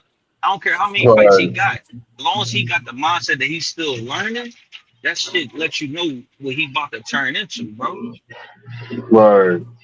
And I Yeah, appreciate y'all that breakdown too, because now that y'all saying it, I'm like, damn, that shit was some chess shit, and that's really me already understanding how he be coming. I'm like, damn, that shit do make all the fucking sense in the world. You know what I'm saying? Like how y'all broke that down, like as far as the chess aspect of it. And that's why I'm saying niggas be needing that, bro. They be needing a different way to put this shit because like y'all said earlier, like niggas be getting this information from the first motherfucker who said some shit. You know what I mean? And it might not be accurate. So or look at this shit for yourself. You know what I'm saying? Like look at this shit for yourself and properly digest what you saying. Yeah, it was a rough bang out, but hell, I thought that's what niggas wanted to see. And it was damn near the first round. You know what I'm yeah. saying? How can you complain about a nigga who knocked the nigga down in the first round? Then turned around what round was he dropped him in after that? What was it? The fifth? The fifth and the The fifth seventh. round. Yeah. Yeah. What the fuck are we talking about, man? This is boxing. This pay-per-view. This is the shit that you cash out for. Like this what we love, bro. Like he did a great Yeah, job, bro. He did a and I great job. think they was alluding to it like, and Bang said it a couple days ago, and that's why like Rare said, it's good that you could talk to brothers ahead of time. So when we hear this shit elsewhere, it's like nigga, we already said that shit. And I was telling Rare Hmm. earlier, like our team so raw with this shit that our analysis and our breakdowns be way better than the motherfuckers they be paying to sit on these panels and these Hmm. networks and talk about this shit. They can't hold a candle to us on the off day, and that's just you already know how I feel about that shit. You know what I'm saying? Hmm. But Bang was basically saying saying the same shit. Like we look at Boots right now, and as nice as he is, his growth really got stunted by not being able to have them fights with the Sean Porters and the Keith Thurmans and the Errol Spencers that he was supposed to have Hmm. years ago. So Hmm. motherfuckers is holding it against him for maybe being overzealous in the spot when that's one what we know him for. Two, what we really love about the sport. And three, he's you know what I'm saying, he never had to really think too much in there. He beating niggas just off of first mind. Like he ain't never had to take a step back and really adjust. Cause he's so far ahead of niggas. Like, like Terrence Crawford said recently, he 10 steps ahead of Boots. Well, nigga, Boots is 10 steps ahead of all these other niggas. Right, right, right. Facts. And I I and I agree. honestly don't and I honestly don't feel like Terrence Crawford is 10 steps ahead of the nigga. Cause me and Ray was talking about that too. The difference in Hmm. that fight would be Boots' approach. If Boots can buckle down, stay focused for the duration of the fight, you know what I'm saying, and not give away any real estate and not give away openings and be patient, I don't believe Bud beats that nigga. But if Boots is gonna go out Hmm. there and do more than he needs to, I could definitely see a path to victory for Bud. That's and I respect you, Clip, for that, bro. Like, which I ain't surprised, bro, because me and you done already, bro. We done had lives and lives ago where we gave Bud his credit. We done spoke highly of Bud. We done spoke highly of Boots. You know what I'm saying? Niggas ain't never tried to make this shit like okay, we just all Boots out type shit. Like we really want to see if the fight was to happen, we want to see two dogs in that motherfucker. That's what you gonna get. You know what I'm saying? But I think this fight with Xander, I ain't gonna lie. I think this was great. Like even the ridicule he's facing and shit like that, I'm looking forward to seeing a more focused, a more dangerous. I think he's gonna be even more dangerous than what I even been perceiving him to be all this time. based off of this magnitude, because this was a high magnitude fight. This was a legacy fight. It was for unification. You know what I'm saying? Media. Of course, you can't not the media part of the narratives, but just pay-per-view sales, making sure people buying these tickets and stuff like that. That's a lot for a young black brother to face, coming from a division of 147 where he already should have been already done did that and got that out the way. So like you said, Clip, you know what I'm saying? I could see where people might have said I just fuck that. I just think if niggas ain't really been watching Boots for real, it's you ain't gonna accept what you seeing, which is fucked up to me, cause it's like, why are you denying the truth? You know what I'm saying? Like, respect what the craft is, bro. Dedicated to what he do. We know he in the gym. We know he working, and we know he's accountable. He's saying, okay, but this performance. He can tighten up on this. Hell, when I fuck with Bozy so much, man. Bozy remind me of one of my uncles, man. And when I seen him at the press conference with Boot, and Boot tried to handle the mic, he's like, nah, they can. But I felt like that energy that he had was like, nigga, you know what's going on. We got to get back right on some shit. But it was like, you can't be disappointed at your son. He unified, you know what I mean? So it wasn't like in a unified way, but it's like, I know my son. I know he can be better. You know what I'm saying? And we're going to work on that. So I just respect the union that they have. I feel like as a black father and a black son in today's sport, especially in the sport of boxing, I feel like they representing that shit well. And it's just their time right now. It's really been, but like you said, we here now and shit, bro, in the driver's seat. And I feel like he should be able to take control and say who he want to fight. I feel like he earned that shit, bro. I feel like he really earned it. And I'm glad I'm allowed to be able to witness it, bro, because shit, I ain't seen no nigga kicking ass like Boots, bro. I've seen specks of it here and there, but not to that magnitude of what we seeing from Boots, bro. You know what I mean? So niggas just gotta put some respect on bro name, man. Bro, he punished that man. That 7th round before he stopped him, you could see Xander literally buckle like he starts folding. He changed his whole defensive stance to he was scared for him to touch the body. He was folding it. He was folding in that man. He was folding. Mm-hmm. That shit was beautiful. He was folding that nigga. Facts. I watched that shit like 5 times, bro. No, I was about to say I ain't even rewatched this shit yet. But another thing, like I say, bro, niggas gotta learn how to watch fights. It's a lot of little subtle shit Boots was implementing in there that we haven't seen him doing other fights, and a lot of people is gonna miss that. He doing the shifts and shit like Bam. I've seen him do that Mhm. shit. I've seen him do that shit in the gym and shit like that when he like hitting pads or hitting the body shield or hitting the joint he got on the wall and shit. Like Yeah, I've seen that, but I haven't seen him implement it in fights. He just broke that shit out on Xander a couple times, and it was some more shit he did that I hadn't seen him use. And that's what niggas keep trying to tell niggas, bro. The bag is deeper than what y'all think. And then Bang pointed out he hitting with a crazy combination that niggas ain't seen before. Hitting with a right to the body, a right uppercut, and then a straight left. Like niggas don't throw combinations like that. How do you prepare for some shit like that? Like, bro, niggas don't understand this nigga is otherworldly in that ring, and they keep trying to find things wrong, and it's gonna keep getting people fucked up, bro. They don't get it. I don't know what gotta happen for niggas to just say, man, he's really that nice. Like, what the fuck, dog? Like, Yo, So let me ask you. Go ahead, Rick. even in that 5th round, before he put him down, the nigga was about to go into a whole shoe shine combo, and he stopped it midway. When you watch it again, you gonna see he was about to go into the shoe shine like he did in the whatever round that was earlier, where he he was about to go into it again. He literally stops his punches. He literally was about to go 2 uppercuts and he stopped. And that's when he hit him with a straight, and that's when he came in with the uppercut. But he was already going, already seen the uppercut going land. It was just crazy how he literally stopped his hands midway, like he was about to throw it. You see him sit down on it and throw 2 uppercuts. Both his hands is up as if he was about to do the uppercut, and then he stopped himself. I said, "Yo, this bull was in mode. I ain't never seen Word. nobody stop themselves mid punch, bro. That shit was crazy." Hey, let me ask you. Let me ask you, Clip. Now, and this is for you too, Rick. All right, so I think, like you said, I think this is kind of like a repeat Floyd kind of in a sense. Not exactly right, but far as niggas denying the real, you know what I'm saying? And we know niggas was 50. What Floyd was 50-0, right?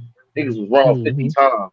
Now I know on a surface level, we definitely kind of understand that niggas is not gonna understand Boots probably till he's gone, right? Far as retired. But do you think it's a possibility at 154, or maybe when by the time he hit 160, that niggas that maybe possibly be like, all right, we was tripping, like we get this shit, like bro, really the face of boxing. Do you think there's a possibility there? You know what I'm saying? Absolutely, Say because that when again. he My going, fault. no, my bad. Go, you could reiterate the question for him if you want, Carver, because I'm definitely not gonna forget my answer.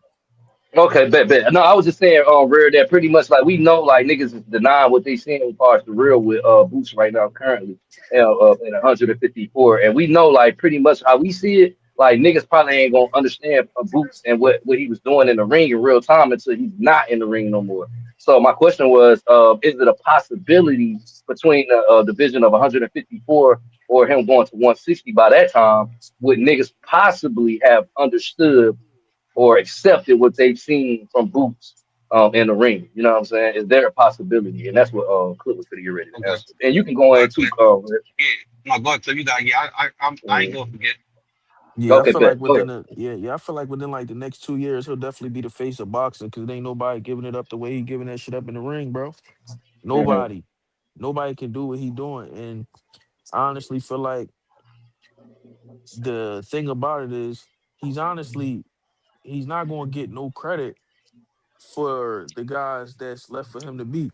Josh Kelly, he take his title, they're gonna say, "Oh, well, who was he really? He only beat Bakram, and Bakram only beat Tim Tszyu. And if Bakram lost to Josh Kelly, how good was he really? And Josh Kelly was a tune-up for Boots when he got the 154. So what is he now? He beat Fundora. They're gonna say, "Oh, well, Fundora got knocked out by Brian Mendoza, and he beat an old Keith Thurman, and he Mm. beat Tim Tszyu, but Tim Tszyu wasn't good because Tim Tszyu lost to Bakram, and Bakram lost to Josh Kelly, and then, you feel what I'm saying? And Right. then No, he fact. beat Virgil. They gonna be like, well, who did Virgil beat? You know, Virgil was in his third division. He was never a world champion. And look who he fought. He fought Thomas DeLorme and knocked him out after Bud and Boots had already knocked him out. And he fought Lubin, but Lubin was done. And then that's when they gonna say, well, he really lost to Boachuk. And who was Madrimal? Like, you know what I'm saying? So Hmm. they gonna always move the goalpost, but it don't matter because it's gonna be more wins on the record, more titles on the fucking mantle. You know what I'm saying? More sold out dates, more pay-per-view events. So it don't matter. The way he gonna be doing these niggas is only up from here, bro. They gonna have to Hmm. they gonna have to place him at the top of the sport, even with all the criticism. Like think about Crawford. He was near the top of that pound for pound list when niggas was saying who the fuck did he fight? Right. That's a You know what I'm fact. saying? Tank was the face of the sport, and niggas complained about his resume. You know what I'm saying? People was complaining Right. about who Canelo fought or who Canelo wouldn't fight, and he was still top of the pound for pound list. So he headed to the top of the pound for pound list. He's already a major draw. Like they talking about bringing him back to Philly in November, December. Bro, he was putting Mhm. 14,000 in fucking Wells Fargo fighting Avanesian, and for a week we didn't even know who he was going to fight. Imagine what Mhm. the shit Yeah. is gonna look. You know what I'm saying? Imagine what the shit is gonna look like when he come back home at the end of this year after main event and a crazy ass pay-per-view that I was trying to tell niggas the card was better than what they thought. Niggas was shitting on the card. Oh, the card could be better. Oh, da, da, da. I ain't heard nobody talk shit about the card since Saturday. Everybody loved it. But that's because niggas got to start listening to clip. But anyway, Yeah, shout you out too, Clip. Shout you out too, cause bro, you did say that car. I was asking. You remember? I don't know if you remember, but I was asking you about that car. What you think about it and how? And you said you was one of the one. Shit, probably one of the only few niggas. I can't even. I'm trying to think. Like, I'm it one of was the there only anybody? niggas I heard. I'm one of the only niggas I heard Yeah, that big that card up on the front end. Everybody loved it on the yeah, back end. They were talking hellish shit on the front end. yeah. No, You know that's what a I'm fact. saying? Yeah, I can vouch for But that. he made event a hell of a pay per view, dominant performance, and sold out the Barclays. Sold out the Barclays. Mm. You feel what I'm saying? Hmm. So he gonna come back, put the Wells Fargo hold 19, 20,000. He gonna sell that shit out. It don't even Let me matter ask. if it's not a unification, but it gotta be a unification. Josh Kelly head is on a fucking platter. It's that time, bro. Let me ask you too before you go, Rare. I want you because I want to get your You opinion good. too on You that. good. Let me ask you, Clip, because if that shit gonna be in Philly, let me ask you because I know you be keeping up with certain shit. You think how high them tickets gonna be? Clip, how high you think those fucking tickets gonna be? Because I might need to take that trip to Philly, though. I gotta see my boy, man, before he hit Vegas, man. I don't know, bro, because the price may have just went up. So I don't That's what know. I'm. That's why I'm asking you. That's why I'm asking you because I know you be knowing certain shit like that, and I'm like, damn, man, fuck, I should have caught Boot shit before. I should have caught one. Who he fought at the Wells? He fought Villa, right? No, he fought Avenese and he fought Carol and he Avenue. fought Lima. Okay, yeah, I should have caught that, bro. Damn, my bad, y'all. But go It ahead, ain't gonna be Rick. too crazy. It definitely ain't gonna Straight. be like them New York tickets. It definitely ain't gonna be like them. You'll be all right. You'll be able to make it Okay, out here. okay, bet. Say no more. That's all I need to hear. I'm stacking up now. Go ahead, Rick. No, you straight. You straight. Um, no, I think I said it a little bit earlier about that, bro. I think he's the most. I think he's the most electrifying fighter in boxing, bro. Um, Right. so I think I mean he keep giving us everything. He giving us a fight. Like I said, he giving us knockouts. He's standing on what he's saying. Um, Mhm. he already got the resume. I mean, he already got the fight numbers. No matter how people can't take it away from him, he undefeated. Mhm. Like he got everything, and he got Eddie at the end of the day that's going to talk his shit too, and it's going to back him up.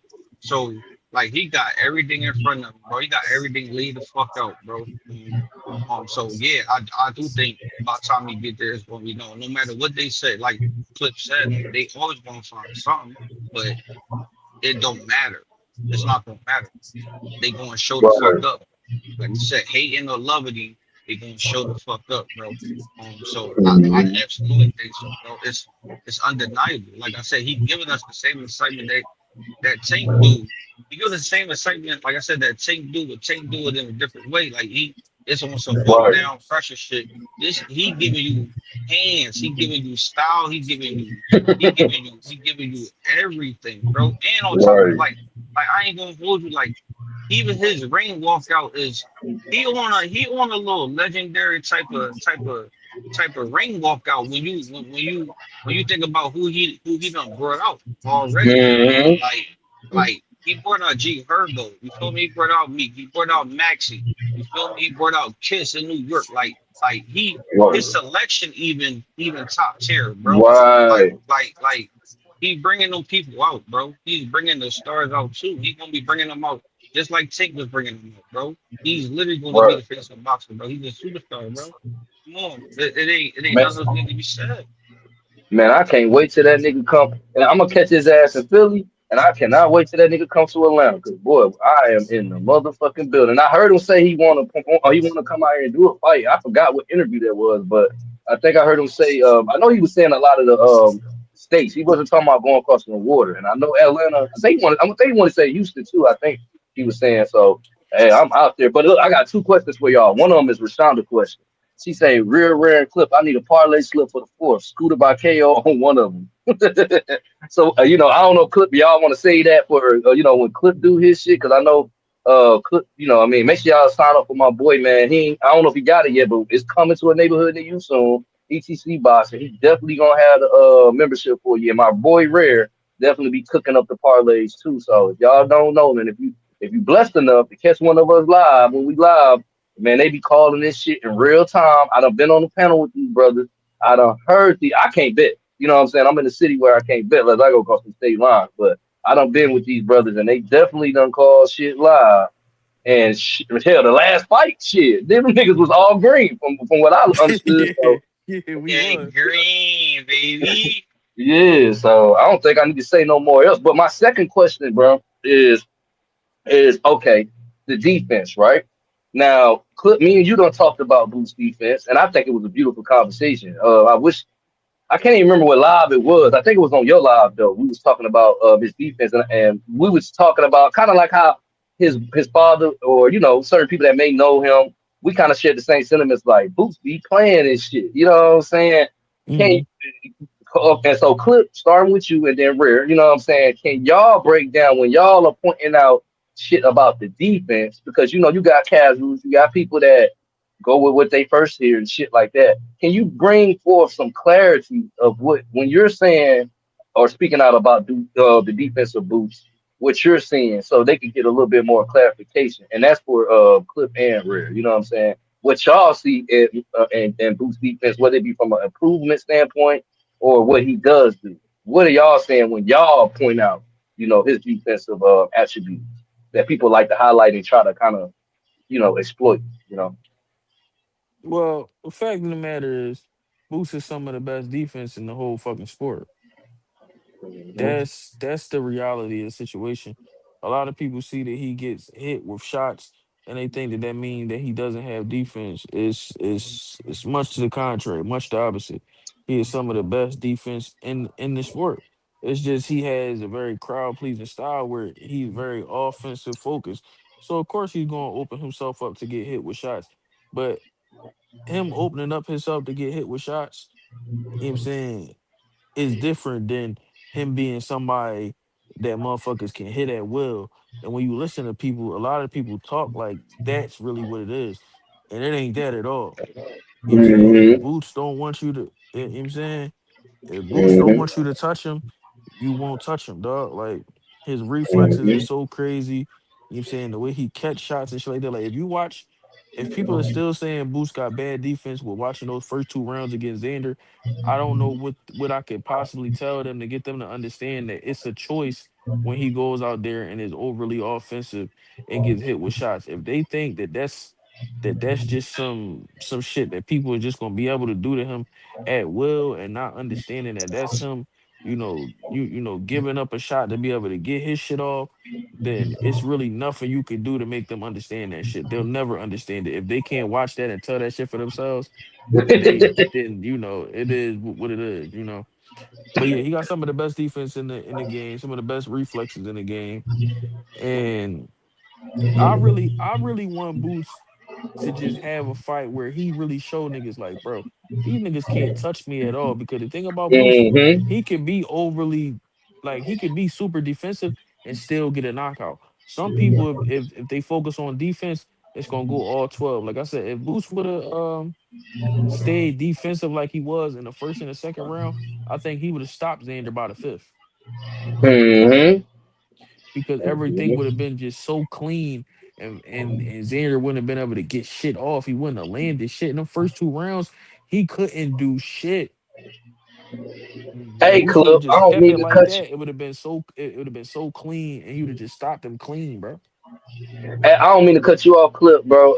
Bro, damn, that shit be crazy when niggas be saying shit, bro. Cause I literally, it put not pun intended, but a clip in my fucking brain, bro. Like of the fight, and I think remember when I was on your live and I was speaking this shit, and I think that shit, man, that nigga Boots is crazy, dog. But it was so much. If you notice, I was kind of catching myself from saying so, because I'm like, bro, what the fuck did I just see? I'm caught between that and what I know Boots do.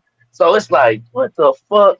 And it's like, bro, like he fought a dog fight early, like early, and that's what I don't. That's what's gonna make him dangerous, bro. Because now you don't know if you getting a dog fight from this nigga or getting what you saying. Because me and you know, and I'm sure Rare know, and the rest of us know that this nigga he loves he fuck with Sweet Pea. So it's like we know he got the defensive attributes. I done seen Boots do some remarkable shit in that ring defensively that the rest of the world probably ain't even they focusing on talking about a hit.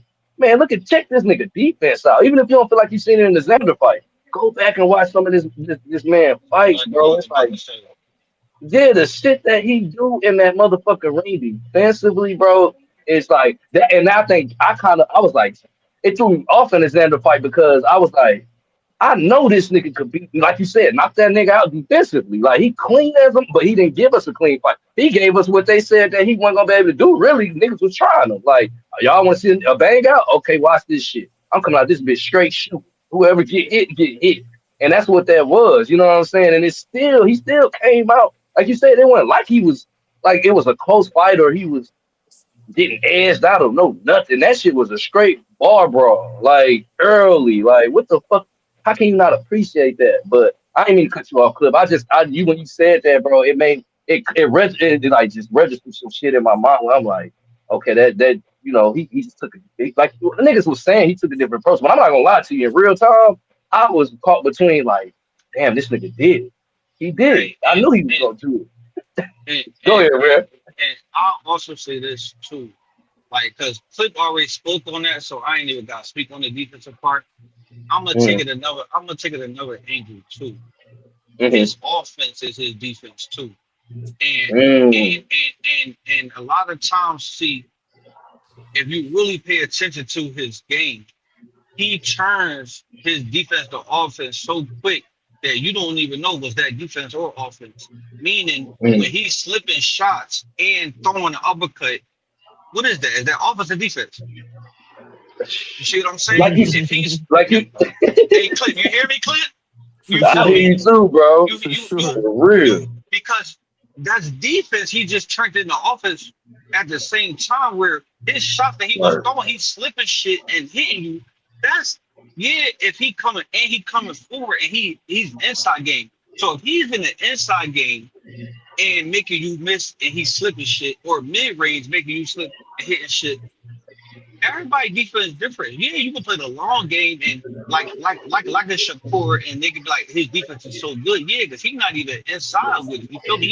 He used his defense long range and making you have to the distance. He is closing the distance and also making you miss, using his reflexes, using his God given ability.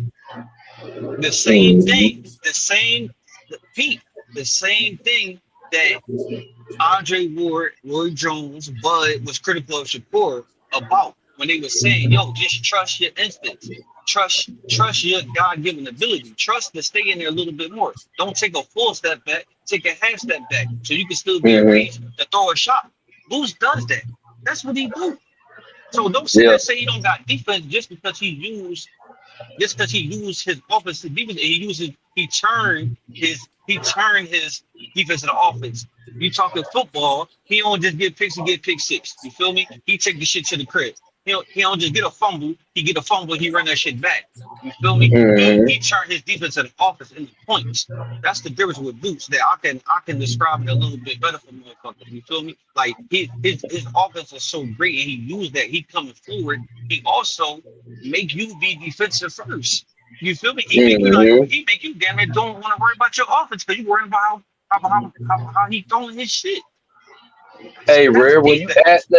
when you asked that question, I damn near had a brain freeze. I'm like, offense, defense, offense, defense, defense, offense. I'm like, what the fuck is that nigga doing? Like, bro, I'm telling you, bro, Clip, bro, go back to your live and listen to that shit, bro. And you gonna catch me catching myself. Like, I'm kind of trying to assess what the fuck I'm saying, but I'm like, nah, I ain't gonna say nothing yet, cause I'm like, what the fuck? Like, bro, the nigga dropped the nigga in the first round. Like, what? Like, and that's typical Boot shit for me. But then he did it in the fifth. Then he did it in the seventh. Like, what the fuck is niggas complaining about, man? Like, not saying he can't be critiqued because he even said his shit was a C plus. So we want to see him get better. He knows he got to get better. That's why he's staying in the gym, and that's the beautiful. That's what's gonna make him even more fucking dangerous. If he doing the shit he doing, this nigga came out there banging, like you said, real. That nigga, man, he came out that bitch banging. Like, how? What the fuck? Like, I can't tell you the last time I seen a nigga do that shit like that. Like, and then when he did get hit with certain shit, the recovery, like, it was like, to me, I didn't feel like he was going to get knocked out at all. Like, at no point. I just felt like, okay, like, I think even with the shot that you was saying earlier, as far as like with Tago, and Tago was right. Like, it was that shoulder and it was like an offset. It's because rhythm is important in boxing, just like balance is. I think the rhythm that jab that Xander threw, it wasn't even really a hard straight jab. But I think when Boots, Boots will roll a shot and catch it. It's usually from the side, kind of more like crystal clear. Mm-hmm. I just think it was an offset shot, like the rhythm was offset. Like, so when I don't even think Xander meant I don't think he realized he threw the bitch to be to the level how niggas is trying to explain like it. So when Boots seen it, it was like he pulled back kind of late. But I don't really think the shot was that flush, obviously, because the nigga was still on his ass after it. To me, he stole the third round at the end. So it wasn't. really a Xander. Now, if a nigga want to argue it, I'm like, all right, whatever. But like honestly, like Clip said earlier, you said rare, like shit, he still to me won the third fucking round. So it's like, Hey, bro, that shit's scary, bro. What the fuck hey, that nigga? Carver. Like, what the fuck? Go ahead, bro. Carver. You know what's crazy? I mean, cut you off, bro. But listen, No, no, right? go ahead, bro. It's a Go ahead. it's another underrated thing that Boots do that showed up in that fight is like how you said he reminds you of Pagler. He an old school fighter. Mm-hmm. Peep how many times when you go back and watch it, when you go back and watch, peep how many times Boots hit that nigga in his shoulders, in his motherfucking Mm. arms, in his chest. Boots was just hitting him, bro. He was touching him up. He wasn't just hitting him in his face. He wasn't just hitting him in his ribs. You feel me? In the liver. He was hitting everything in front of him, bro. He was touching him up. That shit take a toll on you, bro. He was breaking you down. He was hitting Mm. everything, bro. Right. In Philly, that's just what we breaking you the fuck up. Break you the fuck up. Philly, Clip. Carbon pound area. Hey, I don't know about y'all, but you feel I grew up on the motherfucking I grew up on the Three Ninjas. You feel me? Yeah, yeah, yeah. And yeah, yeah, you know what I'm talking about. I remember on Three Ninjas when Grandpa was showing them, you feel me? And they had that dummy, and every time you hit it, that bitch light up. That's what the yeah. fuck was going on. That shit was bing, bing, bing, bing. That's what was Yo. going on, bro. That shit was lighting up, bro. That shit was lighting the fuck up. He was breaking in the fuck down all the points. All the points. Bing, bing, bing, bing, bing, bing. That's what the fuck was going on in that ring, bro. He was beating him. He was beating him down. He took his heart. All Man. that shit that Xander said, I'm gonna take his heart. What happened? Boots took his heart. Boots took that shit. Yeah. He took that shit. Look, Yeah. I got two more questions before I get out here and get this money. But look, okay, let me say this first.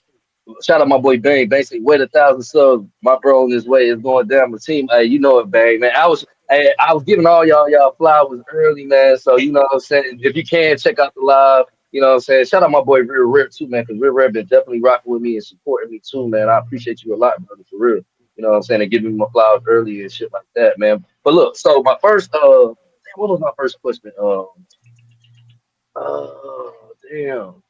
Well, I was gonna save this for last. I know my other question will come back to me, but if you do, I'll ask that. All right. And I'm gonna start with you first, Red. We're gonna switch it up. All right. So, what's what's your favorite thing? If you had to pick one thing about Jaron Boots Ennis, what's your and it's only one thing. You can only pick one. What's the one thing that you like about him that you would describe to another person? Mm. Like that he does in the ring. That he does in the ring. It could be defense, offense, and then let's just say if you pick offense, right? What about him offensively? One thing that you like, that you feel like that Well, separates him from everybody else, or defense. I'm a super defensive bull. I love defense. I love the science of just boxing. Period. If I would say one thing, it might be an unpopular opinion, bro, but it just his mindset, bro. Fuck the attribute, fuck the skill, fuck all that. It's his mindset, bro. He coming in there to kill. He coming in to seek and destroy, bro. Seek and Mm, destroy. It's on his mind. Seek and destroy. You know what I mean? And that even though what his God given abilities is, bro, end of the day, you could tell that his mindset is right. You feel me? And to me, that's everything. I'm a coach. I always preach mindset. I preach, you know what I mean? It's certain things that you gotta be able to do what you do. You know what I mean? No matter what position, no matter what type of fighter you are, he shows that he tells you the type of fighter he is. You feel me? I just respect who he is outside of the ring and it shows inside the ring. You feel me? So I just, if anything, I would say just the mindset, bro, of a fighter, bro. He's a fighter. You feel me? Like mm, he is what you want to, like what you want in a fighter. You feel me? In a boxer and a fighter, that's what he is, bro. He's just that spirit. You know what I mean? So mine might be a little different than, you know what I mean, other people. But that's just, I'm just a cerebral type of thinker. So for me, it's the mindset, bro. It's the mindset, and if I was to say physically, uh, it's just his his angles and his punch selection. I would say I love Mm. that more than anything. I love his punch selection, bro. It's he don't throw normal combos. I'm a combo type Mm-hmm. dude. I love combos. And he throws shit that, like I said, other people just don't throw, bro. You don't throw a right uppercut going to the right side and then coming with a with a straight and then slide back to the left. Like it's just his combos is ridiculous, bro. You don't a lot of people don't throw a hook to an uppercut combo, bro, and then step and then hit you with a straight. It's ridiculous that so I would say his punch selection his punch selection, bro. His punch selection is mindset. So I'm gonna give you two. Okay, bet. And I agree with that 1,000%. Great breakdown, too, Red Red. Shout out my brother Bang, man. My brother Bang hit a million views. You know what I'm saying? So shout out to him. You know what I'm saying? Shout out to the whole team. Bang, Fighting Words with Bang. If you don't know, go ahead. You know what I'm saying? Hit the subscribe button. Hit the motherfucking like button. And shit, if you getting high, rolling them blunts like me, you know what I'm saying? Don't get too high where you can't motherfucking comment, man. Put something in the comments. That shit help for the algorithm. Same with my brother ETC Boxing. That's ETC underscore boxing.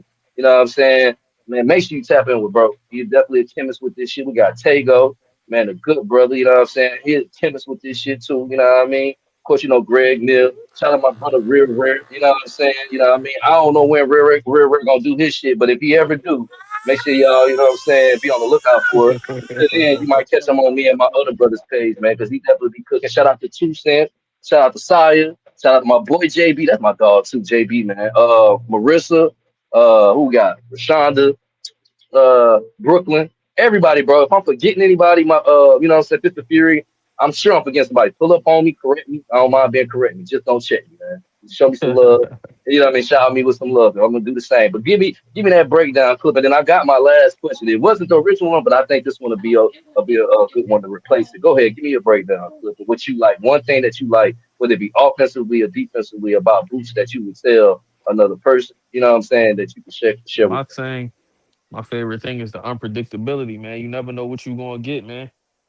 You know what I'm saying? And it's hard to game plan for somebody like that. Like Real Rare was just saying, he stumped niggas on the question earlier. He said, hey, when he did that, was that offense or defense? And motherfuckers error codes start going on in their mind. It's like, damn, which one was it? Like, you know what I'm saying?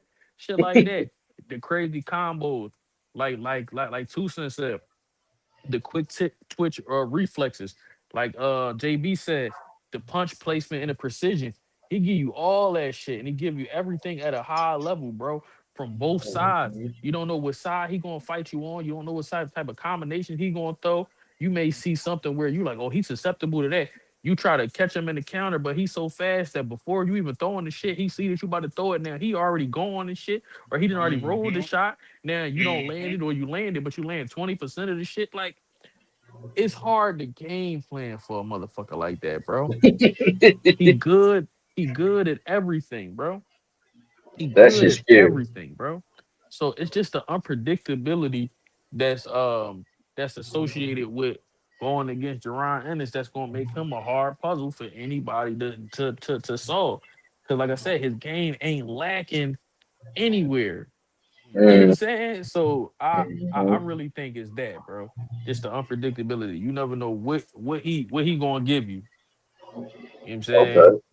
And you still haven't seen all of the toolbox. Right, So, right. they just it's just a scary thing. And he only just turned 29. Nigga ain't even been 29 a full month. Man, Shit what is the gonna get what? dark. Hey, Clip, I said, bro, I'm over here. I'm like, bro, this shit, yeah, you know, we've been talking about boots for months, like years, nigga. Fuck months, years, nigga. And I'm over here like, now we talking about this shit. I'm having another download. I'm like, this shit scary, dog. Like, what the Hmm. fuck? Like, yeah, so yeah, that ain't no Zatarans freaking on none of what neither one of my brothers just said, man. I respect both of y'all responses, man. You know what I'm saying? So for the people on the replay, man, y'all make sure y'all go back. You know what I'm saying? Y'all hear pure, authentic breakdown. You know what I'm saying? My last question to y'all before I get out of here, though, man. And you know what I'm saying? Shout out to the chat and shout out to the panel, everybody that came through it, man. Who and we're gonna start with Red first, and then we're gonna let Clip close it, and then you know what I mean. We're gonna get up out of here, man. Red and Clip, top three boxing fighters or fighters in the sport of boxing right now. I'm gonna say that one more time. Top three current fighters in the sport of boxing. Your top three. It don't got to be politically correct. Fuck whoever think you tripping. What's your top three right now? Who you like, and whether it be from pay per view sales, however they giving it up. Who you like top three right now, Rick? Um, Any weight division. yeah, I ain't with all the political shit. I'm about Right. to go with just who I like. You feel me? I Mm-hmm. ain't never been on the political shit. You feel me? Kids in my top five, Fab in my top five. You feel me? It's shit like that. Like I ain't never been Right. on no. You know what I mean? I'm all about respect and quality at the end of the day. So it's definitely it's Boots, it's Bam. Um, I gotta do three. Boots, Bam. Um, I fucks with Benavides. Um, I fucks with Shoo Shoo. Um, I fucks with Vargas. Um, I'm gonna have to say them, bro. I ain't gonna hold you. It's though I can't even pick three. I just like certain styles, but I think yeah, I Give me fucks with Shoo five. Give Shoo me though. five. Give me five. Fuck it. Give me That wasn't five. Give five. me five. That wasn't Yeah, five. we can That do. wasn't five. I don't know. Was it shit? Boots, Bam, Benavides, Vargas, and Shoo Shoo. Okay. I fucks Okay. with them. Oh, my bad. Nice one. Shakur too. I gotta get Corey now. My bad. I don't know, Yeah, Mr. I was gonna Irrelevant. say no way you ain't no way Shakur, in hell you yeah, leaving core out of there, Shakur in real. there. So yeah, absolutely. Shakur in Yeah. there. I mean, Abdullah in there. I mean, I just like that. But the question you asked, I like boxer punching though. I like, I like, Mm-hmm. I like the science of this shit. You know what I'm saying? Word. So yeah, I Mhm. can, I can, I can get a little bit of everything from all of them in different ways, so different styles. I just love fucking boxing. Feel me? Word. And Shout for out to me, Sire too. He said he been sub to my yeah, boy Clip for a year, man. Shout out to that's what Sire I'm and about to Bang, say, man. man. Appreciate you, Yeah. Osiah, for sure, man. You definitely been rocking out. Been a big part of the other channel for a long time, man. Always in the chat, always coming through, showing love. I appreciate Facts. that, brother. Real talk, man. But for Mm-hmm. me, I say Boots, Benavides, Shakur, Bam, and shit. Three was easy. You say five. Yeah, give me Uh five. Yeah. yeah, I don't know. I might throw anywhere in there, man. Cause Okay. cause he's super talented too. He can be technical when he want, explosive. I like the way he turned his shots over, man. He a hard out for anybody. Ain't nobody been able to figure him out yet, man. Mm-hmm. So yeah, I take that as my five. Okay, then. Hey man, y'all heard it live, man. We got Real Rare, we got ETC, you know what I'm saying? Empty the clip, man. You know what I mean? Straight from the hip with this shit. I mean, they just gave you the top five, you know what I mean? Make sure y'all tap into my brothers, man. Once again, you know what I'm saying? We got Real Rare on here, you know what I'm saying? We got ETC Boxing, that's ETC underscore boxing. We got Fighting Words with Bang, you know what I'm saying? If you ain't already tapped in, make sure you get tapped in. You know what I mean? We got Tego, we got GHB TV, you already know. I'm sure y'all know about that. We got Mill, you know what I mean? Shout out to everybody. Anybody I'm forgetting, man, tell me, pull up on me, correct me. Don't check me, man. You know what I'm saying? But yeah, Homie man, I Trav, appreciate but it. then he ain't got a channel. But the homie Trav, man, we love Yeah, the Trav. trap man, my Yeah, dog, Trap bro, too, for sure. bro, that's my nigga, dog, for life. Like I done had some conversations with Trav on some barbecue shit. Like I'm thinking we at the barbecue talking to this nigga, man. So I can't. I always want to, man, show my appreciation for Trav, bro, for especially coming on them when I be having them marathon hours, man. Trav is a huge part of that shit, man. Like clipping Trav. And some of and my chat be in that motherfucker too, man. If it ain't no came and fuck with rare, all y'all niggas really, but you know what I'm saying? But I ain't gonna lie, I've been a couple times where I was like, man, fuck this shit. I'm finna get up off of this bitch. And Travel hit that backstage, and next thing you know, it's another 8 hour shift. You know what I mean? So Yeah, real shit. I appreciate Trav, man, because you know what I mean. It take good brothers, man. You know what I'm saying? The fellowship and break bread with each other. And like I say, man, y'all probably gonna get tired of me, but y'all will never understand, bro. I really appreciate y'all for pulling up on me, and much gratitude to y'all boys. And y'all know I'm here. You know what I'm saying, to support whatever y'all got going on. And when it's time to suit up and go to war, it's gonna be that. You know what I mean? But I feel like we great and we gonna continue to grow and we got the best content on this motherfucker and more than anything, we got the best personality. So man, this Yeah. shit is no limitations to it, man. You know what I'm saying? Any last words from y'all brothers before we get up out of here, man? Nah, man, just once again, congrats on you hitting the stack, man. More success to you. and we going up, man. 2026 gonna be a beautiful year for the whole team, and you know what I'm saying, proud of you, my nigga. I appreciate you, Sure. brother, man. Hey, I same appreciate thing, bro. Same thing, man. You get water flowers, but I'm saying it's flowers for you. We hopped on this thing because you know what I'm saying flowers for you. you. Right. You know, like I said, tossing you the glass. We got the bottles. We pouring one. You feel me? Because we gonna celebrate the wins, man. This life shit is you know what I mean? We gotta celebrate it when we can, man. The ups and downs of this shit. So you know what I mean, shout out to you for starting your shit. You know what I mean, taking the first step and continue to go through that shit through them days where, like you said before, it might have been you being that bitch talking to yourself. You feel me? But you know what I mean, you kept with that Mm-hmm. shit. You feel me? So, end of the day, man, proud of you, my guy. I Keep doing appreciate what you're doing. The content is fire. Keep putting I them stories appreciate it. up and them shorts and all that good shit. Keep it rolling. But yeah, bro. It's real rare, baby. Yes, sir. I'm real. You feel me? I'm rare, and being real is rare, and also real recognize Absolutely. real, bro. And you one of the real ones, what? Everybody in the family, man. Some real motherfuckers, for real. Man, salute to y'all brothers, man. For sure. Hey man, for y'all don't know, man, Carbon 12 Boxing Club, we got highlight reels and all that good little shit like that. Y'all can definitely check out. Most importantly though, I'm good. I'm gonna get mine. Make sure y'all check my motherfucking brothers out. They lit, you know what I'm saying? And that's just what we doing. And look, and then that's the last thing, and I'm gonna say this, you know what I'm saying? I'm gonna make sure I make my motherfucking brothers and my sisters proud, man. So you know what I'm saying? It's patience. We're gonna continue to work hard, man, and we're gonna continue to definitely call boots fights and you know what I'm saying, be victorious. And y'all make sure, I don't know if my brother Clip gonna be going live this weekend. I ain't trying to put no job on him, but regardless of the fact, you know what I'm saying, my boy got his memberships. That shit gonna be coming soon. You know For what I'm sure. saying? Trust me, and real rare. These are two brothers. If y'all, and like I said, in Atlanta, unfortunately, we can't, you know what I mean? We can't put the money on the flow, but you know what I'm saying? We got to go across the state line. But hey, look, man, if you into that parlay shit, or if you into, you know what I'm saying, just having the best conversation as far as the best angle in a conversation of boxing, man, make sure y'all tap into these brothers, but definitely with them parlays, because hey man, they helping niggas pay bills and Absolutely. shit like that, man. And they doing Absolutely. it live. They doing it live. So man, I can't wait for you, Clip, to definitely start that membership shit. And whatever you do, Rare, you know I'm here, bro, to support you, man. You know what I mean? So just let me know and keep in tune with me too, bro. And I'm here to support whatever you got going on. You know what I mean? And yeah, and definitely stay tuned. Like I said, the membership section is definitely coming to ETC Boxing. And me and Real Rare cooking up some shit for y'all on the betting tip too that we gonna have coming to y'all sometime soon. So just stay tuned, man.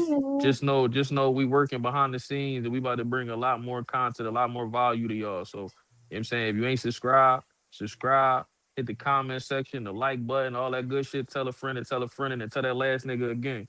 Cause it's going down around Yeah. here.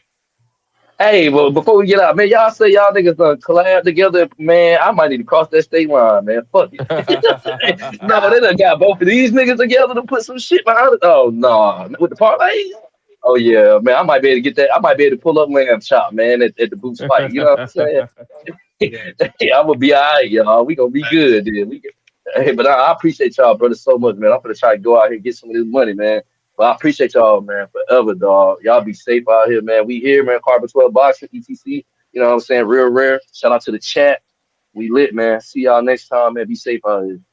Yes, Already, sir. man. Y'all be safe.